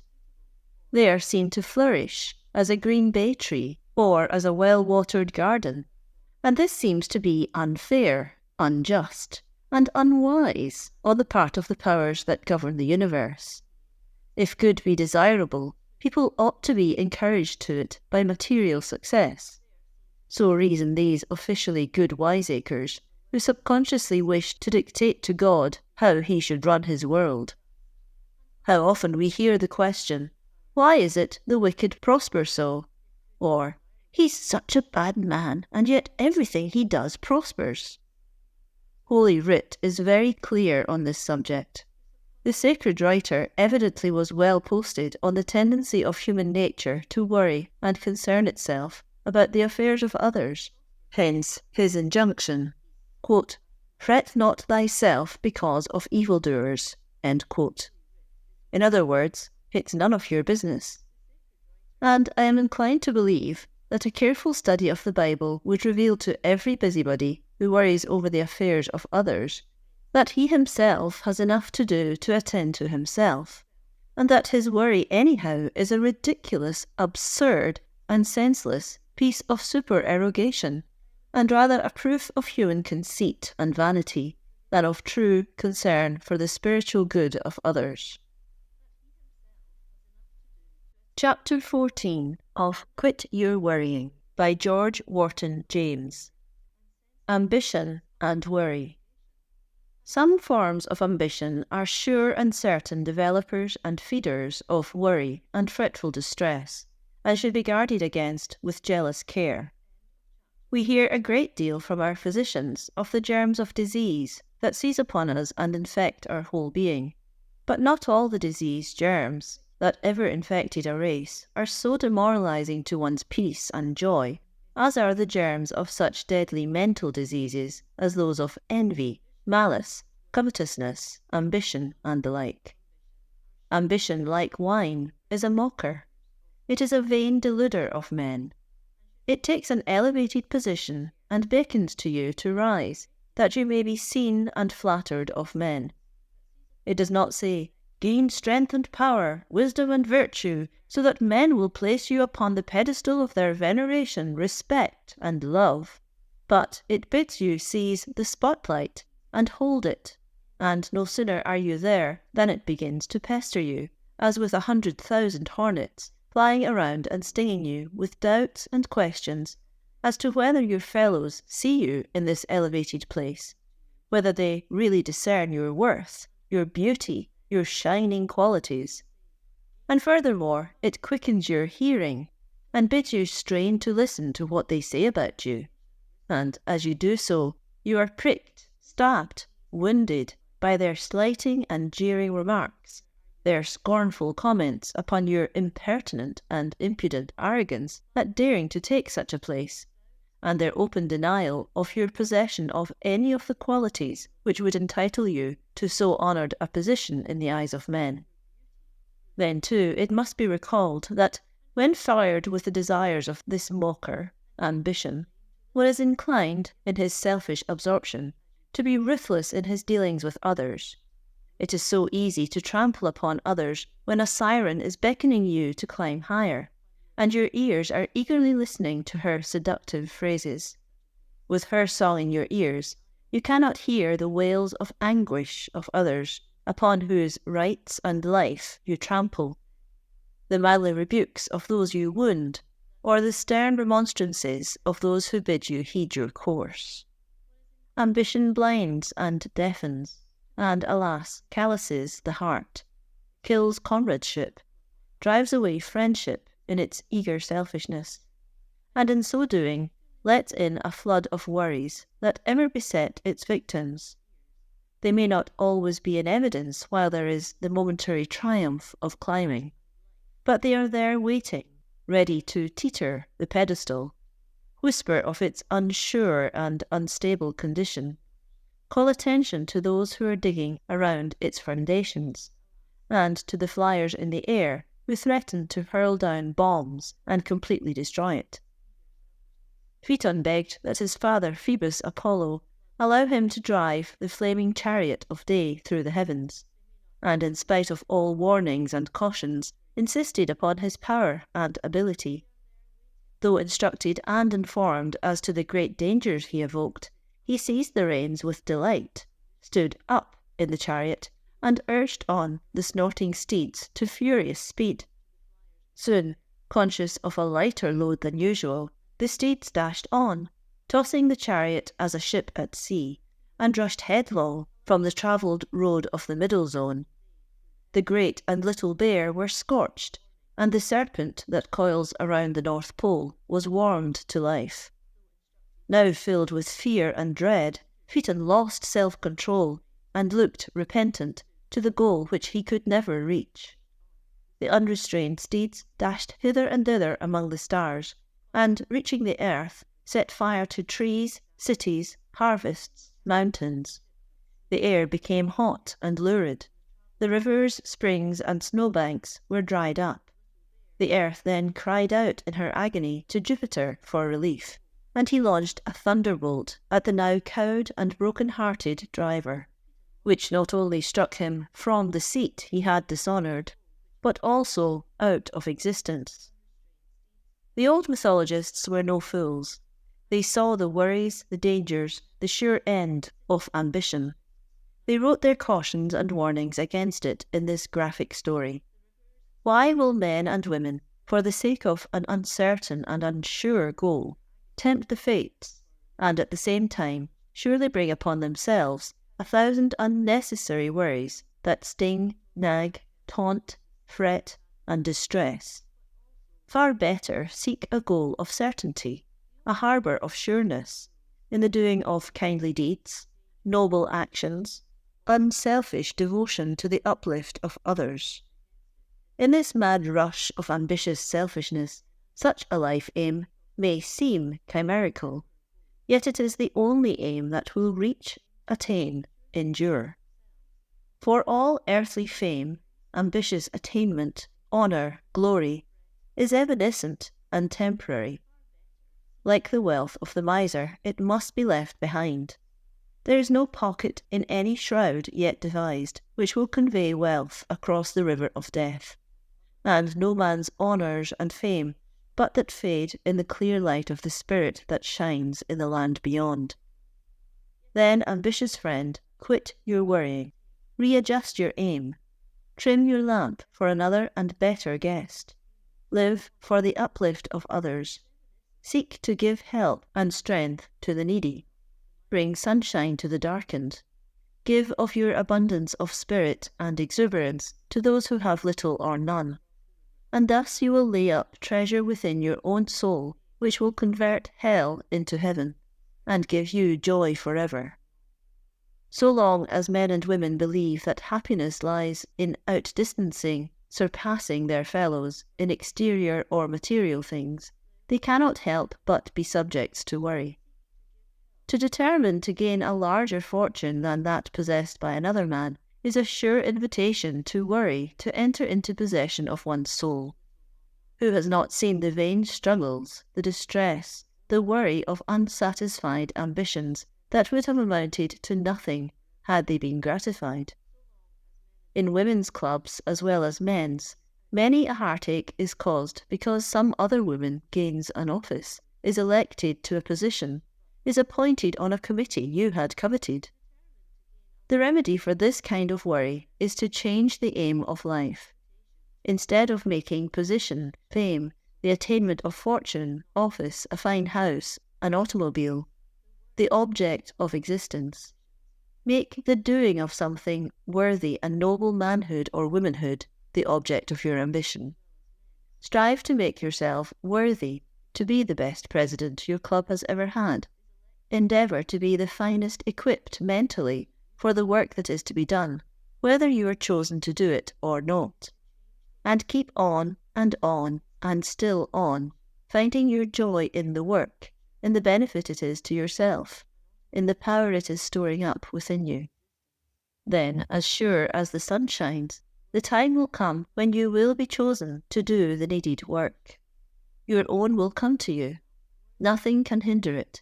It will flow as certainly into your hands as the water of the river flow into the sea. End of chapter 14.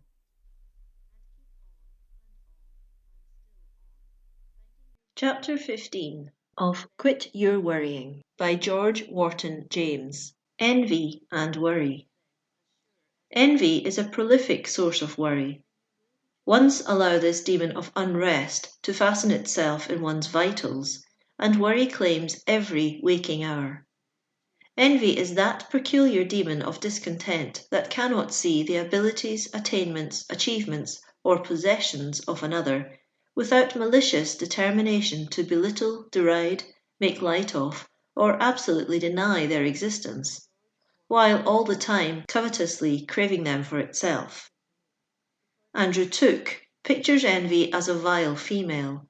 Quote, "A deadly paleness in her cheek was seen, her meagre skeleton scarce cased with skin, her looks awry, an everlasting scowl sits on her brow, her teeth deformed and foul.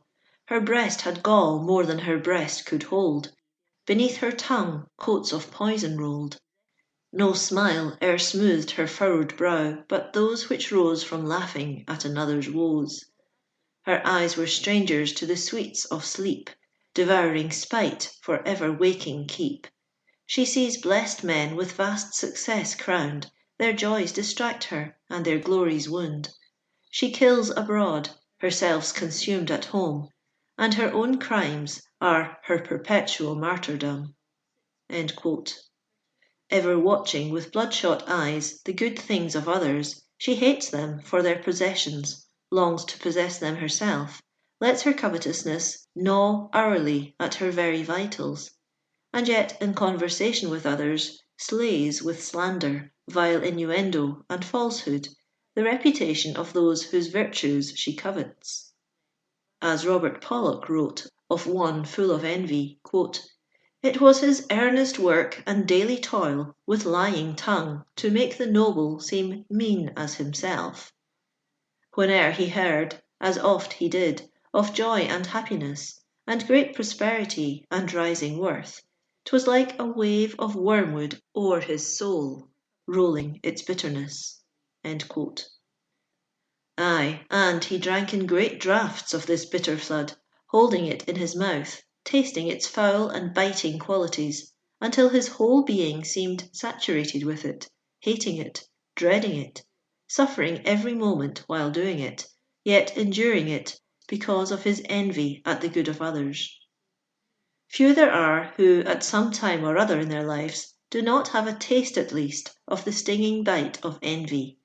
Girls are envious of each other's good looks, clothes, possessions, houses, friends. Boys of the strength, skill, ability, popularity of others. Women of other women, men of other men, just as when they were boys and girls. One of the strongest words the great Socrates ever wrote was against envy. He said, quote, "Envy is the daughter of pride, the author of murder and revenge, the beginner of secret sedition, the perpetual tormentor of virtue. Envy is the filthy slime of the soul, a venom, a poison, a quicksilver, which consumeth the flesh, and drieth up the marrow of the bones." End quote. And history clearly shows that the wise philosopher stated facts. Caligula slew his brother because he possessed a beauty that led him to be more esteemed and favour than he. Dionysius, the tyrant, was vindictive and cruel to Philoxenius, the musician, because he could sing, and with Plato, the philosopher, because he could dispute better than himself. Even the great Cambyses slew his brother Smerdis, because he was a stronger and better bowman than himself or any of his party. It was envy that led the courtiers of Spain to crave and seek the destruction of Columbus, and envy that set a score of enemies at the heels of Cuases, the conqueror of Peru. It is a fearful and vindictive devil, is this devil of envy, and he who yields to it, who once allows it admittance to the citadel of his heart, will soon learn that every subsequent waking and even sleeping moment is one of worry and distress. Chapter 16 of Quit Your Worrying by George Wharton James. Discontent and worry. Closely allied to envy is discontent. These are blood relations, and both are prolific sources of worry. And lest there are those who think, because I have revealed in the preceding chapter the demon of worry, envy, as one that attacks the minds of the great and mighty, it does not enter the hearts of everyday people, let me quote entire an article and a poem recently written by Ella Wheeler Wilcox in the Los Angeles Examiner. The discontent referred to clearly comes from envy. Someone has blonde tresses while she has black. This arouses her envy. She is envious because another's eyes are blue while hers are brown. Another is tall while she is small, and so on and so on. There is nothing, indeed, that she cannot weep and worry over. Quote, there is a certain girl I know, a pretty little elf, who spends almost her entire thoughts in pity for herself. Her glossy tresses, raven black, cause her to weep a pond. She is so sorry for herself because they are not blonde. Her eyes, when dry, are very bright and very brown, 'tis true, but they are almost always wet because they are not blue. She is of medium height, and when she sees one quite tall, she weeps all day in keenest pain because she is so small. But if she meets some tiny girl whom she considers fair, then that she is so big herself, she sobs in great despair. When out upon a promenade, her tears she cannot hide, to think she is obliged to walk, while other folks can ride. But if she drives, why then she weeps, it is so hard to be perched stiffly in a carriage seat, while other girls run free. She used to cry herself quite sick to think she had to go month after month to dreary schools, that was her constant woe. But on her graduating day, my, how her tears did run! It seemed so sorrowful to know that her school life was done. One day she wept because she saw a funeral train go by. It was so sad that she must live while other folks could die. And really all her friends will soon join with her in those tears, unless she takes a brighter view of life ere many years. End quote. The conceited girl or woman is tiresome and unpleasant as a companion, but the morbidly discontented woman is far worse. Perhaps you have met her, with her eternal complaint of the injustice of fate toward her. She feels that she is born for better things than have befallen her.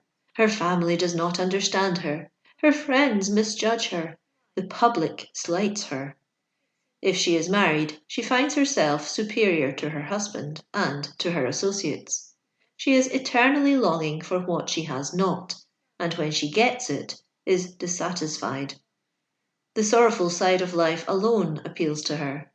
This, she believes, is due to her artistic nature. The injustice of fortune and the unkindness of society are topics dear to her heart. She finds her only rapture in misery. If she is religiously inclined, she looks towards heaven with more grim satisfaction in the thought that it will strip fame, favour, and fortune from the unworthy, than because it will give her the benefits she feels she deserves. She does not dream that she is losing years of heaven here upon earth by her own mental attitude. We build our heavens thought by thought. If you are dwelling upon the dark phases of your destiny and upon the ungracious acts of fate, you are shaping more of the same experience for yourself here and in realms beyond. You are making happiness impossible for yourself upon any plane. In your own self lies destiny. I have known a woman to keep her entire family despondent for years by her continual assertions that she was out of her sphere, misunderstood, and unappreciated. The minds of sensitive children accepted these statements and grieved over poor mother's sad life until their own youth was embittered. The morbid mother seized upon the sympathies of her children like a leech and sapped their young lives of joy. The husband grew discouraged and indifferent under the continual strain, and what might have been a happy home was a desolate one, and its memory is a nightmare to the children today. Understand yourself and your divine possibilities, and you will cease to think you are misunderstood. It is not possible to misunderstand a beautiful sunny day. All nature rejoices in its loveliness. Give love, cheerfulness, kindness, and goodwill to all humanity, and you need not worry about being misunderstood. Give the best you have to each object, purpose, and individual, and you will eventually receive the best from humanity. Chapter 17 of Quit Your Worrying by George Wharton James. Cowardice and Worry. Cowardice is a much more prolific source of worry than most people imagine. There are many varieties of cowardice, all tracing their ancestry back to fear. Fear truly makes cowards of us all. There are the physical cowards, the social cowards, the business cowards, the hang on to your job cowards, the political cowards, the moral cowards, the religious cowards, and 57, nay, 101 other varieties. Each and all of these have their own attendant demons of worry. Every barking dog becomes a lion ready to tear one to pieces, and no bridge is strong enough to allow us to pass over in safety. No cloud has a silver lining, and every rainstorm is sure to work injury to the crops rather than bring the needful moisture for their vivification. What a piteous sight to see a man who dares not express his honest opinions, who must crawl instead of walk upright in the presence of his employer, lest he lose his job. How his cowardice worries him, meets him at every turn, torments him, lest some incautious word be repeated, lest he say or do the wrong thing. And so long as there are cowards to employ, bully employers will exist. Nay, the cowardice seems to call out bullying qualities. Just as a cur will follow you with barkings and threatening growls if you run from him, and yet turn tail and run when you boldly face him, so with most men, with society, with the world. Flee from them, show your fear of them, and they will harry you. But boldly face them, they gentle down immediately, fawn upon you, lie down, or, to use an expressive slang phrase, come and eat out of your hand. How politicians straddle the fence, refrain from expressing their opinions, deal in glittering generalities, because of their cowardly fears. How they turn their sails to catch every breath of popular favour. How cautious, politic, wary they are, and how fears worry and besiege them whenever they accidentally or incidentally say something that can be interpreted as a positive conviction. And yet men really love a brave man in political life, one who has definite convictions and fearlessly states them, who has no worries as to results, but dares to say and do things only of which his conscience approves. No matter how one may regard Roosevelt, cowardice is one thing none will accuse him of.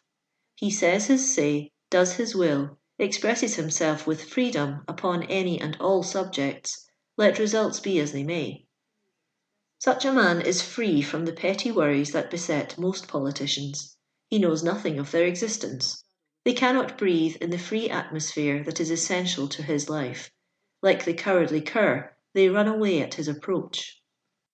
O cowards all, of every kind and degree, quit ye like men, be strong and of good courage, dare and do, dare and say, dare and be. Take a manly stand, fling out your banner boldly to the breeze. Cry out, as did Patrick Henry, give me liberty or give me death. Or, as that other patriot did, sink or swim, survive or perish, I give my hand and my heart to this vote. Do the things you are afraid of. Dare the men who make cowards of you. Say the things you fear to say, and be the things you know you ought to be. And it will surprise you how the petty devils of worry will slink away from you. You will walk in new life, in new strength, in new joy. in new freedom.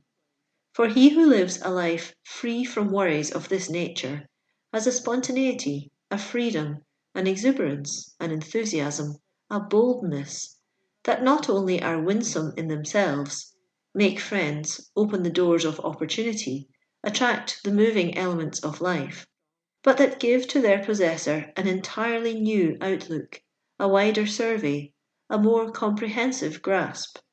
Life itself becomes bigger, grander, more majestic, more worthwhile. The whole horizon expands, and from being a creature of petty affairs, dabbling in a small way in the stuff of which events are made, he becomes a potent factor, a man, a creator, a god, though in the germ. Chapter 18 of Quit Your Worrying by George Wharton James. Worry about manners and speech.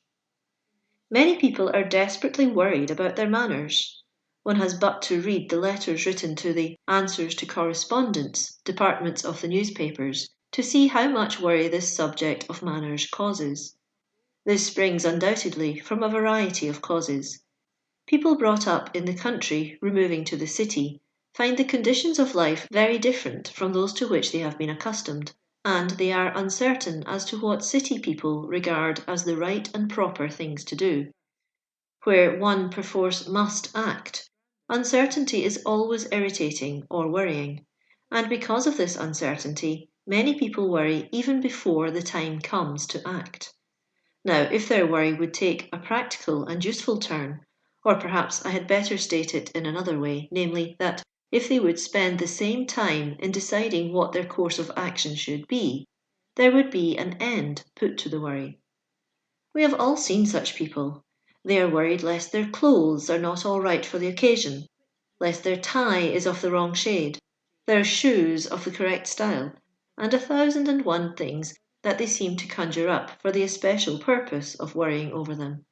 Who has not seen the nervousness, the worried expression on their face, the real misery of such people, caused by trifles that are so insignificant as not to be worth 1/10 the bother wasted on them? The learning of a few fundamental principles will help out wonderfully. The chief end of good manners is to oil the wheels of social converse. Hence the first and most important principle to learn is a due and proper consideration for the rights, opinions, and comfort of others. In other words, don't think of yourself so much as of the other fellow. Let your question be not, how can I secure my own pleasure and comfort, but how can I best secure his? It is a self-evident proposition that you cannot make him feel comfortable and happy if you are uncomfortable and unhappy. Hence the first thing to do is to quit worrying and be comfortable. This desired state of mind will come as soon as you have courageously made up your mind as to what standard of manners you intend to follow. The world is made up today largely of two classes, those who have money and those who don't. Of the former class, a certain few set themselves up as the arbiters of good manners. They decide what shall be called good form, and what is not allowable. If you belong to that class, the best thing you can do is to learn to play the game their way. Study their rules of calling cards, and learn whether you leave 1, 2, 3, or 6 when you are calling upon a man or a woman or both, or their oldest unmarried daughter, or the rest of the family. This is a regular game like golf or polo. You have to know the course, the tools to use, and the method of going from one goal to another. Now, I never knew any ordinarily intelligent man or woman who couldn't learn the names of the tools used in golf, the numbers of the holes, and the rules of the game. How you play the game is another matter. And so is it in good society. You can learn the rules as easy as the next one, and then it is up to you as to how you play it. You'll have to study the fashions in clothes, the fashions in handkerchiefs, and how to flirt with them, when to drink tea and where, how to lose money gracefully at bridge, how to gabble incessantly and not know what you are talking about, how to listen intelligently and not have the remotest idea what your vis-a-vis is saying to you. You'll have to join STEAM clubs and read 10 new novels a day, go to every new play, know all about the latest movies, know all the latest ideas of social uplift, study art, the spiritual essence of colour, the futurists and the cubists. Of course, you'll study the peerage of England and know all about rank and precedence. And indeed, you'll have your hands and mind so full of things that will make such a hash of life that it will take 10 specialists to straighten you out and help you to die 40 years before your time. Hence, if that is the life you intend to live, throw this book into the fire. It will be wasting your time to read it. If you don't belong to the class of the extra rich, but are all the time wishing that you did, that you had their money, could live as they live, and, as far as you can, you imitate, copy and follow them, then again I recommend that you give this book to the nearest newsboy and let him sell it and get some good out of it. You are not yet ready for it, or else you have gone so far beyond me in life that you are out of my reach. If, on the other hand, you belong to the class of workers, those who have to earn their living and wish to spend their lives intelligently and usefully, you can well afford to disregard, after you have learned to apply the few basic principles of social converse, the whims, the caprices, the artificial code set up by the so-called arbiters of fashion, manners and good form, which are not formulated for the promotion of intelligent intercourse between real manhood and womanhood, but for the preservation and strengthening of the barriers of wealth and caste. Connected with this phase of the subject is a consideration of those who are worried lest in word or action they fail in gentility. They are afraid to do anything lest it should not be regarded as genteel. When they shake hands, it must be done not so much with hearty, friendly spontaneity, but with gentility, and you wonder what that faint touch of fingers reached high in air means. They would be mortified beyond measure if they failed to observe any of the little gentilities of life, while the larger consideration of their visitors' disregard of the matter would entirely escape them. To such people, social intercourse is a perpetual worry and bugbear. They are on the watch every moment, and if a visitor fails to say, "Pardon me," at the proper place, or stands with his back to his hostess for a moment, or does any other of the things that natural men and women often do, they are shocked. Then it would be amusing, were it not pathetic, to see how particular they are about their speech, what they say, and how they say it. As Dr. Palmer has tersely said, we are terrorized by custom and inclined to adjust what we would say to what others have said before. And he might have added, it must be said in the same manner. I cannot help asking why men and women should be terrorized by custom, the method followed or prescribed by other men and women. Why be so afraid of others? Why so anxious to kowtow to the standards of others? Who are they? What are they, that they should demand the reverent following of the world? Have you anything to say? Have you a right to say it? Is it wise to say it? Then, in the name of God, of manhood, of common sense, say it directly, positively, assertively, as is your right, remembering the assurance of the Declaration of Independence that all men are created equal. Don't worry about whether you are saying it in the genteel fashion of someone else's standard. Make your own standard.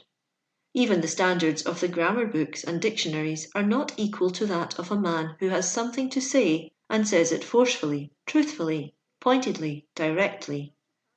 Dr. Palmer has a few words to say on this phase of the subject, which are well worthy serious consideration. Quote, the cure for the first of these troubles is to keep our eyes on our object instead of on our listener or ourselves, and for the second, to learn to rate the expressiveness of language more highly than its compeers. The opposite of this, the disposition to set correctness above expressiveness, produces that peculiarly vulgar diction known as schoolma'am English, in which, for the sake of a dull accord with usage, all the picturesque, imaginative, and forceful employment of words is sacrificed. End quote. There you have it. If you have something to say that really means something, think of that, rather than of the way of saying it, your hearer or yourself. Thus you will lose your self-consciousness, your dread, your fear, your worry. If your thought is worth anything, you can afford to laugh at some small violation of grammar, or the knocking over of some finical standard or other. Not that I would be thought to advocate either carelessness, laziness, or indifference in speech. Quite the contrary, as all who have heard me speak well know. But I fully believe that thought is of greater importance than form of expression. And as for grammar, I believe with Thomas Jefferson that, quote, whenever by small grammatical negligences the energy of your ideas can be condensed, or a word be made to stand for a sentence, I hold grammatical rigour in contempt. End quote. I was present once when Thomas Carlyle and a technical grammarian were talking over some violation of correct speech, according to the latter's standard, when Carlyle suddenly burst forth in effect in his rich Scotch burr. Why, mon, I'd have ye ken that I'm one of the men that make the language for little puppies like ye to paw over with your little fiddlin' twiddlin' grammars. By all means, know all the grammar you can. Read the best of poets and prose authors to see how they have mastered the language, but don't allow your life to become a burden to you and others because of your worry lest you slip a grammatical cog here and there, when you know you have something worth saying. And if you haven't anything worth saying, please, please keep your mouth shut, no matter what the genteel books prescribe. For nothing can justify the talk of an empty-headed fool who will insist upon talking when he and his listeners know he has nothing whatever to say. So if you must worry, let it be about something worthwhile, getting hold of ideas, the strength of your thought, the power of your emotion, the irresistible sweep of your enthusiasm, the forcefulness of your indignation about wrong. These are things it is worthwhile to set your mind upon. And when you have decided what you ought to say, and are absorbed with the power of its thought, the need the world has for it, you will care little about the exact form of your words. Like the flood of a mighty stream, they will pour forth, carrying conviction with them, and to convince your hearer of some powerful truth is an object worthy the highest endeavour of a godlike man or woman. Surely a far different object than worrying as to whether the words or method of expression meet some absurd standard of what is conceived to be gentility. Congressman Hobson of Merrimack fame and ex-President Roosevelt are both wonderful illustrations of the point I am endeavouring to impress upon my readers. I heard Hobson when in Philadelphia, at a public dinner given in his honour, he made his first speech after his return from Cuba. It was evident that he had been and was much worried about what he should say, and the result was everybody else was worried as he tried to say it. His address was a pitiable failure, mainly because he had little or nothing to say, and yet tried to make a speech. Later he entered Congress, began to feel intensely upon the subjects of national defence and prohibition of the alcoholic liquor traffic. A year or so ago I heard him speak on the latter of these subjects. Here now was an entirely different man. He was possessed with a great idea. He was no longer trying to find something to say, but in a powerful, earnest, and enthusiastic way, he poured forth facts, figures, argument, and illustration that could not fail to convince an open mind and profoundly impress even the prejudiced. It was the same with Roosevelt. When he first began to speak in public, it was hard work. He wrote his addresses beforehand and then read them. Perhaps he does now, for aught I know to the contrary.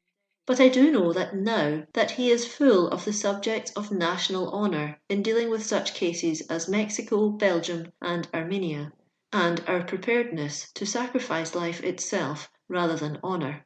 His words pour forth in a perfect Niagara of strong, robust, manly argument, protest, and remonstrance, which gives one food for deep thought, no matter how much he may differ. There are those who worry about the gentility of others. I remember when Charles Wagner, the author of The Simple Life, was in this country. We were dining at the home of a friend, and one of these supersensitive, finical sticklers for gentility was present. Wagner was speaking in his big, simple, primitive way of a man brought up as a peasant, and more concerned about what he was thinking than whether his table manners conformed to the latest standard. There was some gravy on his plate. He wanted it. He took a piece of bread and used it as a sop, and then impaling the gravy-soaked bread on his fork, he conveyed it to his mouth with gusto and relish. My genteel friend commented upon it afterwards as disgusting, and lost all interest in the man and his work as a consequence. To my mind, the criticism was that of a fool.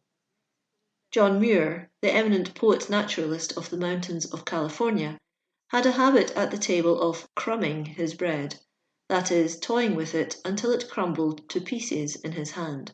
He would at the same time be sending out a steady stream of the most entertaining, interesting, fascinating and instructive lore about birds and beasts, trees and flowers, glaciers and rocks, that one ever listened to.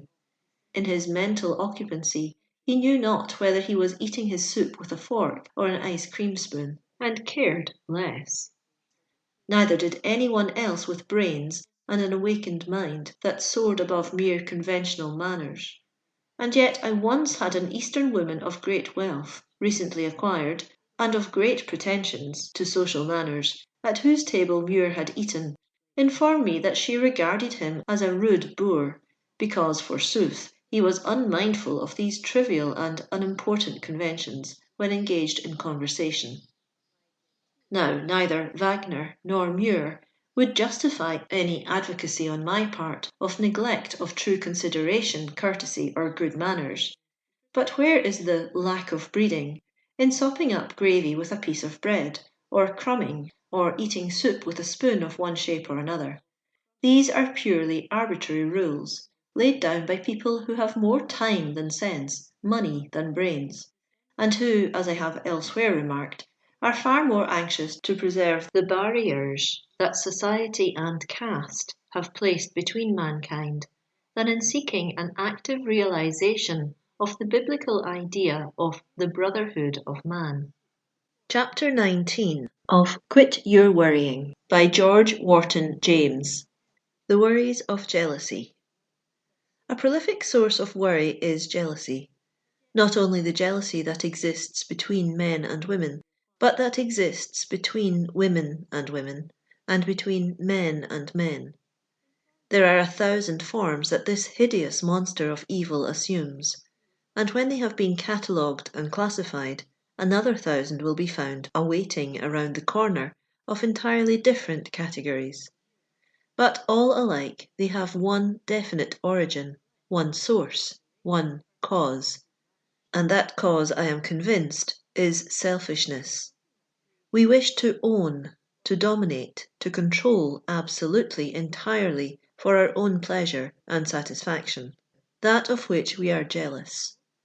In Chapter 1, I tell the incident of the young man on the streetcar whose jealous worry was so manifest when he saw his girl smiling upon another man. I suppose most men and women feel, or have felt, at some time or other, this sex jealousy. That woman belongs to me. Her smiles are mine. Her pleasant words should fall on my ear alone. I am her lover, she the mistress of my heart, and that should content her. Every writer of the human heart has expatiated upon this great source of worry, jealousy. Shakespeare refers to it again and again. The whole play of Othello rests upon the Moor's jealousy of his fair, sweet, and loyally faithful Desdemona. How the fiendish Iago plays upon Othello's jealous heart until one sees that, quote, trifles, light as air, are to the jealous confirmations strong as proofs of Holy Writ. End quote. Iago bitterly resents a slight he feels Othello has put upon him. With his large, generous, unsuspicious nature, Othello never dreams of such a thing. He trusts Iago as his intimate friend, and thus gives the crafty fiend the opportunity he desires to, quote, put the Moor into a jealousy so strong that judgment cannot cure, make the Moor thank me, love me, reward me, for making him egregiously an ass, and practising upon his peace and quiet, even to madness." Othello gives his wife, Desdemona, a rare handkerchief. Iago urges his own wife, who is Desdemona's maid, to pilfer this and bring it to him. When he gets it, he leaves it in Cassio's room.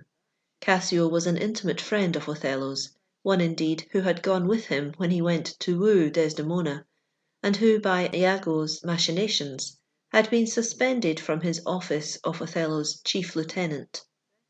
To provoke Othello's jealousy, Iago now urges Desdemona to plead Cassio's cause with her husband, and at the same time eggs on Othello to watch Cassio. "Look to your wife, observe her well with Cassio, wear your eye thus, not jealous nor secure. I would not have your free and noble nature out of self-bounty be abused. Look to't." Thus he works Othello up to a rage, and yet all the time pretends to be holding him back. "I do see you're moved. I pray you not to strain my speech to grosser issues, nor to larger reach than to suspicion." Iago leaves the handkerchief in Cassio's room, at the same time saying, "The Moor already changes with my poison. Dangerous conceits are in their natures poisons, which at the first are scarce found to distaste, but with a little act upon the blood, burn like the mines of sulphur." And as he sees the tortures the jealous worries of the Moor have already produced in him, he exultingly yet stealthily rejoices, "Not poppy, nor mandragora, nor all the drowsy syrups of the world shall ever medicine thee to that sweet sleep which thou hadst yesterday." Well might Othello exclaim that he is set on the rack. Each new suspicion is a fresh pull of the lever, a tightening of the strain to breaking point, and soon his jealousy turns to the fierce and murderous anger Iago hoped it would. "Like to the Pontic sea, whose icy current and compulsive course ne'er feels retiring ebb, but keeps due on to the Propontic and the Hellespont. Even so my bloody thoughts, with violent pace, shall ne'er look back, ne'er ebb to humble love, till that a capable and wide revenge swallow them up." Thus he was urged on, worried by his jealousy, until in his bloody rage he slew his faithful wife. Poor Desdemona, we weep her fate, yet at the same time we should deeply lament that Othello was so beguiled and seduced by his jealousy to so horrible a deed. And few men or women there are, unless their souls are purified by the wisdom of God, that are not liable to jealous influences. Our human nature is weak and full of subtle treacheries that, like Iago, seduce us to our own undoing. He who yields for one moment to the worries of jealousy is already on the downward path that leads to misery, woe, and deep undoing. Iago is made to declare the philosophy of this fact, when, in the early portion of the play, he says to Roderigo, "'Tis in ourselves we are thus or thus. Our bodies are our gardens, to the which our wills are gardeners. So that if we will plant nettles or sow lettuce, set hyssop, and weed up thyme, supply it with one gender of herbs, or distract it with many, either to have it sterile with idleness or manured with industry, why, the power and corrigible authority of this lies in our wills." Therein surely is great truth. We can plant or weed up in the garden of our minds whatever we will. We can have it sterile with idleness, or fertilize it with industry, and it must ever be remembered that the more fertile the soil, the more evil weeds will grow apace if we water and tend them. Our jealous worries are the poisonous weeds of life's garden, and should be rooted out instantly, and kept out until not a sign of them can again be found. Solomon sang that jealousy is as cruel as the grave, the coals thereof are coals of fire, which hath a most vehement flame. What a graphic picture of worry, a fire of vehement flame, burning, scorching, destroying peace, happiness, content, joy, and reducing them to ashes. In my travel and observation, I have found a vast amount of jealous worry in institutions of one kind and another, such as the Indian service, in reform schools, in humane societies, in hospitals, among the nurses, and so on. It seems to be one of the misfortunes of weak human nature when men and women associate themselves together to do some work which ought to call out all the nobleness, the magnanimity, the godlike qualities of their souls. They become maggoty with jealous worries, worry that they are not accorded the honour that is their due, worry that their work is not properly appreciated, worry lest someone else becomes a favourite of the superintendent, and so on, and so on, and so on, ad libitum. Worries of this nature in every case are a proof of small or undeveloped natures. No truly great man or woman can be jealous. Jealousy implies that you are not sure of your own worth, ability, power. You find someone else is being appreciated. You covet that appreciation for yourself, whether you deserve it or not. In other words, you yield to accursed selfishness, utterly forgetful of the apostolic injunction, in honour preferring one another. And the same jealousies are found among men and women in every walk of life, in trade, in the office, among professors in schools, colleges, universities, in the learned professions, among lawyers, physicians, and even among the ministers of the gospel and judges upon the bench. Oh, shame, shame upon the littleness, the meanness, the paltriness of such jealousies, of the worries that come from them. How any human being is to be pitied whose mortal mind is corroded with the biting acid of jealous worry. When I see those who are full of worry because yielding to this demon of jealousy, I am almost inclined to believe in the old-time Presbyterian doctrine of total depravity. Whenever, wherever you find yourself feeling jealous, take yourself by the throat, figuratively, and strangle the feeling. Then go and frankly congratulate the person of whom you are jealous upon some good you can truthfully say you see in him. Spread his praises abroad. Seek to do him honour. Thus, by active work against your own paltry emotion, you will soon overcome it, and be free from its damning and damnable worries. Akin to the worries of jealousy are the worries of hate. How much worry hate causes the hater, he alone can tell. He spends hours in conjuring up more reasons for his hate than he would care to write down. Every success of the hated is another stimulant to worry, and each step forward is a sting full of pain and bitterness. He who hates walks along the path of worry, and so long as he hates, he must worry.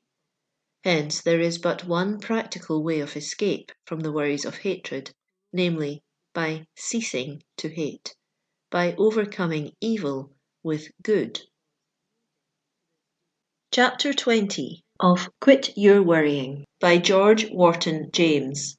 The Worries of Suspicion. He who has a suspicious mind is ever the prey of worry. Such a one is to be pitied, for he is tossed hither and yon, to and fro, at the whim of every breath of suspicion he breathes. He has no real peace of mind, no content, no unalloyed joy, for even in his hours of pleasure, of recreation, of expected jollity, he is worrying lest someone is trying to get ahead of him. His vis-a-vis is jollying him. His partner at golf is trying to steal a march on him. He is not being properly served at the picnic, and so on. These suspicious-minded people are sure that every man is a scoundrel at heart, more or less, and needs to be watched. No man or woman is to be trusted. Every grocer will sand his sugar, chicory his coffee, sell butterine for butter, and cold storage eggs for fresh, if he gets a chance.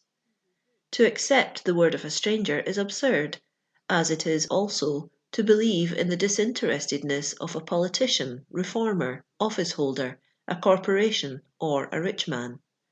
But to believe evil, to expect to be swindled, or prepare to be deceived, is the height of perspicacity and wisdom. How wonderfully Shakespeare in Othello portrays the wretchedness of the suspicious man. One reason why Iago so hated the Moor was that he suspected him. Quote, "The thoughts whereof doth like a poisonous mineral gnaw my innards, and nothing can or shall content my soul till I am evened with him." End quote.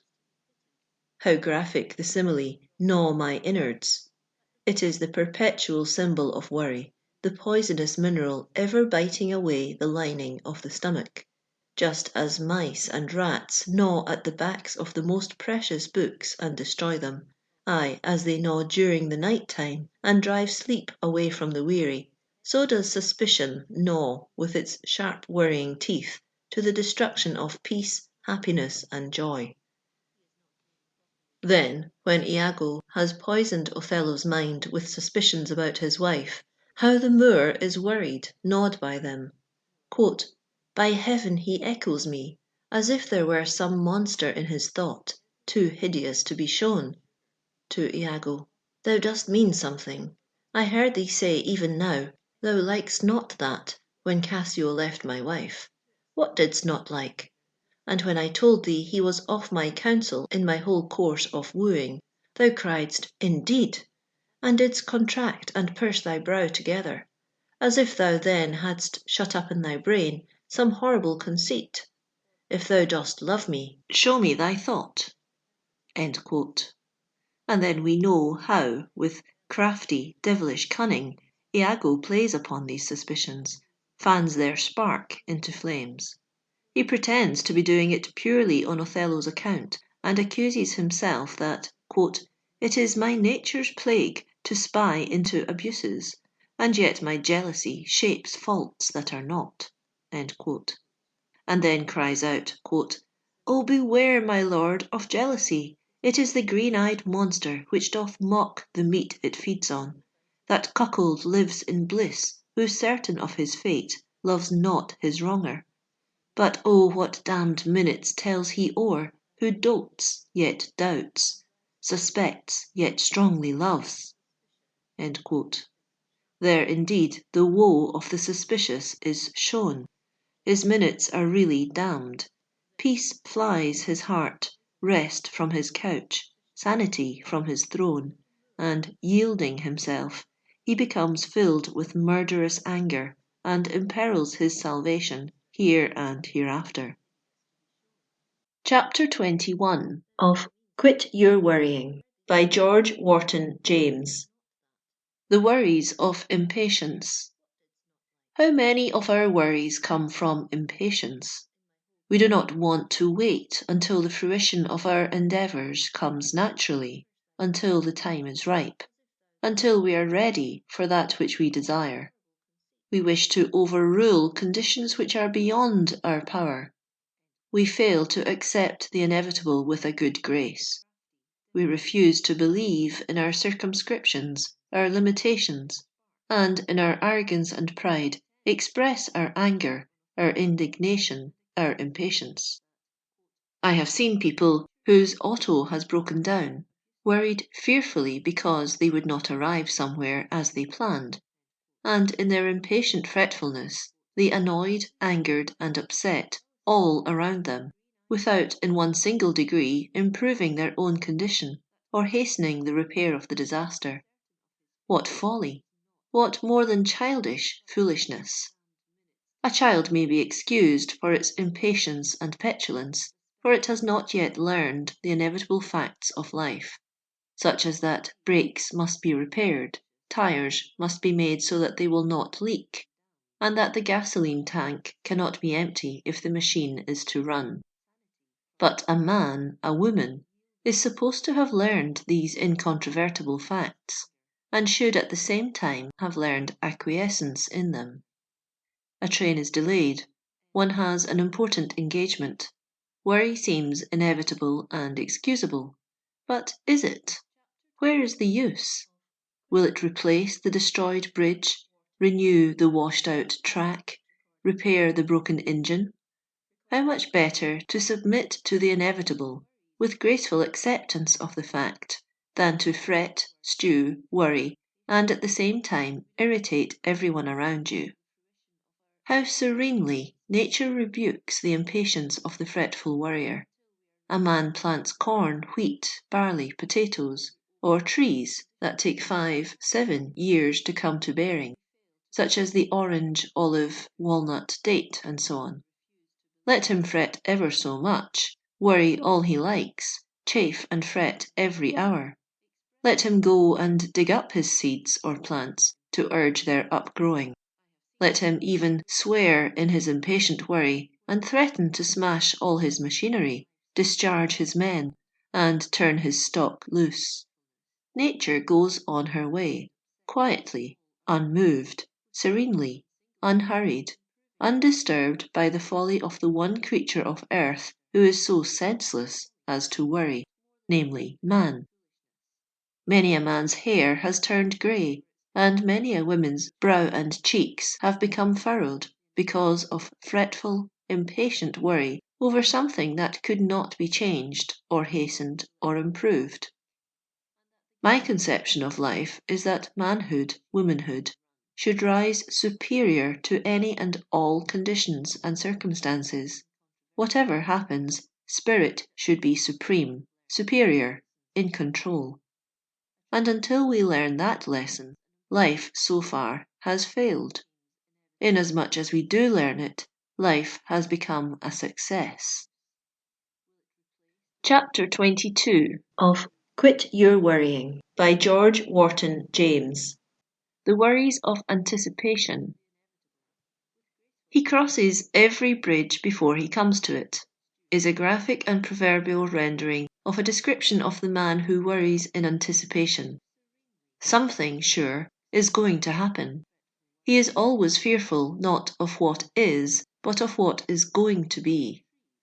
For 20 years he has managed to live and pay his rent, but at the beginning of each month he begins afresh to worry where next month's rent is going to come from. He collected his bills fairly well for a business lifetime, but if a debtor fails to send in his cheque, on the very day he begins to worry and fear lest he fail to receive it. His wife has given him 4 children, but at the coming of the 5th, he is sure something extraordinarily painful and adverse is going to happen. He sees, possibly here I should say she sees, their son climbing a tree. She is sure he will fall and break a leg, an arm, or his neck. Her boy mustn't ride the horse, lest he fall and injure himself. If he goes to swim, he is surely in danger of being drowned. And she could never allow him or his sister to row in a boat, lest it be overturned. The child must be watched momentarily, lest it fall out of the window, search out a sharp knife, swallow poison, or do some irreparable damage to the bric-a-brac. Here let me relate an incident the truth of which is vouched for, and which clearly illustrates the difference between the attitude of worry and that of trust.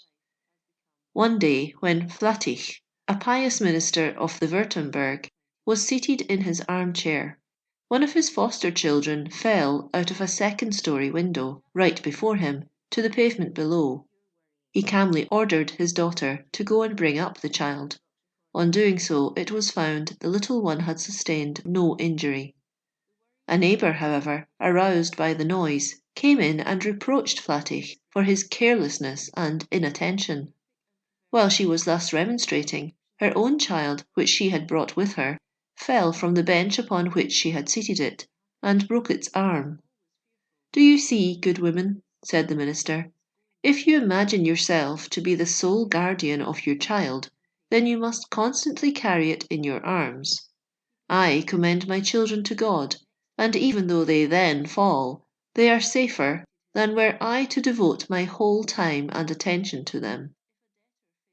Those who anticipate evils for their children too often seem to bring down upon their loved ones the very evils they are afraid of. And one of the greatest lessons of life, and one that brings immeasurable and uncountable joys when learned, is that nature, the great father-mother of us all, is kindly disposed to us. We need not be so alarmed, so fearful, so anticipatory of evil at her hands. Charles Warren Stoddard used to tell of the great dread Mark Twain was wont to feel during the exhaustion and reaction he felt at the close of each of his lectures, lest he should become incapable of further writing and lecturing, and therefore become dependent upon his friends and die a pauper. How wonderfully he conquered this demon of perpetual worry, all those who know his life are aware. How that, when his publisher failed, he took upon himself a heavy financial burden, for which he was in no way responsible, went on a lecture tour around the world, and paid every cent of it, and finally died with his finances in a most prosperous condition.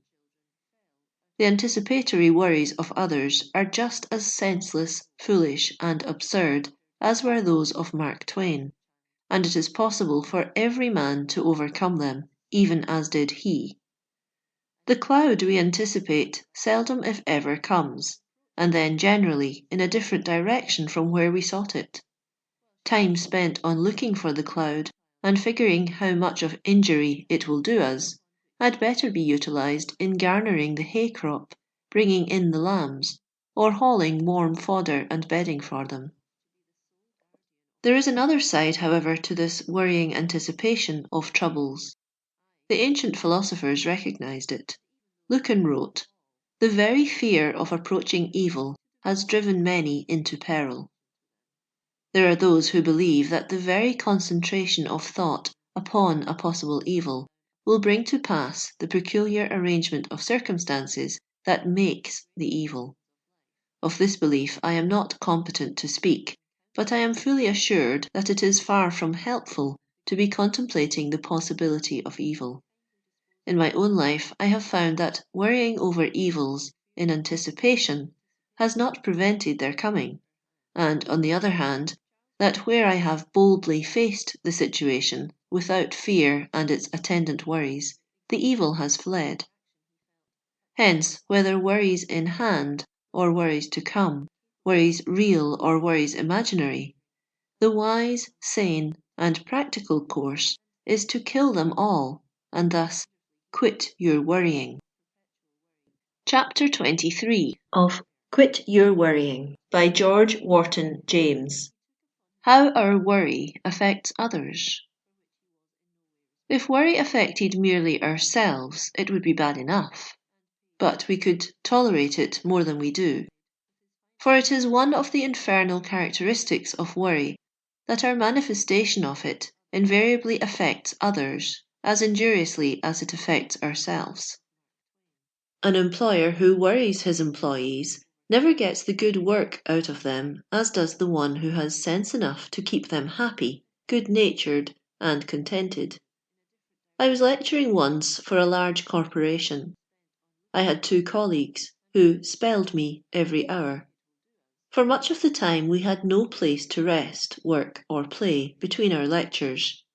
Our engagement lasted the better part of a year, and the result was that, during that period where our reasonable needs were unprovided for, we all failed to give as good work as we were capable of. We were unnecessarily worried by inadequate provision, and our employers suffered. Henry Ford and men of his type have learned this lesson. Men respond rapidly to those who do not worry them. Governor Hunt and Warden Sims of Arizona have learned the same fact in dealing with prisoners of the state penitentiary. The less the men are worried by unnecessarily harsh treatment, absurd and cruel restrictions, curtailment of natural rights, the better they act, the easier they are liable to reform and make good. Dr. Musgrove, in his Nervous Breakdowns, tells a story of two commanders which well illustrates this point. Quote, "In a certain war, two companies of men had to march an equal distance in order to meet at a particular spot. The one arrived in perfect order and with few signs of exhaustion, although this march had been an arduous one. The other company reached the place utterly done up and disorganized. It was all a question of leadership. The captain of the first company had known his way and kept his men in good order, while the captain of the second company had never been sure of himself, and had harassed his subordinates with a constant succession of orders and counter-orders, until they had hardly known whether they were on their heads or their heels. That was why they arrived completely demoralized." End quote. In war, as in peace, it is not work that kills so much as worry. A general may make his soldiers work to the point of exhaustion, as Napoleon often did, yet have their almost adoring worship. But the general who worries his men gets neither their good will nor good work. A worrying mother can keep a whole house in a turmoil, from father down to the latest baby. The growing boys and girls soon learn to dread the name of home, and would rather be in school, in the backyard playing, in the attic, at the neighbours', or in the streets, anywhere, than within the sound of their mother's worrying voice or frowning countenance. A worrying husband can drive his wife distracted, and vice versa. I was dining not long ago with a couple that, from outward appearance, had everything that heart could desire to make them happy. They were young, healthy, had a good income, were both engaged in work they liked. Yet the husband worried the wife constantly about trifles. If she wished to set the table in a particular way, he worried because she didn't do it some other way. If she drove one of their autos, he worried because she didn't take the other. And when she wore a spring day flowery kind of a hat, he worried because his mother never wore any other than a black hat. The poor woman was distracted by the absolute absurdities, frivolities, and inconsequentialities of his worries. Yet he didn't seem to have sense to see what he was doing. So I gave him a plain, practical talk, as I had been drawn into a discussion of the matter without any volition on my part, and urged him to quit irritating his wife so foolishly and so unnecessarily. Some teachers worry their pupils until the latter fail to do the work they are competent to do, and the want of success of many an ambitious teacher can often be attributed to his/her worrying disposition. Remember, therefore, that when you worry, you are making others unhappy as well as yourself. You are putting a damper, a blight, upon other lives as well as your own. You are destroying the efficiency of other workers as well as your own. You are robbing others of the joy of life which God intended them freely to possess. So that for the sake of others, as well as your own, it becomes an imperative duty that you quit your worrying. Chapter 24 of Quit Your Worrying by George Wharton James. Worry versus indifference. The aim and object of all striving in life should be to grow more human, more humane, less selfish, more helpful to our fellows. Any system of life that fails to meet this universal need is predestined to failure. When therefore I urge upon my readers that they quit their worrying about their husbands or wives, sons and daughters, neighbours and friends, the wicked and the good, I do not mean that they are to harden their hearts and become indifferent to their welfare. God forbid. No student of the human heart, of human life, and of the Bible can long ignore the need of a caution upon these lines. The sacred writer knew what he was talking about when he spoke of the human heart as deceitful and desperately wicked.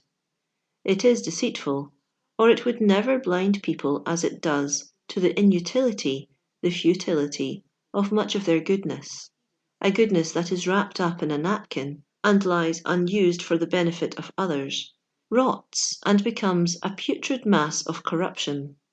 It can only remain good by being unselfishly used for the good of others.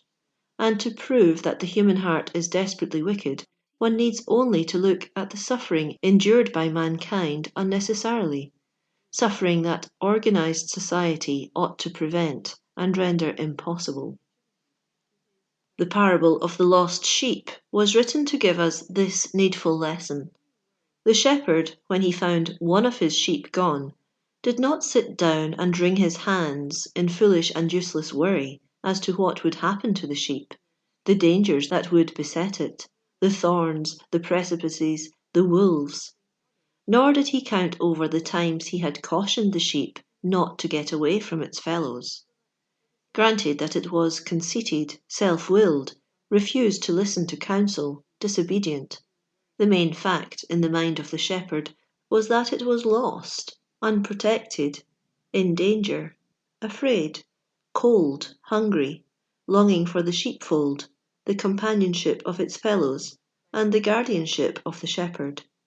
Hence he went out eagerly and sympathetically, and searched until he found it and brought it back to shelter. This, then, should be the spirit of those who have heeded my caution and advice to quit their worrying about their loved ones and others. Do not worry, but do not, under any consideration, become hard-hearted, careless, or indifferent. Better by far preserve your interest and the human tenderness that leads you to the useless and needless expenditure of energy and sympathy in worry, than that you should let your loved ones suffer without any care, thought, or endeavour on their behalf. But do not let it be a sympathy that leads to worry. Let it be helpful, stimulating, directive, energizing in the good. Overcome evil with good. Resist evil, and it will flee from you. So long as those you love are absorbed in the things that in the past have led you to worry over them, be tender and sympathetic with them. Surround them with your holy and helpful love. Jesus was tender and compassionate with all who were sick or diseased in body or mind. He was never angry with any, save the proud and self-righteous Pharisees. He tenderly forgave the adulterous woman, justified the publican, and never lectured or rebuked those who came to have their bodily and mental infirmities removed by him. Let us then be tender with the erring and the sinful, rather than censorious and full of rebuke. Is it not the better way to point out the right? Overcome the evil with the good, and thus bind our erring loved ones more firmly to ourselves. Surely our own errors, failures, weaknesses, and sins ought to have taught us this lesson. In the bedroom of a friend where I recently slept was a card on which was illuminated these words, which bear particularly upon this subject. Quote, "The life that has not known and accepted sorrow is strangely crude and untaught. It can neither help nor teach, for it has never learned. The life that has spurned the lesson of sorrow, or failed to read it aright, is cold and hard. But the life that has been disciplined by sorrow is courageous and full of holy and gentle love." End quote. And it is this holy, gentle, and courageous love that we need to exercise every day towards those who require it, rather than the worry that frets, still more irritates, and widens the gulf already existent. So, reader, don't worry, but help, sympathetically and lovingly, and above all, don't become indifferent, hard-hearted, and selfish. Chapter 25 of Quit Your Worrying by George Wharton James.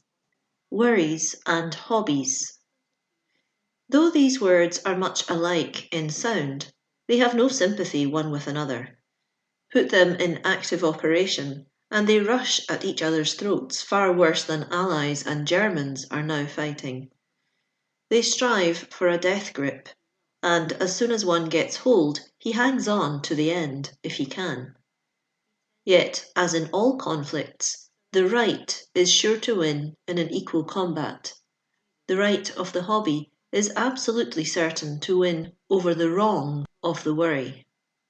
Webster defines a hobby as a subject or plan which one is constantly setting off, or a favourite and ever recurring theme of discourse, thought, or effort. But the editor of the Century Dictionary has a better definition, more in accord with modern thought, namely, that which a person persistently pursues or dwells upon with zeal or delight, as if riding a horse. Are you cursed by the demon of worry? Has he got a death grip on your throat? Do you want to be freed from his throttling assaults? If so, get a hobby, the more mentally occupying the better, and ride it earnestly, sincerely, furiously. Let it be what it will far more than pay in the end, when you find yourself free from the nightmare of worry that has so relentlessly ridden you for so long. Collect bugs, old china, Indian baskets, Indian blankets, pipes, domestic implements, war paraphernalia, photographs, butterflies. Make a herbarium of the flowers of your state. Collect postage stamps, old books, first editions. Go in for extra illustrating books. Pick up and classify all the stray phrases you hear. Do anything that will occupy your mind to the exclusion of worry.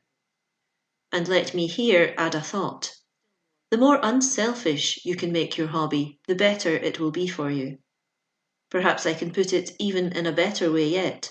The less your hobby is entered into with the purely personal purpose of pleasing yourself, and the more actively you can make it beneficial, helpful, joy-giving to others, the more potent for good it will be in aiding you to get rid of your worries. He who blesses another is thrice blessed, for he not only blesses himself by the act, but brings upon himself the blessing of the recipient and of Almighty God, with the oft-added blessing of those who learn of the good deed and breathe a prayer of commendation for him. In San Francisco there is a newspaper man who writes in a quaint, peculiar, simple yet subtle fashion, who signs himself KCB. During the Panama Pacific Exposition, one of his hobbies was to plan to take there all the poor youngsters of the streets, the newsboys, the little ones in hospitals, the incurables, the down-and-outers of the workhouse and poor farm, and finally the almost forgotten old men and women of the almshouses. I saw strong men weep with deep emotion at the procession of automobiles conveying the happy though generally silent throngs on one of these occasions, and KCB must have felt the showers of blessings that were sent in his direction from those who saw and appreciated his beautiful helpfulness. There is nothing to hinder any man, woman, youth or maiden from doing exactly the same kind of thing, with the same spirit, and bringing a few hours of happiness to the needy, thus driving worry out of the mind, putting it hors de combat, so that it need never again rise from the field. Every blind asylum, children's hospital, slum, old ladies' home, old man's home, almshouse, poor farm, workhouse, insane asylum, prison, and 1,000 other centres where the poor, needy, sick and afflicted gather, has its lonely hearts that long for cherishing, aching brows that need to be soothed, pain to be alleviated. And there is no panacea so potent in removing the worries of our own life as to engage earnestly in removing the positive and active ills of others. People occasionally ask me if I have any hobby that has helped me ward off the attacks of worry. I do not believe I have ever answered this question as fully as I might have done, so I will attempt to do so now. One of my first hobbies was food reform and hygienic living. When I was little more than 12 years of age, I became a vegetarian, and for 9 years lived the life pretty rigorously. I have always believed that simpler, plainer living than most of us indulge in, more open-air life, sleeping, working, living out of doors, more active physical exercise of a useful character, would be beneficial. Then I became a student of memory culture. Professor William Stokes of the Royal Polytechnic Institution became my friend, and for years I studied his system of mnemonics, or as it was generally termed, artificial memory. Then I taught it for a number of years, and evolved from it certain fundamental principles upon which I have largely based the cultivation of my own memory and mentality, and for which I can never be sufficiently thankful. Then I desired to be a public speaker. I became a hobbyist on pronunciation, enunciation, purity of voice, phrasing, and getting the thought of my own mind in the best and quickest possible way into the minds of others. For years I kept a small book in which I jotted down every word, its derivation and full meaning, with which I was not familiar. I studied clear enunciation by the hour. Indeed, as I walked through the streets, I recited to myself aloud, so that I could hear my own enunciation, such poems as Southey's Cataract of Lodore, where almost every word terminates in ing. For I had heard many great English and American speakers whose failure to pronounce this terminal ing in such words as coming, going, and so on, used to distress me considerably. Other exercises were the catches such as Peter Piper picks a peck of pickled peppers, or Selina Seamstitch stitches 7 seams slowly, surely, serenely, and slovenly, or around a rugged rock a ragged rascal ran a rural race. Then, too, Professor Stokes has composed a wonderful yarn about the memory, entitled My M Made Memory Medley, mentioning memory's most marvellous manifestations. This took up as much as 3 or 4 pages of this book, every word beginning with M. It was a marvellous exercise for lingual development. He also had the far-famed fairy tale of Fenella, and these were constantly and continuously recited with scrupulous care as to enunciation. My father was an old-time conductor of choral and oratorio societies, and was the leader of a large choir. I had a good alto voice, and under his wise discipline it was cultivated, and I was a certificated reader of music at sight before I was 10 years old. Then I taught myself to play the organ, and before I was 20 I was the organist and choirmaster of one of the largest congregational churches of my native town, having often helped my father in the past years to drill and conduct oratorios such as the Messiah, Elijah, the Creation, and so on. When I began to speak in public, the only special instruction I had for the cultivation of the voice was a few words from my father to this effect: Stand before the looking-glass, and insist that your face appear pleasant and agreeable. Speak the sentence you wish to hear. Listen to your own voice. You can tell as well as anyone else whether its sound is nasal, harsh, raucous, disagreeable, affected, or in any way displeasing or unnatural. Insist upon a pure, clear, natural, pleasing tone. And that's all there is to it. When you appear before an audience, speak to the persons at the further end of the hall, and if they can hear you, don't worry about anyone else. Later, when I had become fairly launched as a public speaker, he came to visit me, and when I appeared on my platform that night, I found scattered around on the floor, where none could see them but myself, several placards upon which he had printed in easily read capitals, Don't shout, Keep cool, Avoid ranting, Make each point clear, Don't ramble, and so on. When I was about 14, I took up phonography, or stenography as it is now known.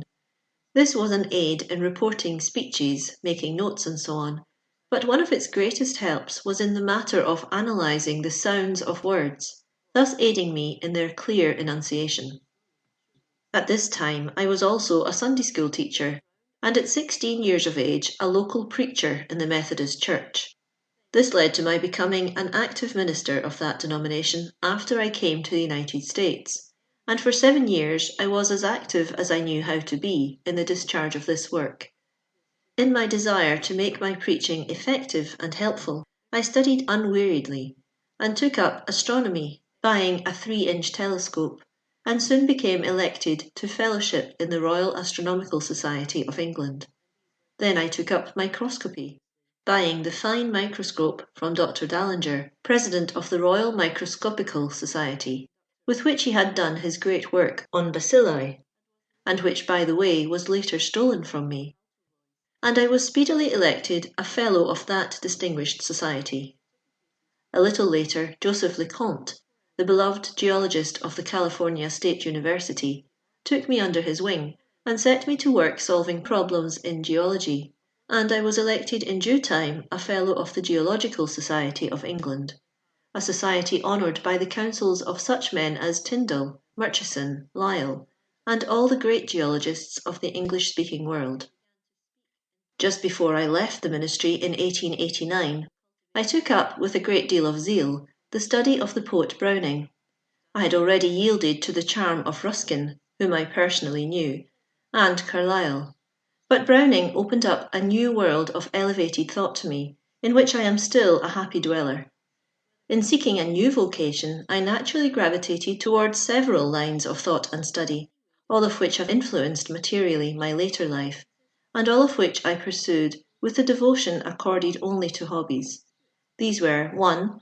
A deeper study of nature in her larger manifestations, as the Grand Canyon of Arizona, the Petrified Forest, the Yosemite Valley, the big trees, the high Sierras, with their snow-clad summits, glaciers, lakes, canyons, forests, flora and fauna, the Colorado and Mojave deserts, the Colorado River, the Painted Desert, and the many regions upon which I have written books. 2. The social conditions of the submerged tenth, which led to my writing of a book on The Dark Places of Chicago, which was the stimulating cause of W. T. Stead's soul-stirring book, If Christ Came to Chicago. Here was and is the secret of my interest in all problems dealing with social unrest, the treatment of the poor and sinful and so on, for I was chaplain for 2 years of 2 homes for unfortunate women and girls. 3. A deeper study of the Indians, in whom I had always been interested, and which has led to my several books on the Indians themselves, their basketry, blanketry, and so on. 4. A more detailed study of the literature of California and the West, and also 5. A more comprehensive study of the development of California and other Western states, in order that I might lecture more acceptably upon these fascinating themes. Here, then, are some of the hobbies that have made and are making my life what it is. I leave it to my readers to determine which has been the better, to spend my hours, days, weeks, months, and years in getting my livelihood and worrying, or in providing for my family and myself, and spending all the spare time I had upon these many and varied hobbies, some of which have developed into my life work. And I sincerely hope I shall be absolved from any charge of either self-glorification or egotism in this recital of personal experiences. At the time I was passing through them, I had no idea of their great value. They were the things to which something within me bade me flee, to find refuge from the worries that were destroying me.